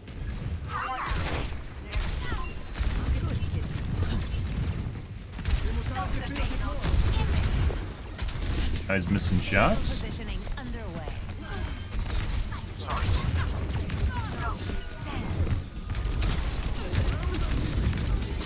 Excellent teamwork.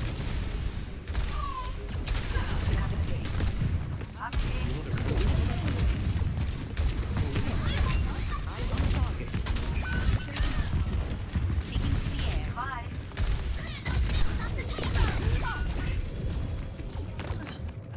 So the guy just misses when we aren't pushing, and when we do push, he insta kills us. Good.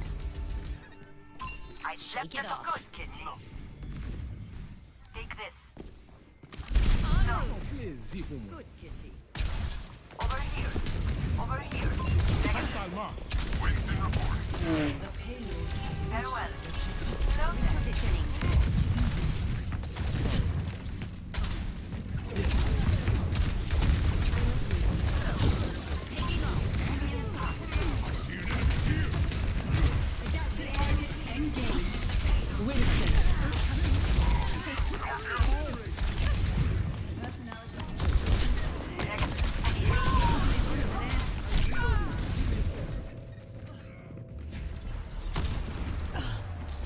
Fredge miss, pre-aim through walls. Enemy inside. Returning to battle. I am very well. We. Salam. Mutshakira. Negative. Good. I don't know. On the move. Negative. Tango down. Sombra online. Hammy shots. Underway. And I will.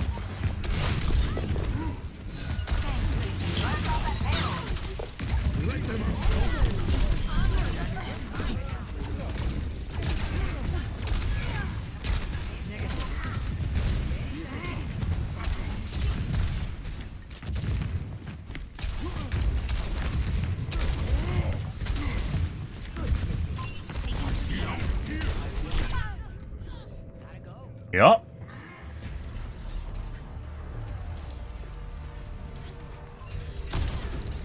Double flicks. You can see where his normal aim flicks to, and then it snaps to me afterwards. Yeah. Good. Stop the good. Positioning. No. Catch you later.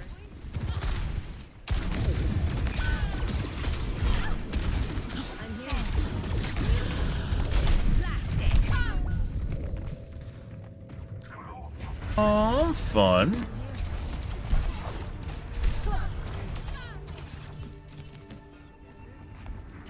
kick some tail.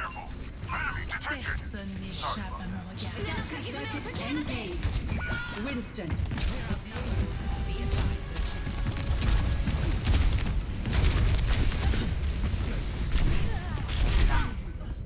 Uh-huh.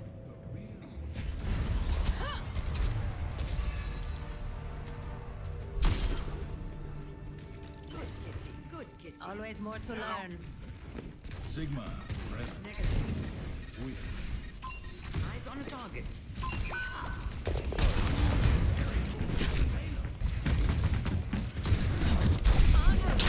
Might as well, if we can.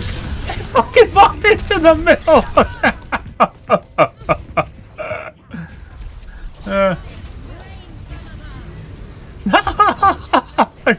What's going on over here, guys? I gotta see! Jesus Christ. Oh, fucking cheaters are hilarious. Insanely accurate, though. So that's what really matters in most of Overwatch.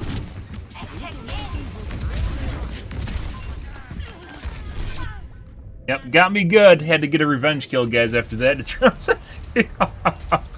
Ego and hubris. Yeah. Good shit. Spam shots, too, just to make sure he killed someone. He doesn't even know. You can't even tell what's going on the screen. It just happens. Yep. Couldn't see that coming. Yeah. Oh, hilarious.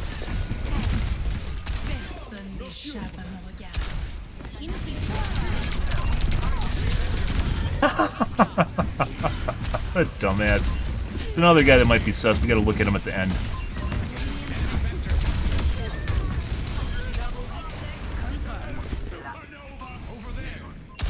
A threat emerges.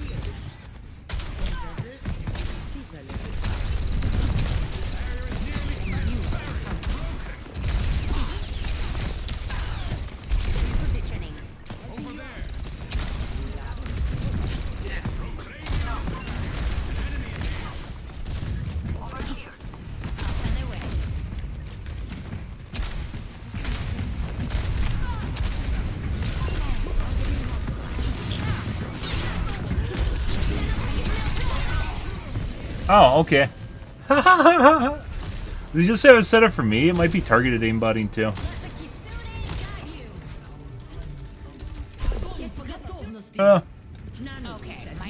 Oh, jeez.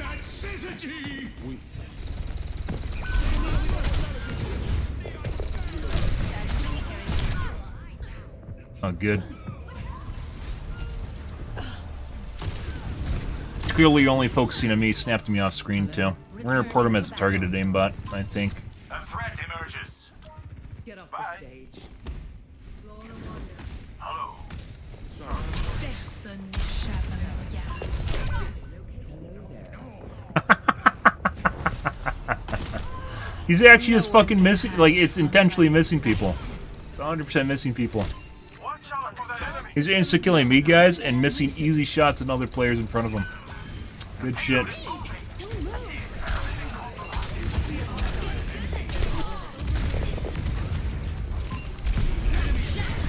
Alright.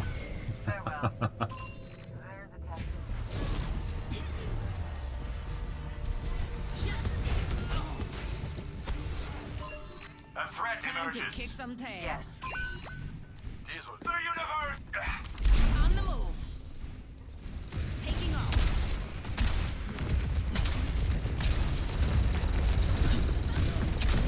Hello there.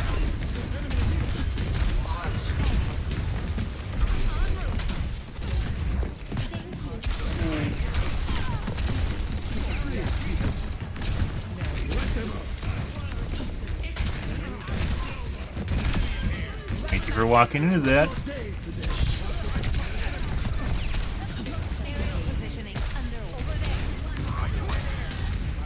Get off the stage.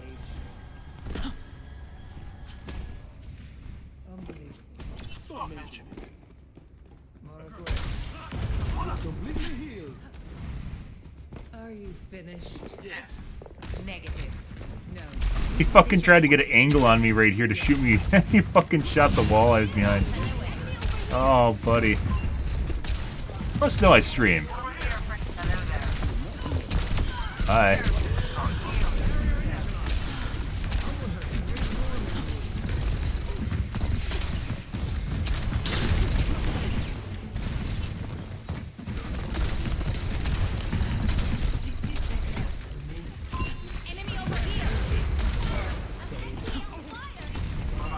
Enemy vector calculated.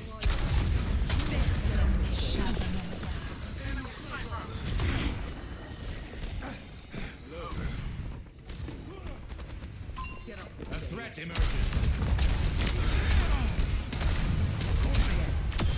Taken down. I see a hostile. Yep. Have fun with my teammates. 30 seconds. Goodbye.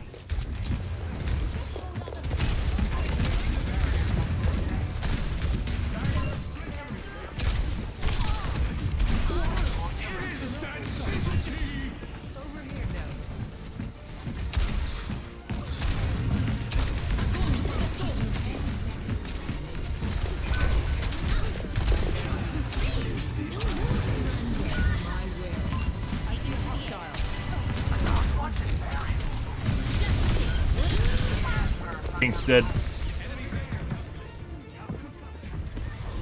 Oh.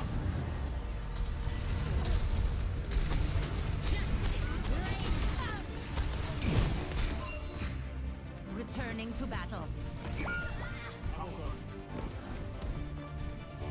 Widow's back.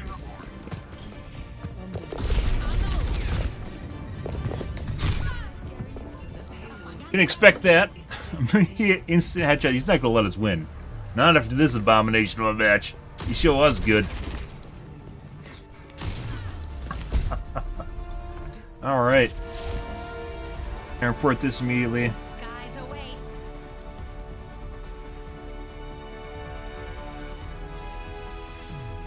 Play of the game.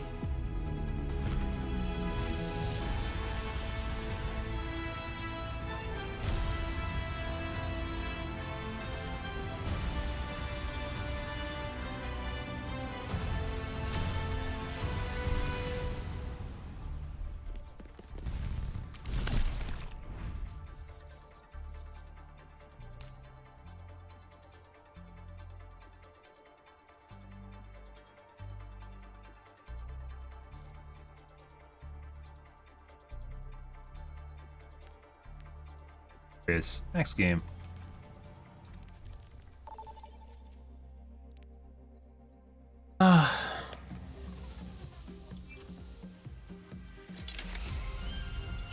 Also, possibly the cheating. Was it Echo?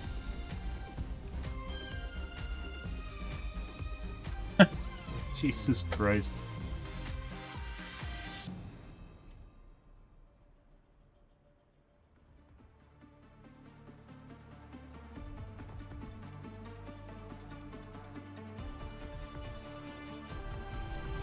Strike from above. Pre-flight checklist complete. Running clean and hot.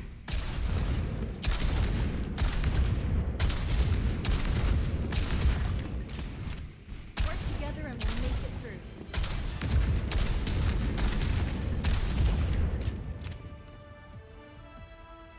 Five, 4, 3, 2, 1. Round 1. Capture the objective. Squad up. I see one.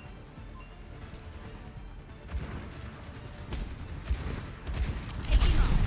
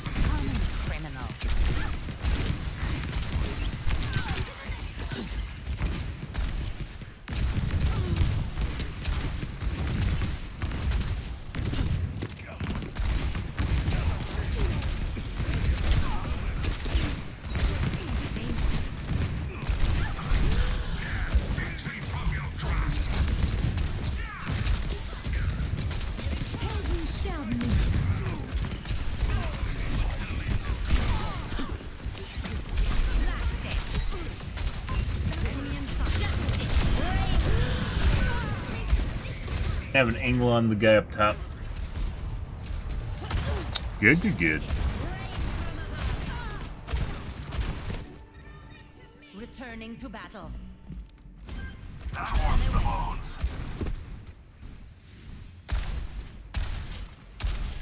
Open your eyes.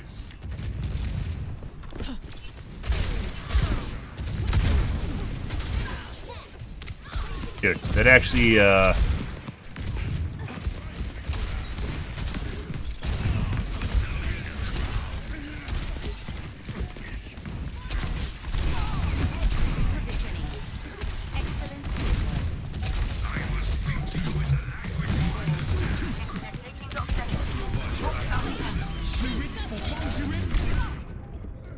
stayed up there.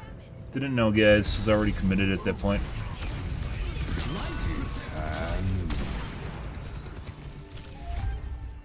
Okay, my head's in the game. On the move. Sie werden dich nicht kriegen.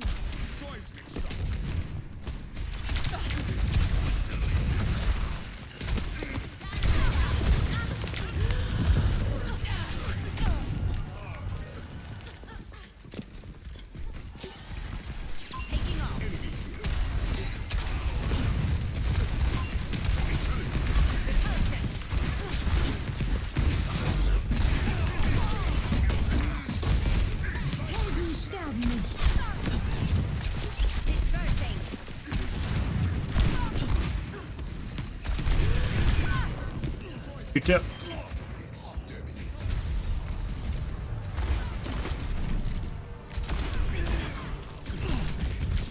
Click away. I don't stay down. I see one. Aerial positioning underway. Get out of my way or I'll run you over. Enemy here. Repositioning. Messy, but we got it done.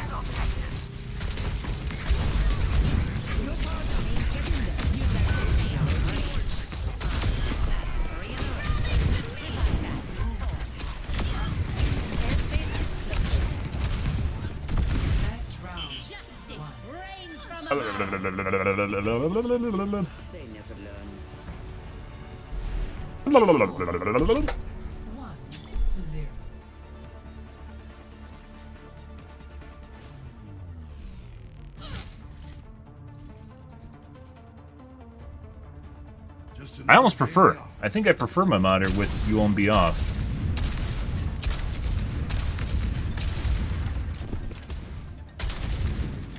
It is not the way it should be. It's actually easier to see stuff with UMB off. I don't know. It's easier to read names too.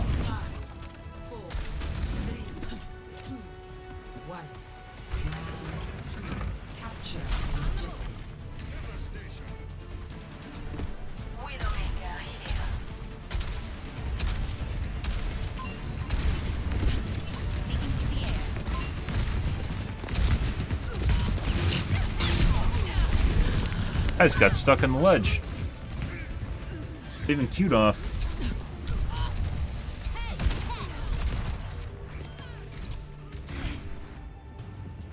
Queued off, not queued off. Join me at the objective. Repositioning. Take this.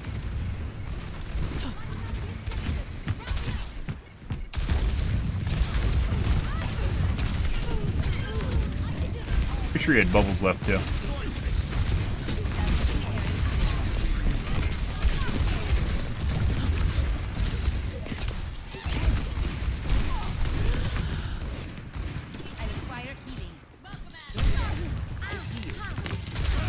Yeah.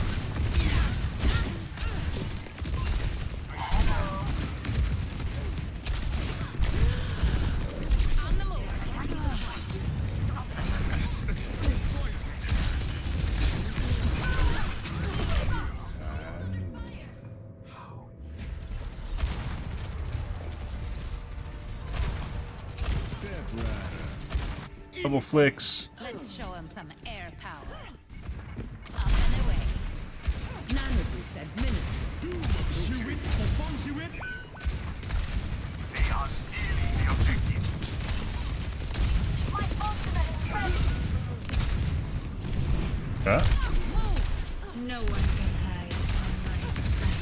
Thanks for the upgrade.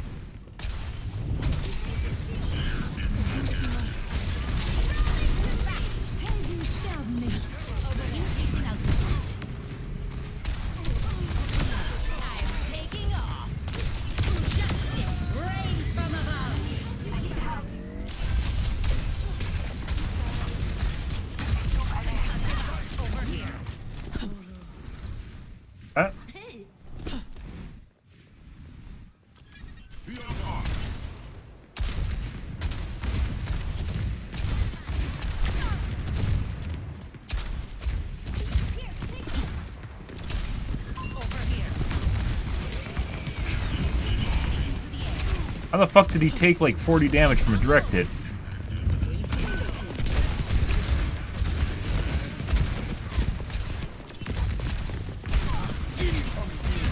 I really wish I had... There it is. I don't think it's... Yeah.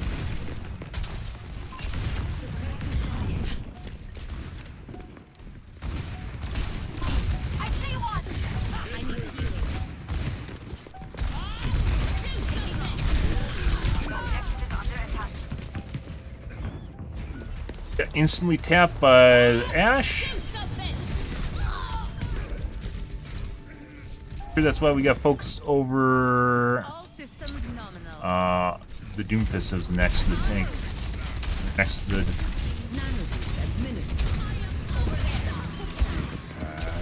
But it... There. It's I'm gonna shove them in a locker. Could have E'd and skidded across the ground. Maybe a direct hit on them too.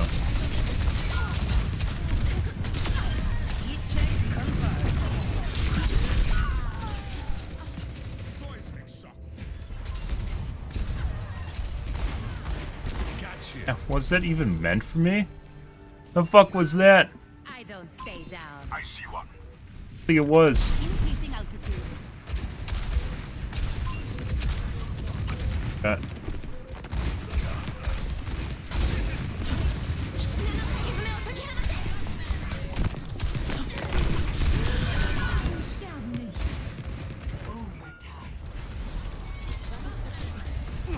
Fuck is that?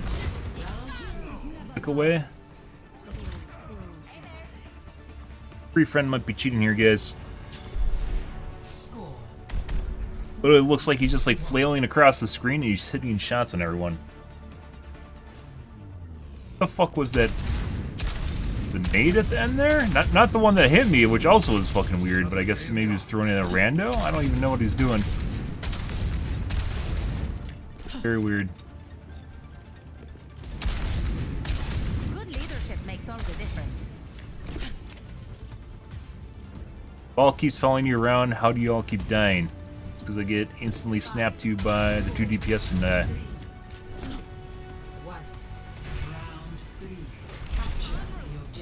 Ball's definitely not the one doing all the damage on their team.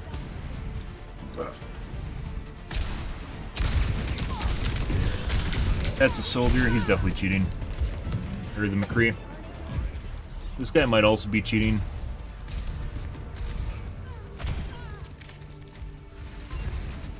Always more to learn. Repositioning.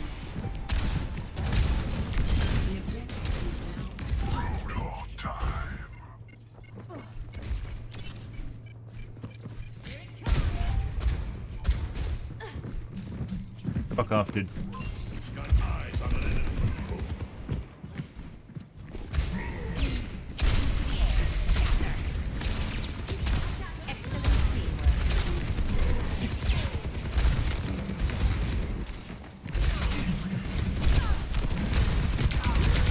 You only trying to shoot me? Ash, that is. This guy is definitely fucking cheating. Which was the McCree. Called that shit, so he toggled on in round 2 from the looks of it. Actually, I don't know. We're outnumbered. Be advised.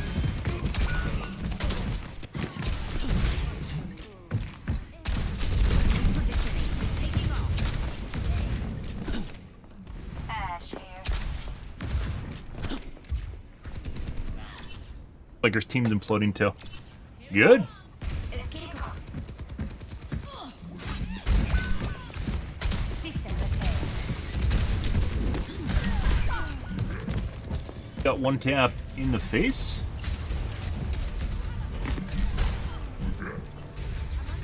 Concussive out. Huh.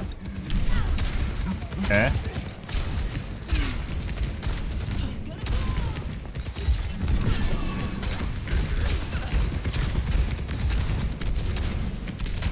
The dangle tack.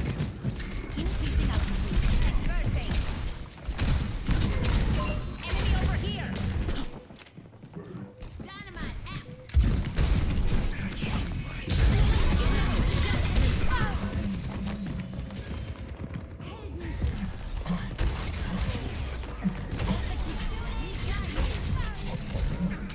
And face shot.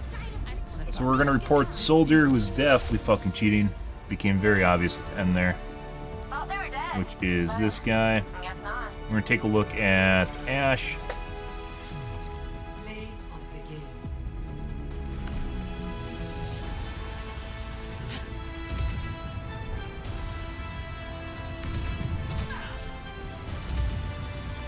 Justice. That's me. reigns from above.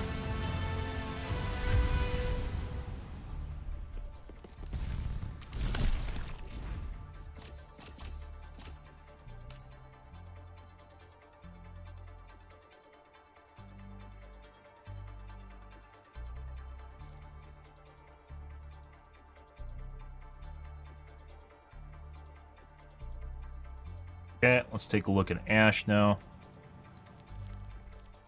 Fucking weird on the piggy, too. So, multiple times he put his entire shot into my brain.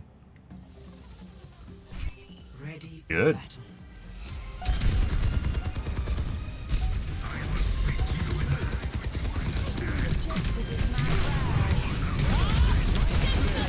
Legitimately looks lost.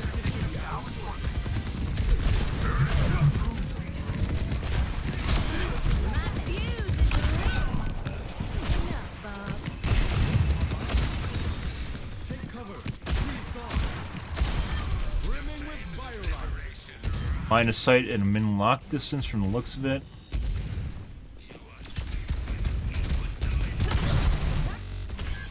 Very jittery.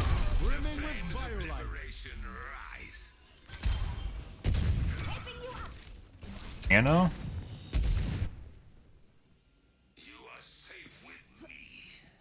Anna?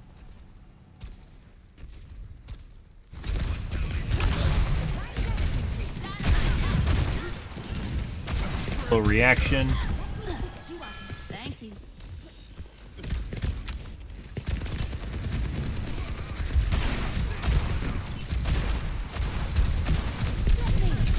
Parallel linear velocity and excel. He flicks away. Once again looks lost. Heroes never die.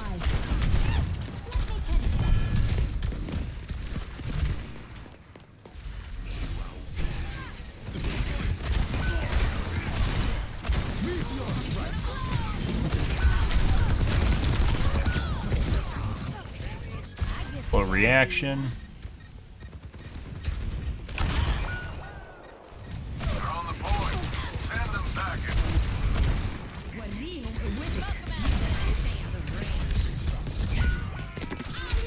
Pre-aim through wall.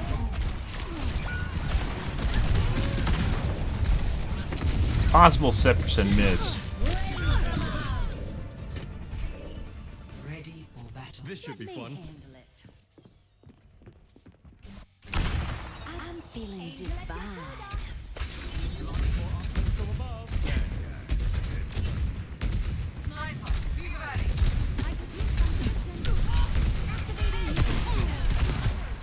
Tries to shoot me through the wall.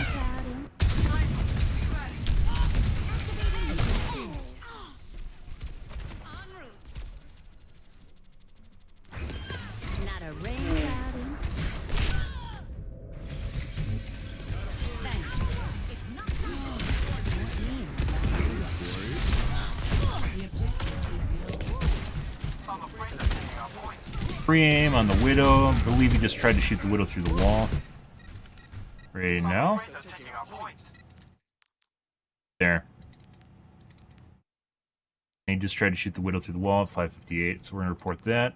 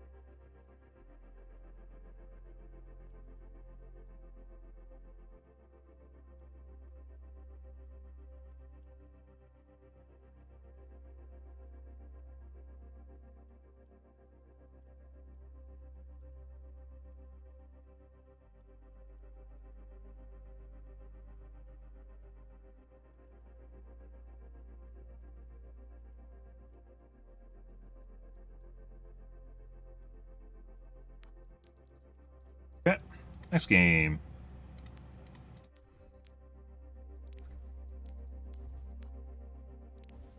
Actually, pretty poop. That's a cheat squad, though, or cheat lobby, not cheat squad.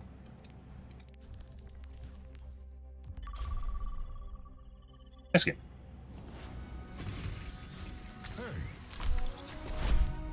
Strike from above. Double kill. Why are my shots so delayed?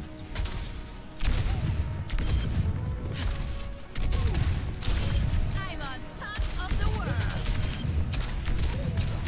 Double.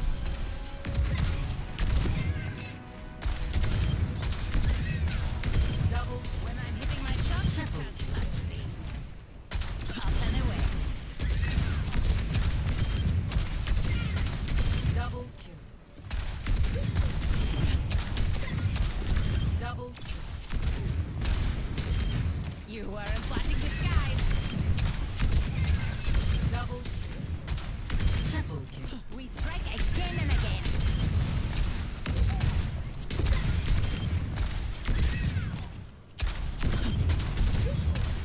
Double kill. Off we go. Good, good, good. Backfill? Strike from above. Overtime. Nanoboost administered. Time for the reckoning. En route. Palace lost. Next flashpoint guarded.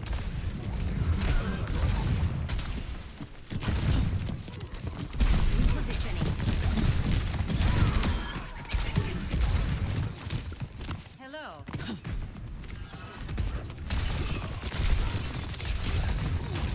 Taking off.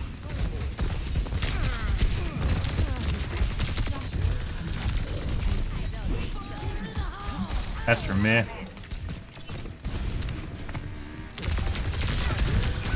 Go over it. Flashpoint unlocked.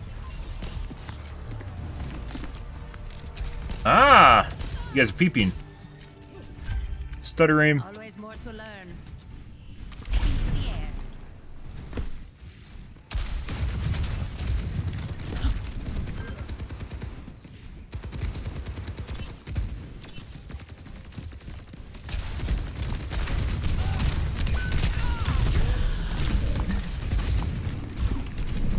I require healing.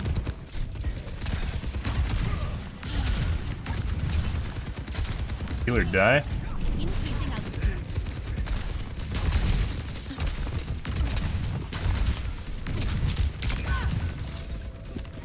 And a headshot.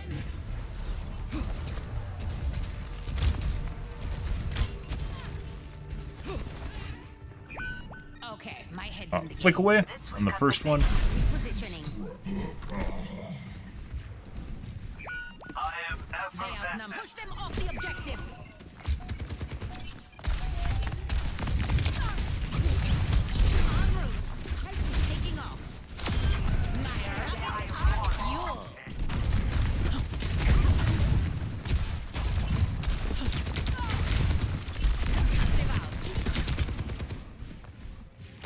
Use the rest of my health, Anna.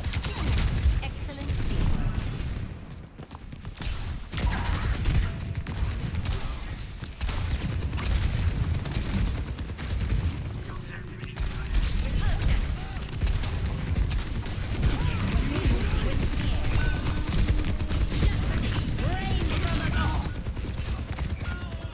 They're both almost dead.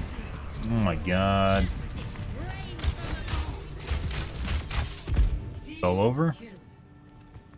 I don't want to talk about it.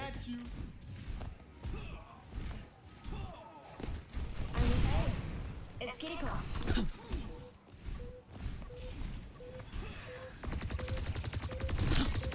Say I can make that even if I go for it.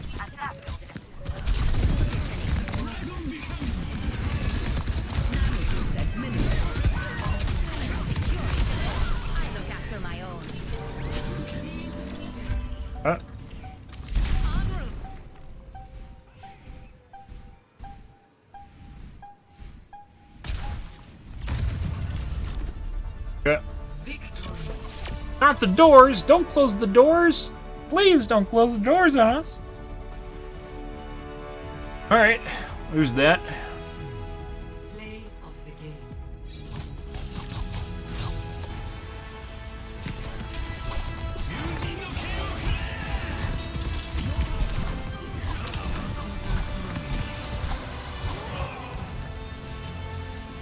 Genji Blade? Check. Okay, I see him.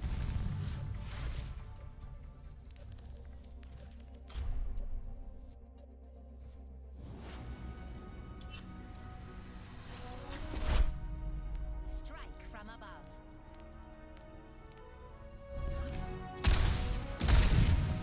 Increase altitude. Double kill. On the move. You weren't watching the skies. Heat check confirmed. Double kill. Double kill.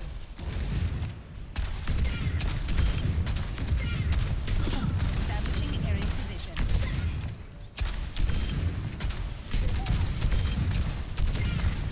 Double kill.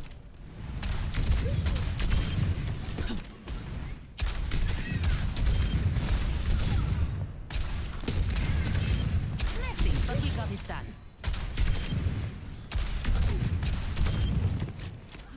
Up and away.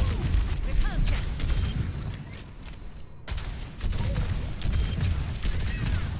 Double. Triple. Multiple hits confirmed. Dispersing.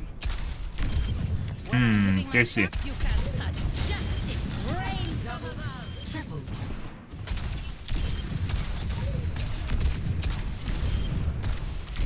Scatter.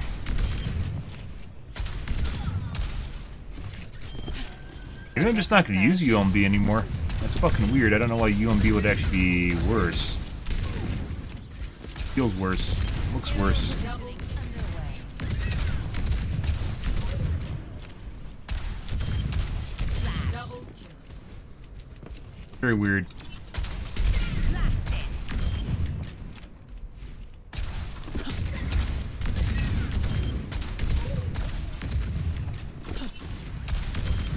Well deserved. Taking off. Double kill. Double kill. Triple kill. Multiple targets eliminated. Nice game. Off we go.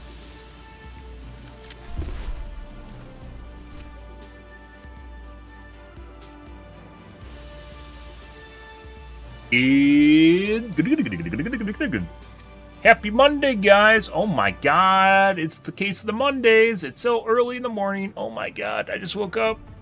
Don't thank me. Strike from above. Good leadership makes all the difference. Hello. Yes. Affirmative. You're welcome. You're welcome.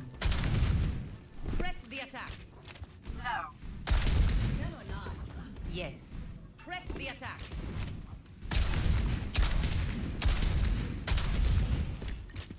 Like being one of those rare people with your voice line set up, guys, including yes, no, and then the commands no one ever uses because they don't even know that you can customize your voice wheel.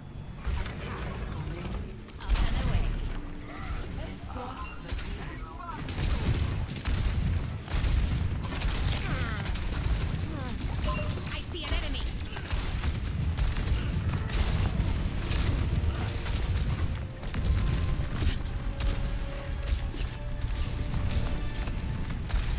Oh, I don't know. I hit X just like twice there and it didn't come through.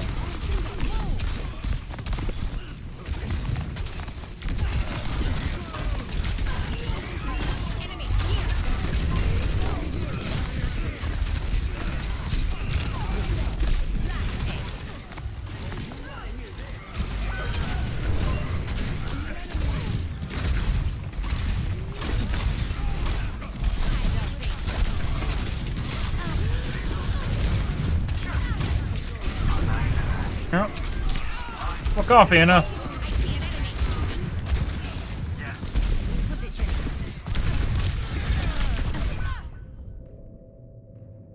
And back at full health.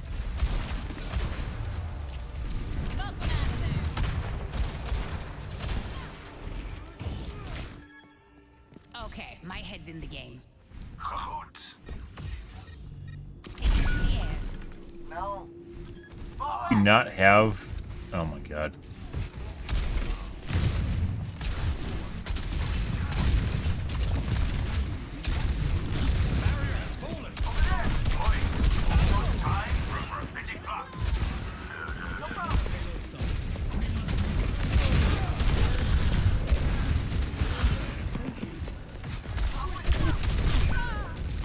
You tap.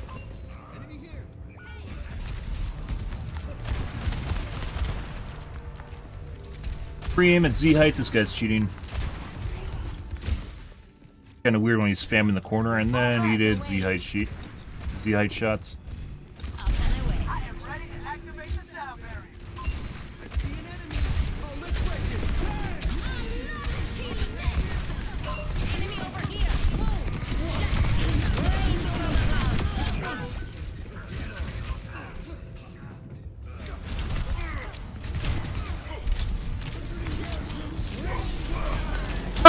You gotta be shitting me.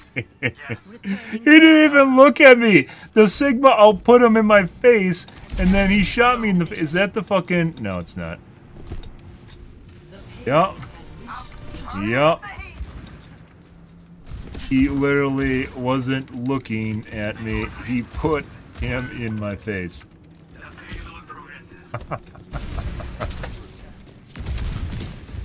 Yeah, so that guy saw it too. Was that actually the tank? No, it wasn't. I don't know who that is. Gave you a kiss on the lips. Yeah, no shit. Yeah, he just put the arrow in.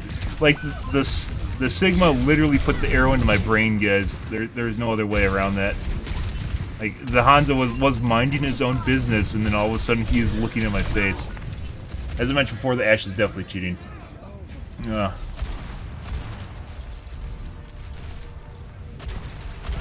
Reg miss.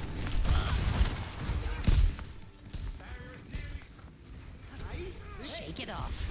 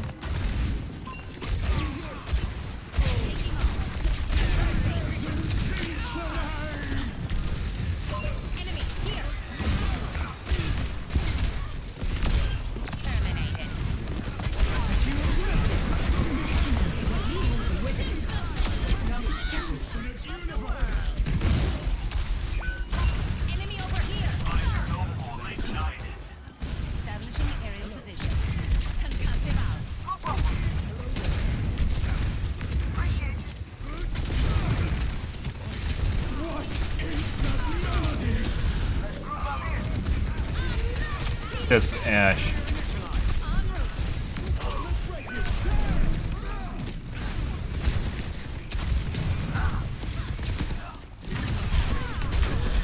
I could ult. I don't think I'm going to though.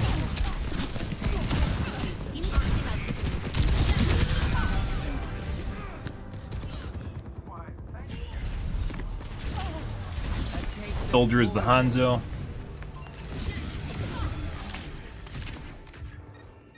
Okay, my head's in the game. On the move.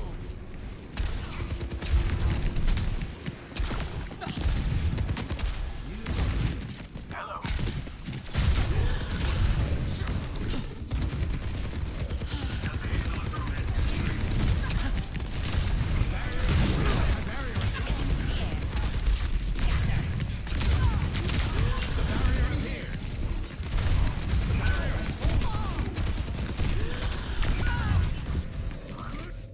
That's Ash.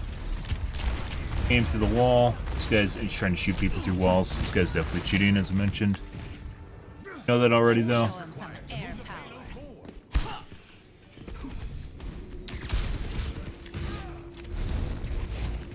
Taking off.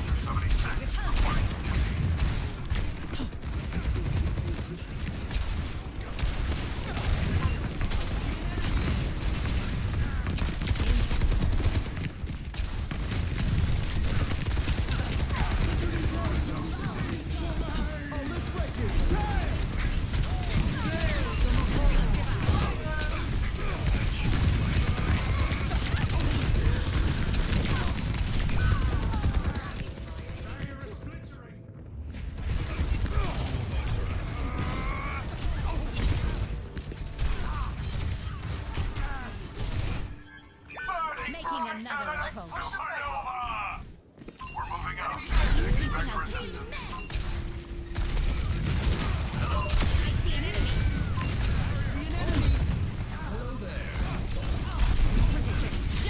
No, we don't want the tank to survive. And unfortunately, close enough to hit the top of my missiles on the ledge. Dude. The tank's dead, right? The tank's dead. We killed the tank. Aerial positioning underway.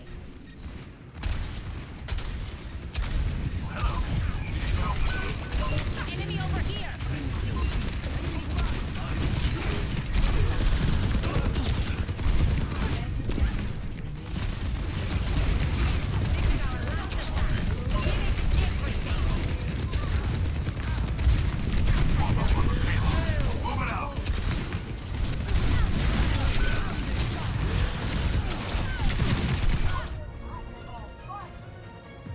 Jesus Christ.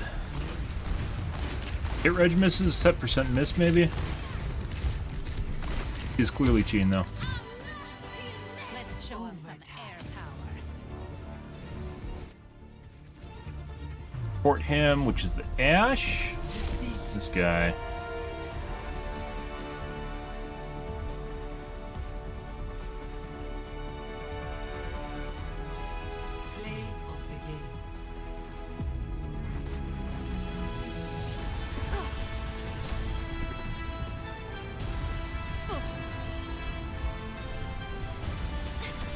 That's how you push back.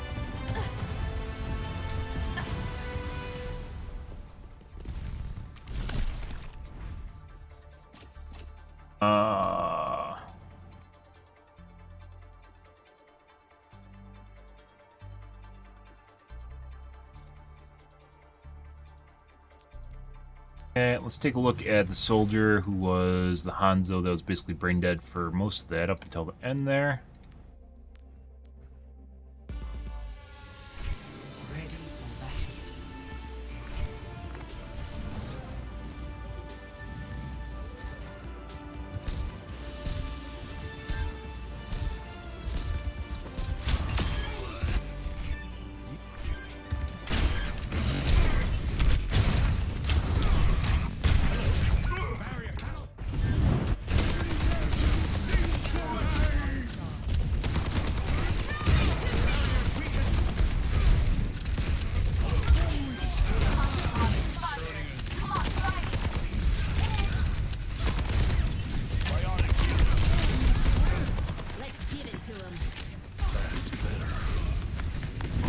Aim on Zen. That's better. to poison.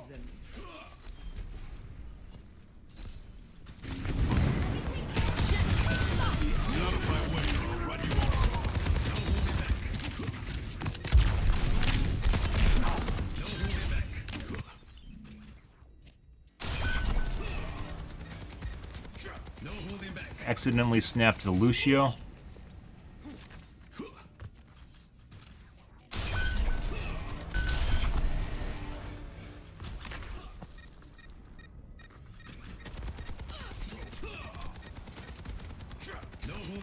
Yep.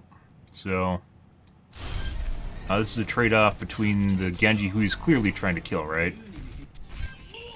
And then the Lucio, who he snaps to.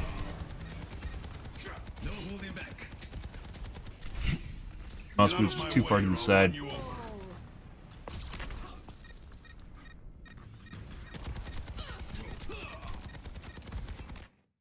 That's Lucio. This is... Genji is trying to kill 545.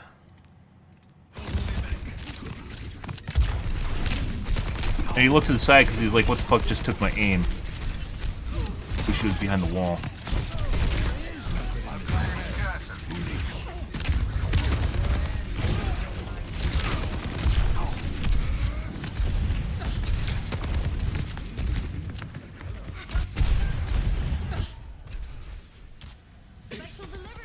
Another one where he accidentally swaps targets. His radius on his aimbot must be pretty big. He's clearly looking up to aim at me, and then it takes his aim to go down to the Genji here, and then it snaps back up to me, who's trying to kill once again. This has nothing to do with who he was aiming at. Special delivery.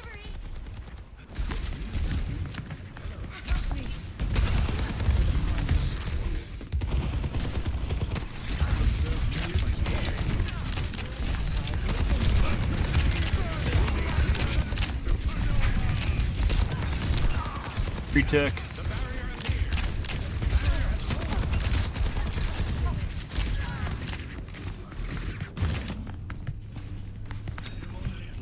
He knows he's there, by the way.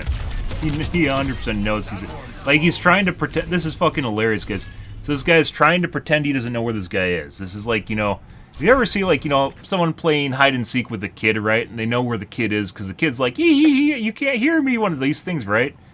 This guy clearly knows where this Lucio is. He knows he's here. He knows he's fucking here.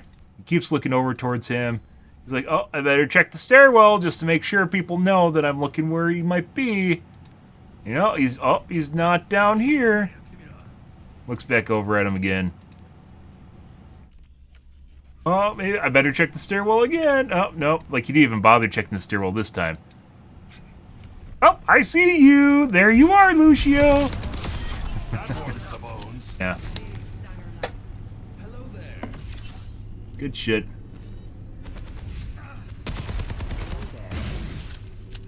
Cured by the palm tree.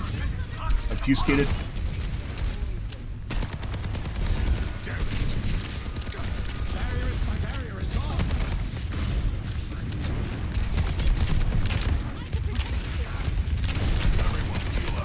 Tried to shoot me through the wall.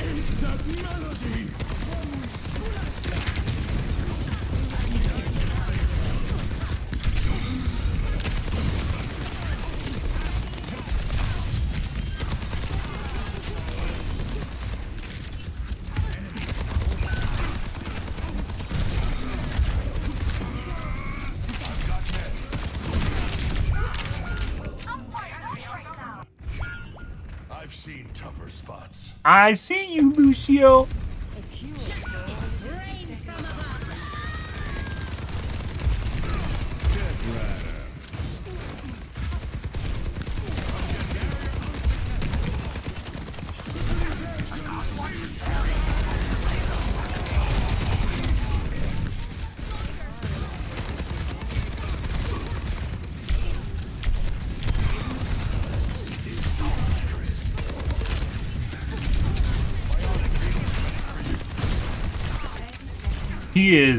His aim is all over the place. He legitimately does not know who to look at right now.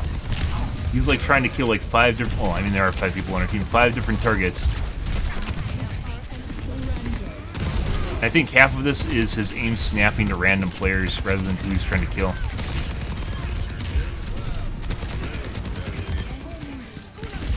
Tracking Lucio through the wall.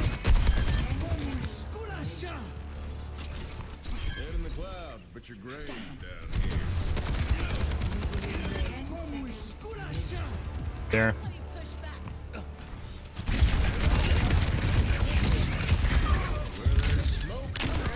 You can see his basically his radius on his mouse too, how slow it moves when he's doing swaps. So 545.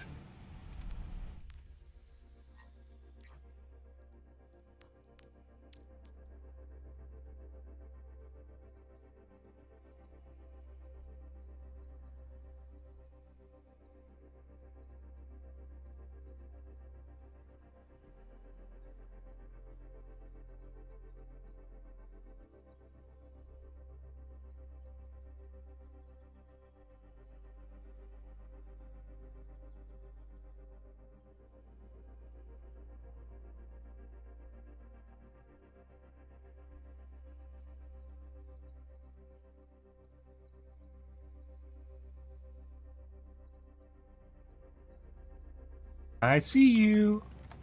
I see you, Lucio. Tee hee hee. You're hitting back here the whole time. Oh boy. I see him. I see you, Lucio. Like, if you're in a position there where you think the Lucio's behind the wall, you literally just fucking jump around the side of the fucking wall looking at it, right? You don't fill your fucking footsie with the Lucio on the side of the wall. You expose the entire line of sight and shoot at him.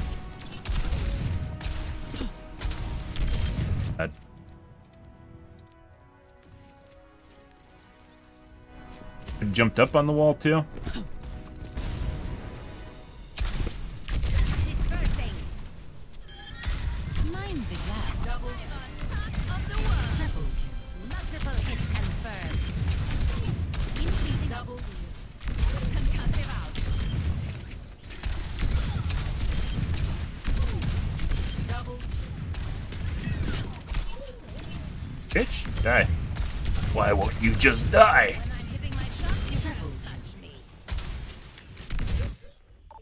Next game. Prepare to attack. Select your hero.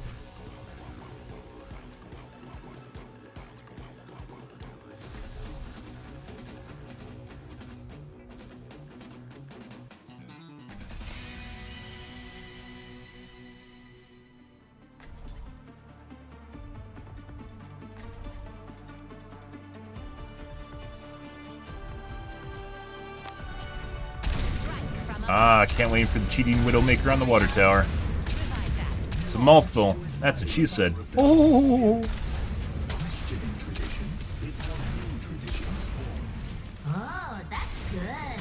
I'll use that the next time Sojin gives me trouble.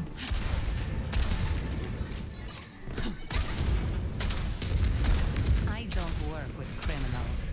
What's right isn't always what's legal. Then you change the laws. Easy for you to say.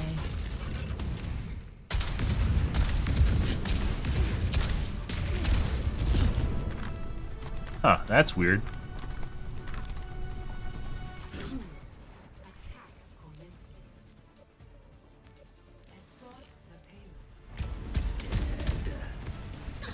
Taking off. That's an extremely accurate soldier.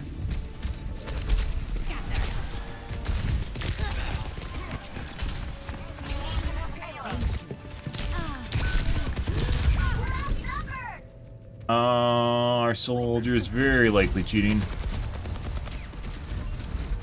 Fucking watching people through walls. Yes, he is. Oh, and then he just fucking just fires off into the distance randomly as the aimbot unlocks. No. Aerial positioning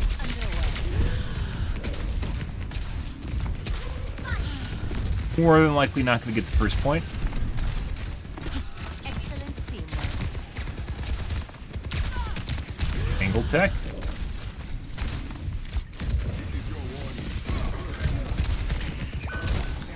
Repulsion. Kiriko is off doing whatever.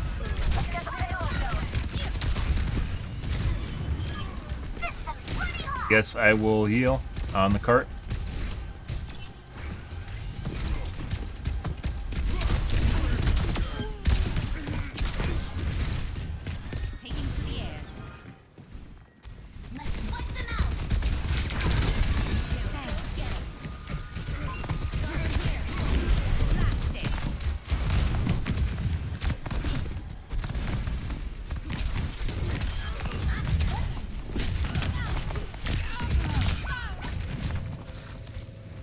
Check for pre-made.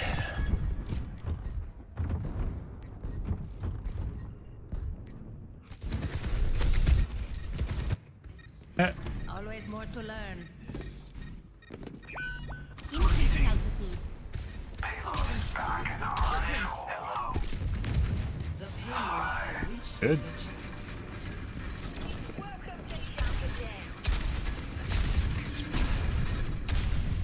Concussive out.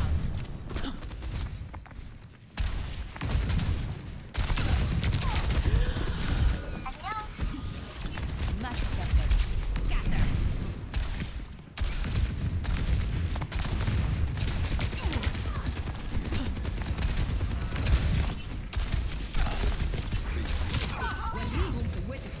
Headshot.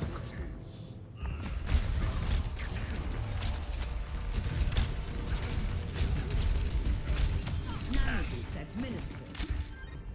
All systems nominal.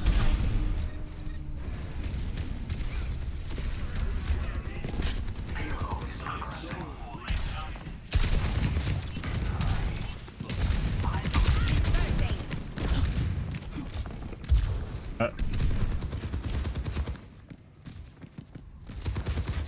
got you in my sights.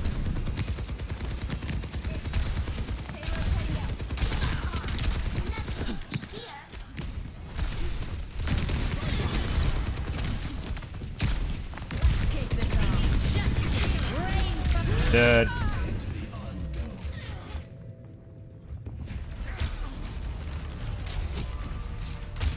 Guy is also very likely cheating. He infravisions on people he knows where they are, just like the Reaper just now. They give him line of sight so it actually looks like he knows what he's doing. skies away. Did that on Zen earlier when he was in the back line, behind everything.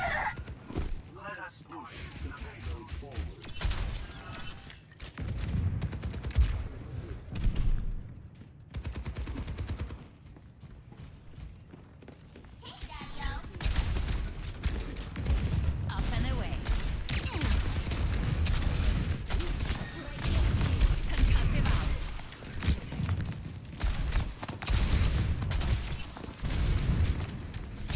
What's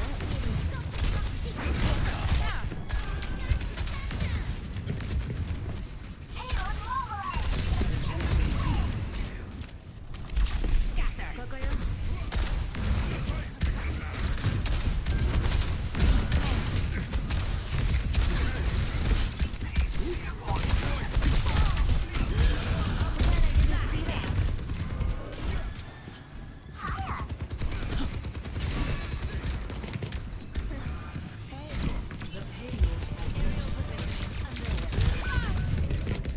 Soldier very certain is cheating. We're just trying to line of sight him now.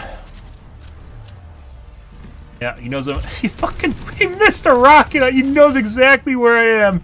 He flicked away from me after looking directly at me through the fucking wall as he comes around the corner. He went and flicked away and actually missed his rocket by flicking away when he knows exactly where I am and he's looking at me. The fuck is that shit?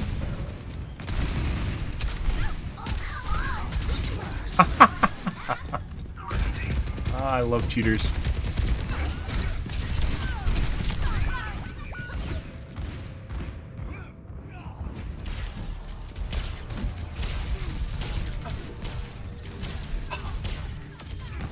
I don't even know that hit. That was like a U-shaped flick. He just went like that and it hit me. Repositioning.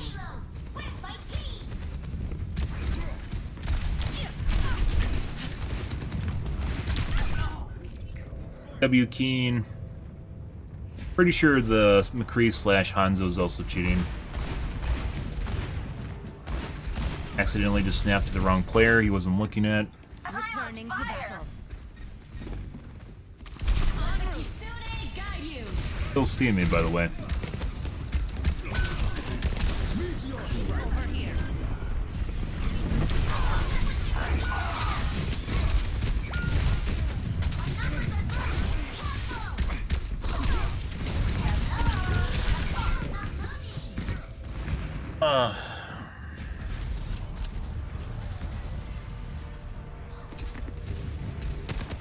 Create enemy directly through wall at Z height again. This guy's like hard fucking cheating. I've seen that name before too.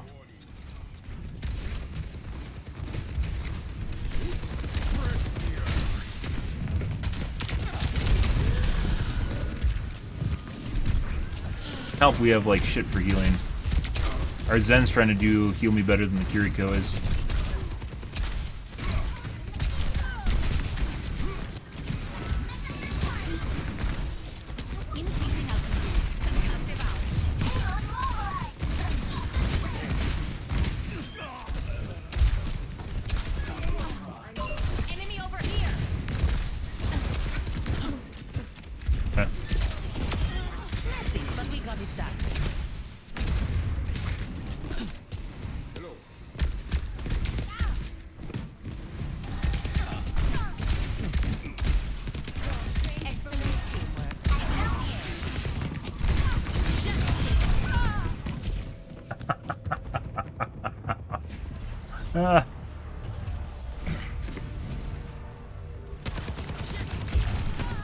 You're not the only one. Making another approach. En route. Activating self-destruct sequence. Help me move the payload. Let the Kitsune guide you. This place is approaching its destination. Up and away.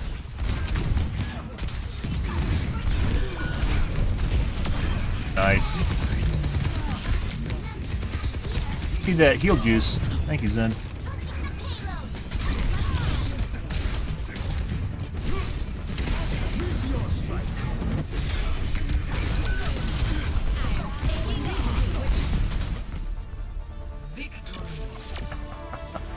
Alright, we're gonna report that fucking soldier for sure. Which is it?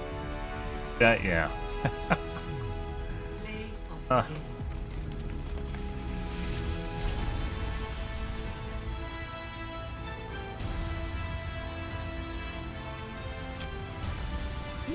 this.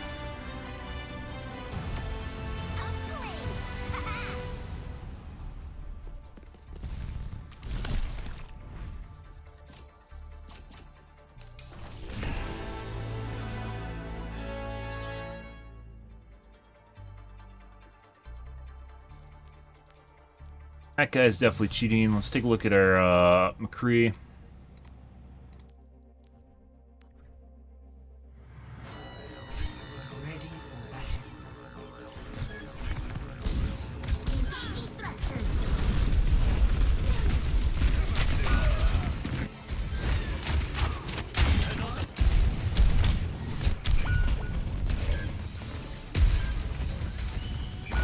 Launching people through walls too.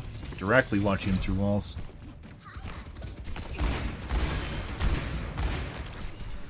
Lock distance.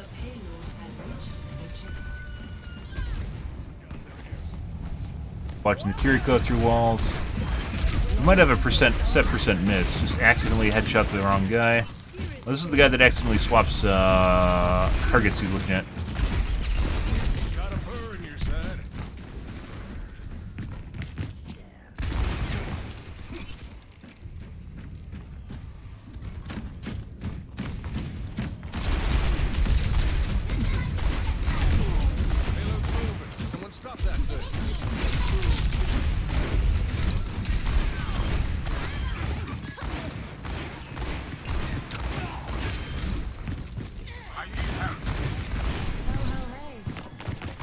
Again, looking at the Zen. That percent miss.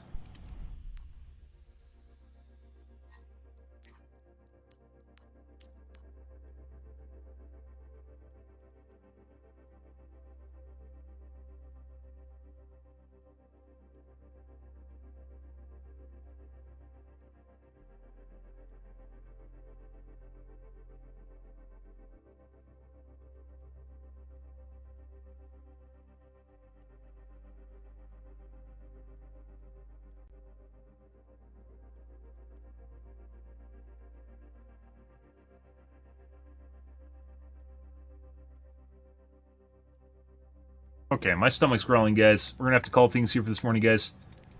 Yeah, shit accuracy on some of these matches, by the way. Yeah, but we have pretty blatant cheating going on here this morning, so...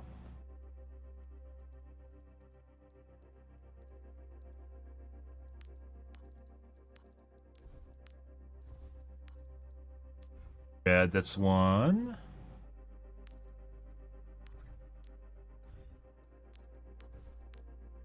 And 8. This is with the cheating whale that just kept trying to pop shot me and kill me instantly. Yeah, cheating piece of shit. No. Alright. We're going to call things here for this morning, guys. Tonight will be more of the OW2, so you guys have that to look forward to or not to look forward to, depending on your preferences. Going to continue our tweaking journey. Oh my god. See if we can figure out the secret mix. The elixir of life. Sorry, guys. I'm out here for this morning, guys. If you are new to the stream, you enjoyed the bullshit, you enjoyed the fun, you enjoyed the replays, make sure to follow button on your select platform. I stream to Kick, Facebook, YouTube, as well as Twitch every day from late night to early morning at GMT-6, so late night North America time. I usually stream for about 5 to 6 hours, give or take, depends what's going on in my life, what's happening, etc., etc. The usual shenanigans, guys. I'm out here for this morning, guys. Tonight will be more of the OW2s. Anyways, guys, thanks for watching my stream as always, and I hope you guys have a wonderfully fantastic Monday morning. Have a good day, guys.